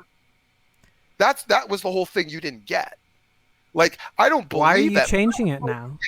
No, I didn't change it. This is what it always was. No. I said, for the sake of the argument, Snake, I'll give it to you that we can learn. And now let's talk about why that's irrelevant. And you're changing it from what you said. No, in addition, you also said that it's part of the punishment is that we learn what you did wrong. According to my worldview, what I believe, yes, that's true. Right, that's what I'm talking about. You were saying, what if I learn? So I don't know how you could learn when you already know everything. So I had to go ahead and give up my argument to try and tackle yours. Because my argument was you don't learn. You just know when you get there because that's what's feasible. But you didn't want to take that. You wanted to say, well, I'm judged based upon what I know. So what if I learn in hell? Then I'm good, right? So I just went ahead and went with it, okay? To show you it didn't matter. And it was And you basically didn't show it. Well, I went with it to show it was irrelevant because here's how it's irrelevant. Again, I'll go ahead and tell you again, because this is your time to make a difference. When you're in hell, you're being judged for what you did here, in this time space. There's no reason why you can't have a second time. There is every reason you can't get a second time because no one else gets a second time. Sure, no one else gets a second time. If everyone gets a second time. If it is allotted to man to live once and then the judgment. Is it unfair for the other EMTs that I passed my EMT exam on the second or third time? About this is it unfair for them who passed it the first time? There's no because it exposes how stupid your argument is. No, there's no guarantee you'd pass it the first, second, third, fourth, fifth, or sixth time, Snake. It doesn't matter. Could give you a dozen times you might not pass it. Okay, you might make the same stupid decision every single time. It doesn't matter. Yeah, so you're not. Okay? Your religion is not one of forgiveness. God, me and the rest of eternity. You don't understand what forgiveness is. I understand. And let Snake take as unlimited tests as he wants until he gets it right, so the rest of us can move on. Your argument rests on how it's unfair that I get to take the test again. Is it unfair Is it unfair to lawyers who passed the bar exam the first time It's that other unfair for lawyers passed it a second It's time? unfair for you to get a test more than anyone else. We all get a test once. That's what's been decided. Now you're saying you want an extra test. You're just saying that. No, you can't that's how justify it it. is. You That's can't the nature justify of it. reality. You Well, can't sir, justify it. I'm arguing from my claim inside my Yeah, world. and it's unjustifiable Now you don't within like your worldview. that. It's perfectly justified in my worldview No, because it's my not. worldview says, from my book, from my scripture, from my source, that man is allotted to live once and then the judgment. So you get to live once and then the judgment. And that's what we all get. Every single one of us. No one gets anything And different. there's no justification for that. There's every justification for it inside my worldview. No, there's not. In my worldview, there is. No, there's not. And you don't get to say there isn't because it's my worldview. There's not in your worldview, and there's not in reality. There is. No matter how much your fiction appeals to you. It's not a fiction. It's it actually absolutely happened. a fiction. That's And why Jesus Christ that's why was people the are man. leaving Christianity in droves. Oh no, actually quite the contrary. And I dare you to provide a reference for that. In Okay. fact, just in the Middle Eastern countries alone, the surge to Christianity is massive.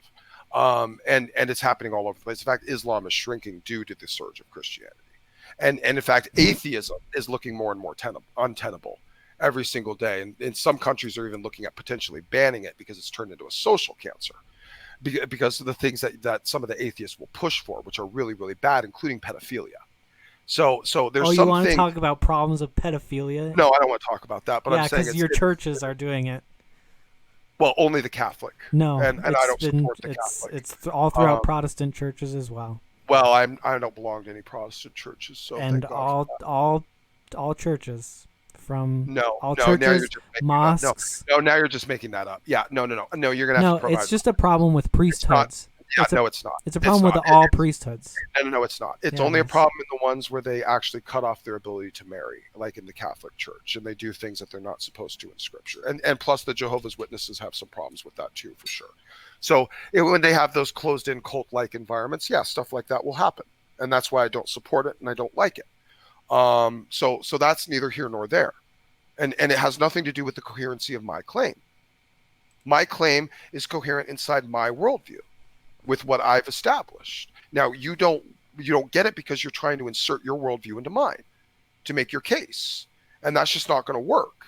You don't get to demand what God should do in order for you If to it's believe. irrational, I can not how point it's out gonna that it's irrational. You can, and you can be wrong. Mhm. You could be wrong. Yeah, and what's And wrong if with you are- what's wrong with me learning that I was wrong? Well, if you are, or if you learn too late, then you're not going to be able to be saved. Too late is Because just you have a time arbitrary. No, it's a According time to of you. grace. You have a time of grace. Well, see, here's the thing, Snake. Judged upon what you know. You heard me say this several times. You keep avoiding what it means, what it actually means. Okay? Perfect knowledge, like I said. Perfect knowledge. You're in hell. You know what you're being punished for. You know what you did wrong. You know everything that you could have done different, and you're suffering for it. You know what you're suffering for. It's right there in front of you. You have the knowledge. You're being punished for it right then and there. There is no, I get it now, God, let me out. I get it. I should have Sure there followed is. you when I was on earth. Why not? Okay, explain it to me. Why can't I say that? Okay. So you have denied it, and now I've gone to heaven. Let's say I've gone to heaven. I've lived my life that way. You've gone to hell. And you say, I've learned my lesson, let me out. So now God is going to make you come and spend eternity with me, even though you failed the test and I passed it. Why are you so petty? Why can't how is that going to harm you? Well, because in this eternity, I'm expecting it to be able to maintain consistent and true, that there's not going to be deviants who question God inside mixed in with the rest of us, those who are belligerent and rebellious. If I learned my lesson and I know that there is a God, I wouldn't be questioning him in heaven. Okay. Then why can't you learn your lesson here? Because I don't have any verification for it. Perfect. So you need empirical verification to believe, right? Yeah, or else I have to believe everyone. Perfect. So you won't get empirical verification until after you die, correct? Yeah, apparently. And God has said, I want you to be able to believe without empirical verification. Yeah, that's the words of a bullshitter, a charlatan. Okay. So when he says to I'm not doubting Thomas, gonna prove it to blessed you, are but you should just those believe it anyway, or else you'll blessed go to are hell. those who don't see but believe. Blessed are those. Yeah, anyone can Blessed say are that. those who believe on faith. Well, sure, anyone can say Just it, believe me. but Christ said it. Just But Christ believe me. said it. Well, I'm not anyone is saying it. Christ is the one that said it. And he said, blessed are those who Charlatans say believe. it all the time. Okay, well, Snake, again, it's good enough evidence for the rest of us. Yeah, the Okay. minority of all of humankind. No. Oh, you think Christians are the minority, dude? Of the entire population today, yes, and of the entire population ever, yes. Yeah, well, maybe the second one's accurate. I don't think the first one is. I think Christianity. The majority of people on Earth are not Christians right now. Okay. Well, all right. Well, okay. I'll probably give that to you. That's fine, but certainly a majority in the West, and as if a majority even actually matters. Truth be told, which I don't think it does. But you wouldn't believe something based on a majority anyway, would you? No. So it doesn't That's matter. not what you So claim. why are you bringing it up? So it doesn't matter. So it's either true or it's not true. That's all there's to it. It's either something that's actual, or it's not. You And tried to saying- say that it was the majority of people who believed it. Well, maybe in America. I mean, I think majority of people that are asked or self-reported in America are Christian or claim to be. So there's another problem where people just tend to believe what they're raised with. So everyone That's who not grows up in a different country, That's not necessarily true. And if that and if is you say necessarily true. 99% of people will just believe whatever they were raised with, and won't convert. well, I converted There's to a couple. there's no different things. particular religion. I that know just- lots of people that have converted to a lot of different The things. only- It all depends upon the person. The dude. only religious Dude, no. group that No, gets stop. the most Snake. converts is atheism. All you're doing is saying that this is what people normally do, so this is what I expect. Okay? Lots of people don't operate that way. Lots of people leave Islam, lots of people leave Christianity, lots of people leave atheism. I've left a couple of them myself. Okay? Happens all the time. Don't just say that like it's some blanket thing that's just something people do. The one that Okay, gets the people are most converts is atheism, though. Well, I don't care. I don't care about that. I mean, there's lots of stupid people in the world that believe a lot of stupid things. What can I do with that? Okay?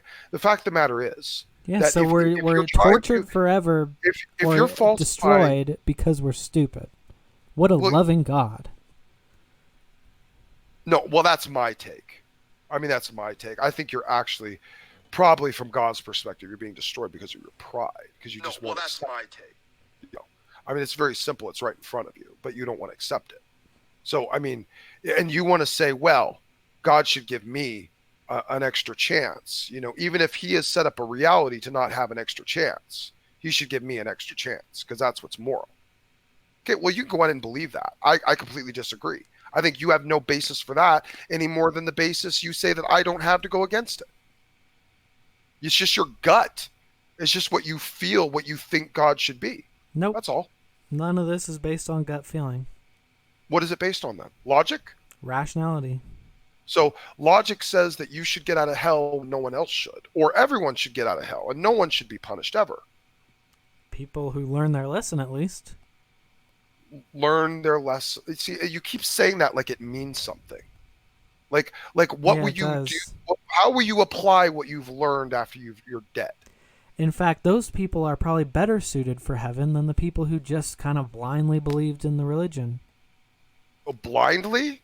Or believed on the evidence that was provided with what God wanted to give them to believe on. You have and then no evidence, or else you'd be fulfilled the test. converting more people. Well, we convert people all the time, and you people don't seem to usually know what evidence is. Yeah, well, when you actually have evidence for something, you can convert the whole world. That's how science works. Science has evidence, and they converted the whole world. Can you name me one piece of evidence beyond skepticism? Skepticism is evidence? Beyond one piece of evidence that no one can possibly be skeptical of or deny. For what? Anything. Doesn't matter. Well, everyone can be anyone can be skeptical of anything. Exactly, which is why your point is stupid. No, it's not. Because people can be No, skeptical. because if you have enough empirical evidence to make a actually good, convincing case, Empirical. My God didn't has want an failed to empirical- give My convincing God didn't want evidence an because empirical most environment, people are not because convinced by the evidence. an empirical environment would require him to act empirically and to judge accordingly. See, this is what you keep dodging, Snake. And this is why I'm so frustrated right now. Because now I've just gone down the road. So you know what? I'm going to say this last thing and then I'm done. Seriously, because I'm sick of it. Now at this point, this is an environment of grace and divine hiddenness. That means that God, as a righteous God, doesn't have to judge us instantaneously when we do something wrong. That's how it works, because that's what a righteous God requires. Okay? Now, to hide, you can try like to a little meander. bitch. You can try to meander and go around it any which way you want to try to pull these little eisegesis quotes and these little absolutist, grabs at me while If you there's ignore evidence, what then I he's not said. hidden. Evidence can be, evidence doesn't have to be empirical, Snake. Yeah, it does. God, oh really? Evidence has to be empirical. So, can we trust you in a rape case, Snake? You need to really see the rape happen for it to be evidence? You can't just trust it based on word. Oh, God. You believe we someone don't just deal because they... with court cases based upon testimony? So you believe all accusations, huh? No, that's not what I Right. said. I'm saying, how do That's we what deal I with said. You're saying that empiricism is the standard of evidence, and I'm saying you can't produce that in a court case. And you're saying this is the standard of evidence that we operate by? Are you kidding me? Empiricism? So if God doesn't make himself empirically known, then he has not provided sufficient evidence? Yeah, and he's not provided sufficient evidence for the majority of people on Earth. So if the God claim includes within it the nature that he can't provide empirical evidence without judging, If your God can't even convince half of the people, then he's failed to provide convincing evidence. Hold on. If that's part of the claim, if it's part of the claim that he has to hide himself unless he actually judges them directly in his glorified state, as in when he comes down from heaven, he has to judge. Okay, since that's part of the claim, you're saying if he doesn't violate the nature of his claim, then he's not real? That's not part of the claim because you believe in Jesus. That is part of the claim of Jesus. No, Jesus didn't kill or judge everyone. When Jesus ascended to the right hand of God the Father, what, he just got up there and then started walking around the earth again? He could, or he could have. See, Snake? Yeah, your fairy tale is laughable. That's how it's ridiculous. You live in a fantasy land. Okay. Where did Christ come down after he ascended to the throne? Give me an instance. Where did Christ descend again after he went up to the throne? Why couldn't he do that? Because it's part of the text. It's part of the narrative. It's part of the claim. He ascended to the Father. And that's not even what I'm talking about. And by his own word, the only time he's coming back down is when he judges everyone, because that's what a righteous God does. When he was here, well, then he could have just stayed around. He was submitting to the Father. He could have just stuck around. Will to redeem mankind, and then he left, and he said, "When I come back," go, he told his disciples, "Go." I know what your fairy tale says. I know what this fiction is. Bring them to me. It's silly. And when I come back down, well, apparently you don't. Apparently you have no clue because you're just assuming things that aren't even part of the claim. What you're doing. I never said Jesus should come back.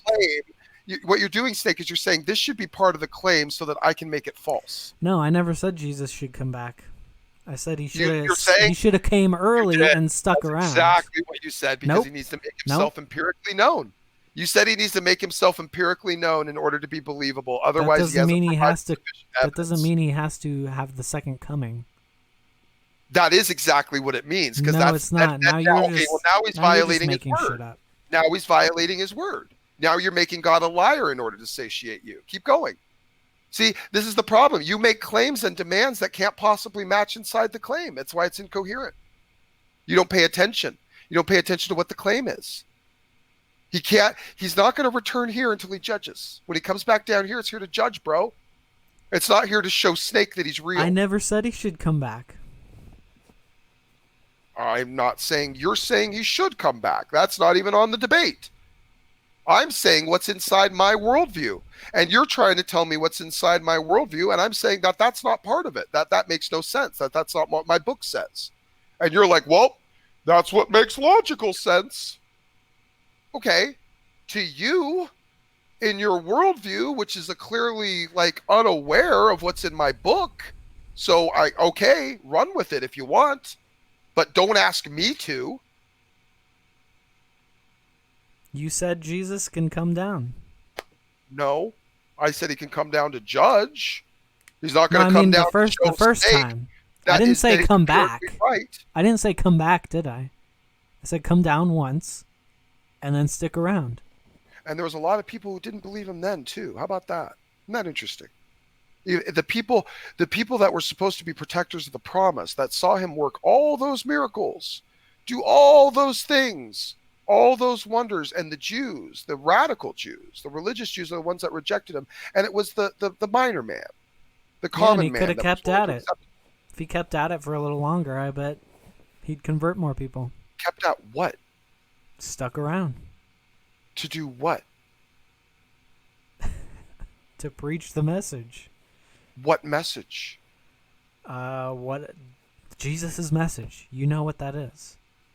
Okay, so they kill him another time. Okay, so he resurrects again. It's pretty good evidence of a divinity. So he should stick around to preach the message of salvation that he can't give because he's not giving salvation.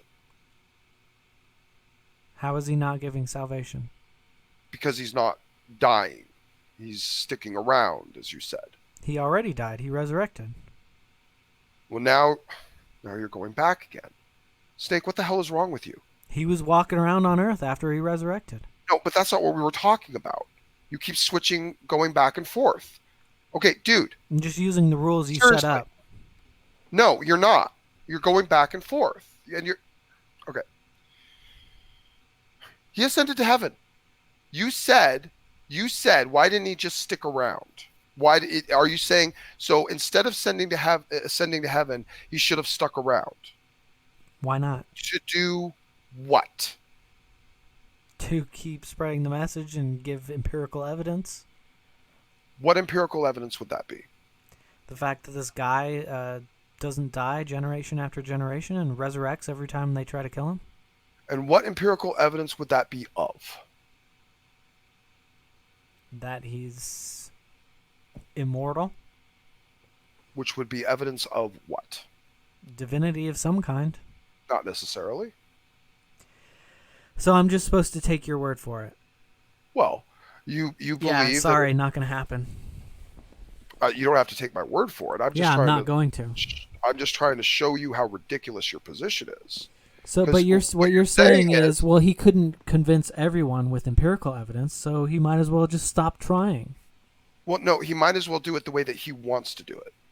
Because again... And it doesn't work very well, does it? It works no, here's the thing, Snake. He probably only wants a certain type of person. And frankly, you forget that God is a guy. He's not just some force, some floating abstract standard. He's a person. Okay? So he, as a person, gets to choose who he wants to be with him and how he reaches them. And by the way, it's very scriptural. When Jesus was talking to the Jews and made it clear to them that they would not be able to recognize who he was unless they had heard from the Father, unless they had heard everything that the Father had said about him, they were going to misinterpret who he was. They were going to think he was not the Messiah because they weren't paying attention to the portions of the prophecies that were talking about him being the dying and resurrecting Messiah. They were paying attention to the ones of him as a political Messiah. That's all they focused on. So the Jews were not paying attention. They missed it, and they ended up killing him in the process. And in the process of that, we have the gift of the potentiality of salvation. But if that goes in a different way, we don't have salvation.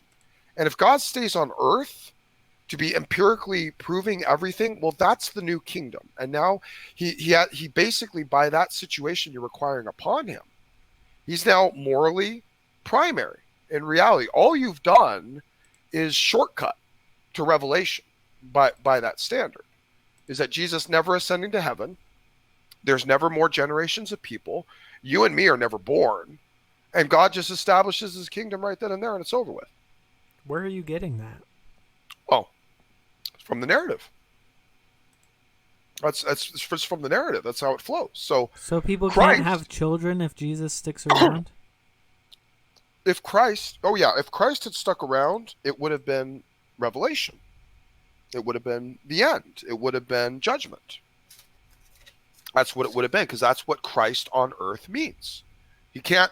Christ can't be on earth. So what's the time? What's the time limit? There's no time limit. He can't be on earth in his state of being, in his glorified state, having done what he's done, having redeemed the world, be on this earth and just let everything be evil.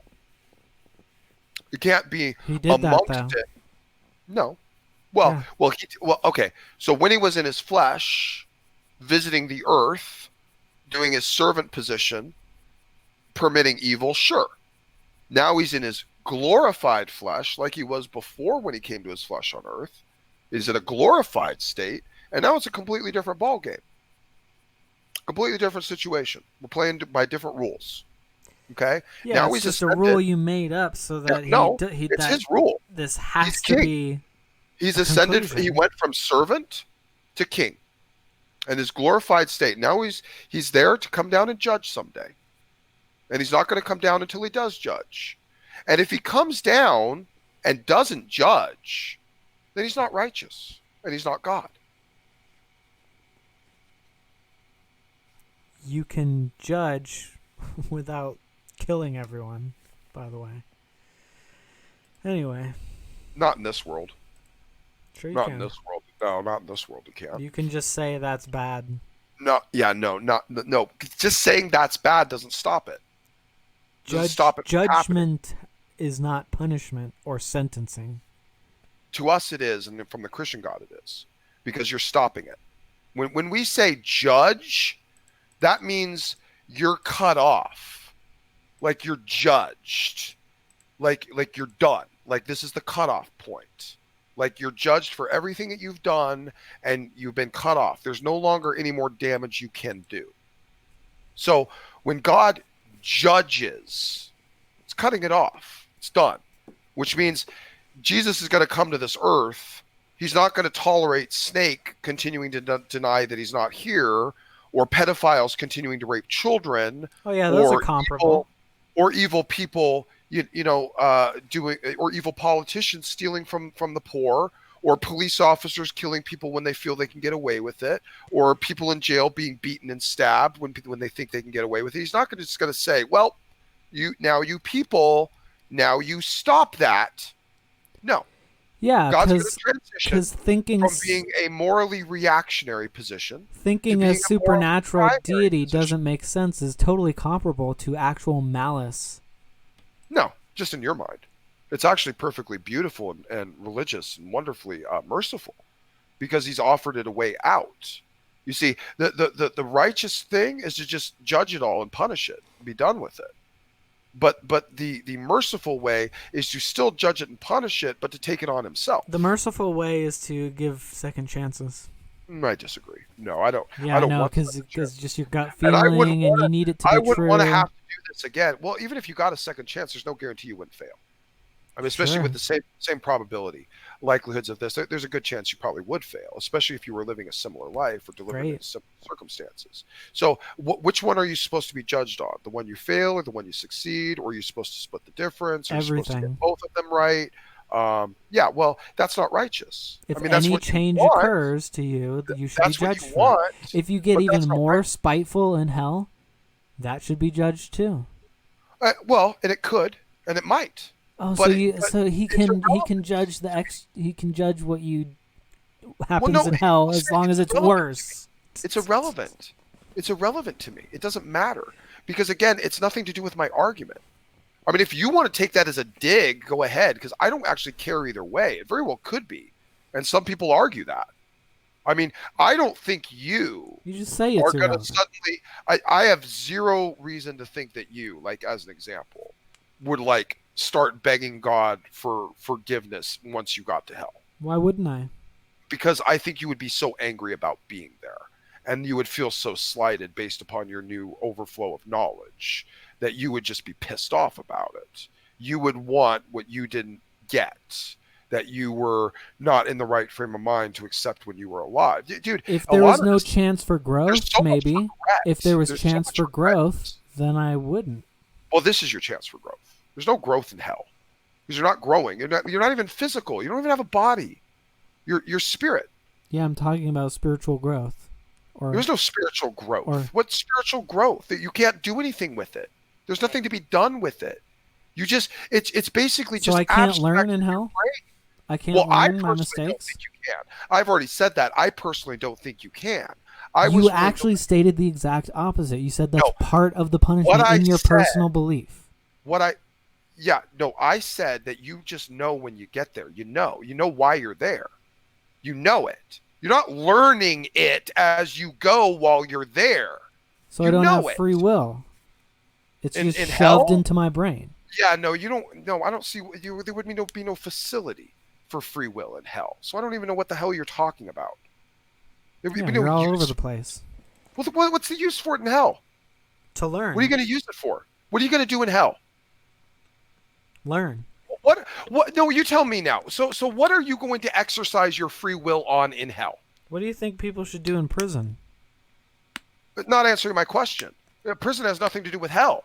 Oh Well, yeah, what it do you- does. It's No, a prison punishment is for a not nearly- crime. Prison is not nearly comparable to the nature of what hell is. It's a punishment for a crime. So you should learn. That's the only If you comparison do a it has. crime, you It's not should even learn in why the it's same time bad. space. It's not even in the same time space. Yeah, you can come up with all these And stupid and excuses. by the way, no guarantee you'll learn.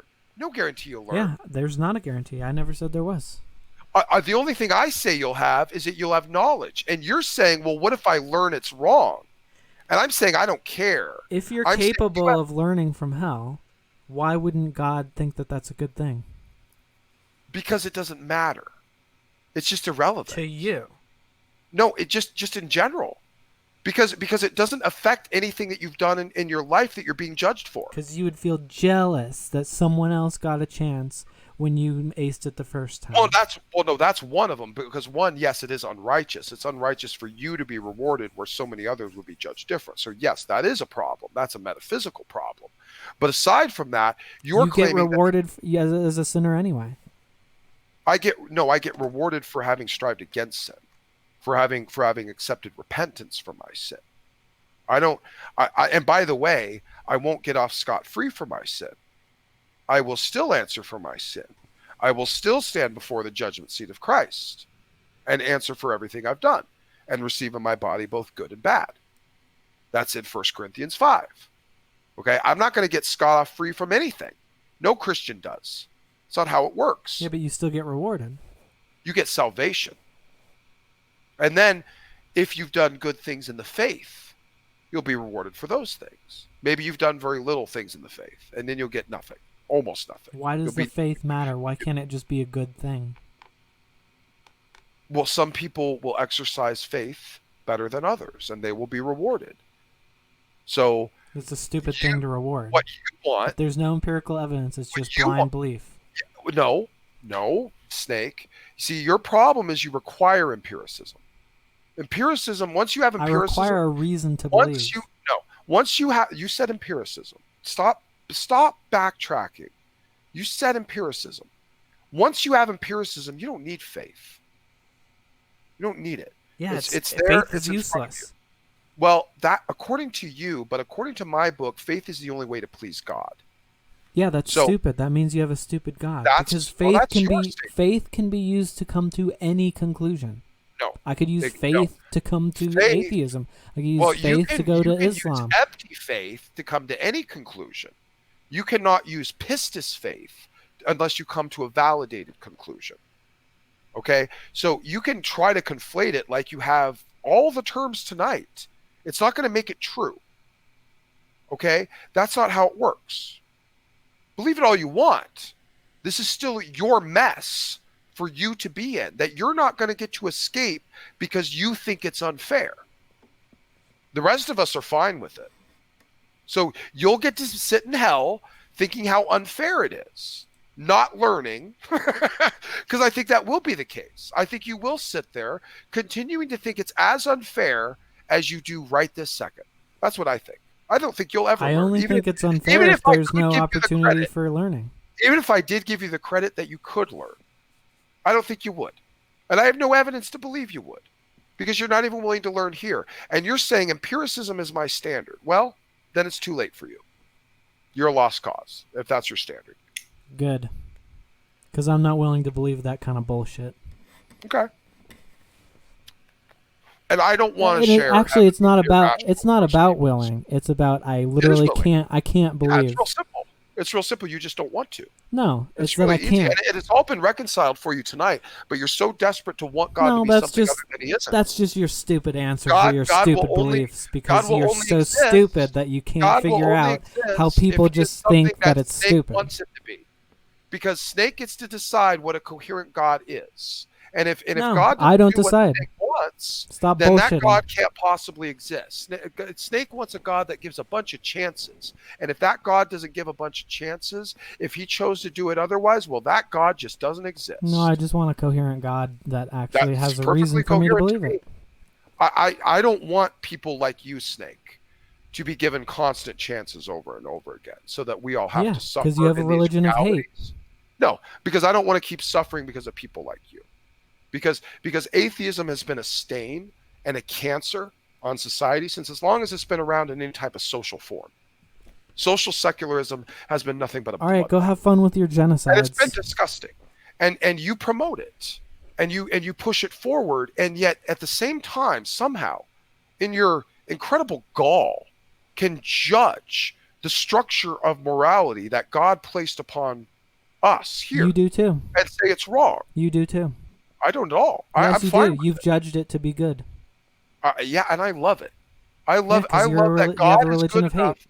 I love that God is good enough to not force me to be with people like you, Matt Dillahunty, all these other intellectual degenerates that are too prideful to actually admit the fact that And they we might wouldn't be, have they might be have those opinions if we susceptible actually knew, to would we? judgment of others to something greater than themselves, that they want to live only for themselves, that they want to adopt horrible, disgusting, grotesque social philosophies and principles so that they can hang on to this moralistic nihilism and this idea that when they die, that's it, it's over None with. of us have and there will believe never in be any nihilism. consequences for anything that I do. I'll just be able, and by the way, if I ever experience consequences for anything I do, then that God is immoral for having done it to me. And that's just how you're going to live, and you're how going to operate. That's not coherent to the Christian claim. So you'll go to hell just by believing you falsified the straw man Christian God, and you'll stand in front of the steel man. Yeah. Christian I God know. I someday. know you're preaching. Get corrected, and then you'll know. There won't be any need to learn or grow at that point. You won't need to do anything with it. You'll be delivered into knowledge. Yeah, and then I Sake of your won't be the judgment. person that you hate so much. No, you will. You'll. In fact, No. in If fact, I you'll be. if I am no longer an atheist, this I way. won't be the person you You'll hate so be much. the perfect version of it. You'll be completed. You'll be completely full through. You'll be This is the delivered. stupidest thing I've ever You'll heard. be delivered to the final absolute stance of what you've wanted to be, Snake. No. Stop lying. It I is don't what it want is. this. It is exactly what you Nope. want. I don't want an atheistic world. I want there to be a God. Well, if That it doesn't was, mean I believe then it. you would be honestly looking for one. Yeah, I am. Instead of And I can't find it. creating straw men and contradictions and nonsense and judgments that you can't justify. See, you can't place the judgment of God that you yourself can't even justify. Yeah, so stop lying Like about it. why is it good to give people two chances? There's no answer for Why that. is it good to give people one chance? There's no answer to that either. No, but I actually Because do have an answer. because You it's don't. Okay, you admitted you don't have an answer. Because Now it's here's my inside the- answer. Now here's my answer. Okay. Because you can learn, and change and grow. So you have to remember everything from So- your first life. You have to be given 2 lives, and you have to remember everything from your first life so you can learn and grow. Okay. Okay, so that's just a really long life. What the hell is your point? The point is that if you change, then that change should be judged. Well, and if By an you change all-knowing, here, that all-judging change will God. be judged. Yes, I agree. All you've done is made an extra long life to change inside, Snake. So? So it doesn't matter. All, You haven't all changed anything. changes matter. Yeah, all you've done is given yourself more time to say no. All lives all you've matter. done. All changes matter. Yeah, And with okay. that, Well, the change isn't going to be all of a sudden the God that's non-empirical is going to become empirical so that Snake can believe and not have to go this route. That's not how this is going to work, because that's not the reality he wanted to structure. And you don't get to tell God what type of reality he gets to structure. All you've done is say, I need to get 2 lives instead of 1, and I need to be delivered some sort of certainty so that I can know and it's grow, not 2 I lives. guess. As you said, it's just an extra long life because it's an afterlife, so you're not really dead. No. So you get a regular life, and then you get an eternal extra life. No That's what an afterlife attachments, no requirements, no standards on that. Just socialism, or eternal socialism. How is that socialism? Well, everyone gets the same thing. Everyone gets eternal life That's in not the same social. space. That's not it. It's actually a meritocracy. So everyone gets the exact same thing in the afterlife. No one gets rewarded and no one gets punished. And this is superior to you somehow? Why do you have to do these straw men? Well, Snake, because I can't understand what type of point you're actually making. Like your points don't make sense. Like you carry them 1 layer deep, and we're lost. They're incoherent. No, it's just that you're straw manning deliberately because you Okay. don't want to understand. How's that feel? Okay. How's You that want feel a when I second accuse you of chance? deliberately wanting Dude. to misinterpret what I'm saying? You want a second chance. Why? Because you think a second chance will save you. It's not that I want How it. do you know? It's not that I want it. It's that it happens. No, it doesn't. If I'm conscious in hell, then I can learn stuff. No. Yeah, and in fact, Not if you already know everything. Not if you already know why you're there and why you're suffering. No, you can't learn. And even if you could, which again, bro, this is the thing you keep ignoring. Like I keep telling you, you can't learn. You're delivered to all your knowledge, and I tell you, okay, I'll give it to you so that you can learn. just and made that's up. irrelevant. You just made up that as soon as I get there, I just know. So that Well, you can tell me Okay. that I can't grow because you I don't told want you it to this. work that way. Snake, I told you this now at least 10 times now at this point. And I don't know why I have to keep repeating this to you. I really don't understand. I really don't get it. I've told you now 10 freaking times. Okay? I And believe it's in order still for you to be judged appropriately, you have to know what you're being judged for. So when you're there, it's not like I think you're there in ignorance, like you're getting to hell with a blank slate, no clue what's going on. Oh my God, I'm in hell. What am I here for? I have to learn. No, that's asinine. No Christian would ever pitch such a picture. Okay? You're going to go to hell, and you're going to know why. And you know why I know this? Luke 17, perfect example. The rich man and Lazarus. The rich man goes to hell. He knows exactly why he's there, exactly what he's suffering for, and exactly what would have saved him. And he's still suffering. So And it doesn't what's stop. being tortured is not me. What's being tortured is the inside you. Yeah, the you that chose to do the things you chose to do. No, it's a being And that's by sort the of way- like me, but that knows all the things that I didn't know when I Well, made those mistakes. Like your actions in your life need to This be is punished why no matter your what. worldview is incoherent. No, your actions need to be punished no matter what. Everyone's does. You either ask Christ to do it for you, or you just do it yourself. That's all there is to it. And if you want Christ So to when do I it get for there, you, I'll ask him. If you want Christ to do it for you, he asks you to follow him while you're on this earth. When I get there, I'll That's ask the him, deal. and I'll Well, just leave it at that's the that. deal. That's what he said in his book. Yeah, He well, said, I "You don't follow believe the me book. while you're here on this earth. And if you don't do that, you have no part with me." Because guess what? I got a whole family, a whole bunch of people who were willing to do that, and I intend to reward them. Well, that's the most retarded way to notify someone. What? Writing it down in an ancient book that's unconfirmable. How many books? The Bible. How many books is that? I don't know, however many books the council 66. decided to keep in And the that's Bible not, because it's wow, man-made. really? Are you freaking kidding me? You're actually buying into Council of Nicaea conspiracy garbage with that? Are you kidding me? Yep, it's an absolute You're joking, historical right? fact. You're joking. No. It's a Are fact you that they seriously rifled kidding through me? what they wanted and kept what they wanted. The council, you're saying that we did not have a canonized version of the Bible before 300? Is that seriously what you're telling me? Yeah, they left out things. So all the church fathers weren't reading any Bibles. They didn't have any actual Bibles It before they got wasn't to Council all of Nicaea. together. It wasn't all Snake, standardized. that's officially the stupidest thing you've said tonight. It wasn't all by standardized. far. Okay, so what did the council do? The Council of Nicaea, founded under Arius, was to formulate doctrines, to substantiate and concrete doctrines in the church, particularly against the Arian cultists, the Arians that were saying that Jesus was created.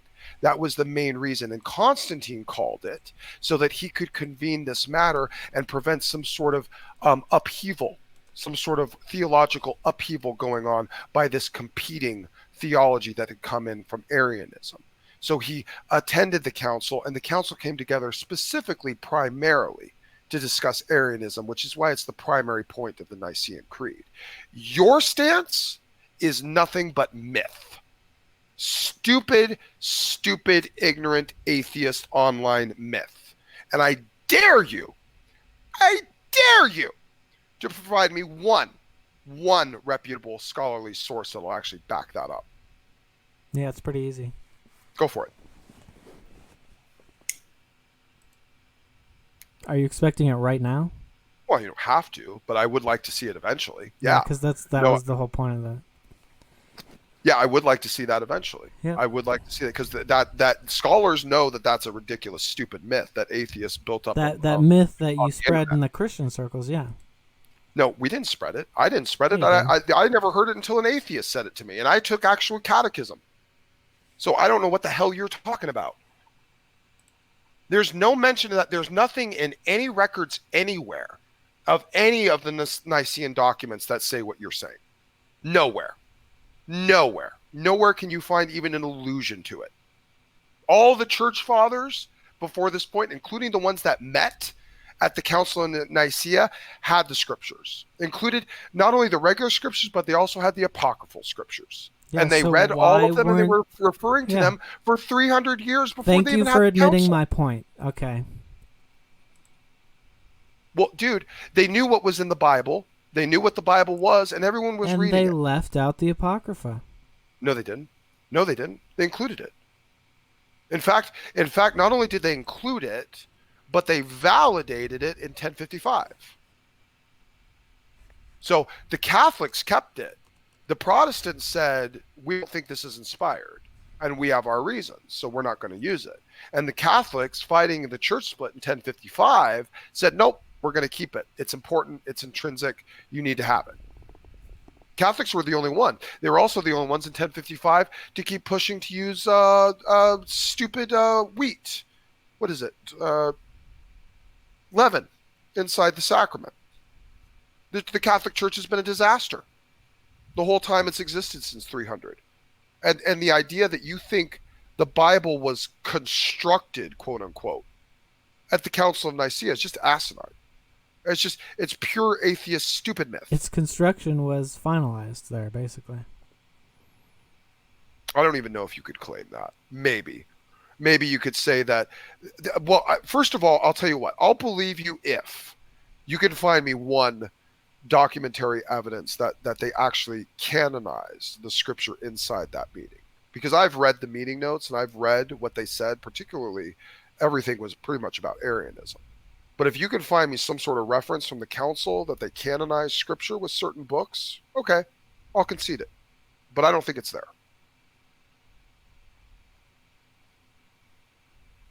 Well, should we leave it at that? Yeah. Yeah, I'm tired. It's almost 3 a.m. God, do I have a debate tomorrow? Oh, thank God I don't. God, I'm exhausted. All right. Okay, yeah, that's good enough for tonight. I think we carried it pretty much as far as we were going to go. I'll just say what Batman says. Repent or perish. Yeah,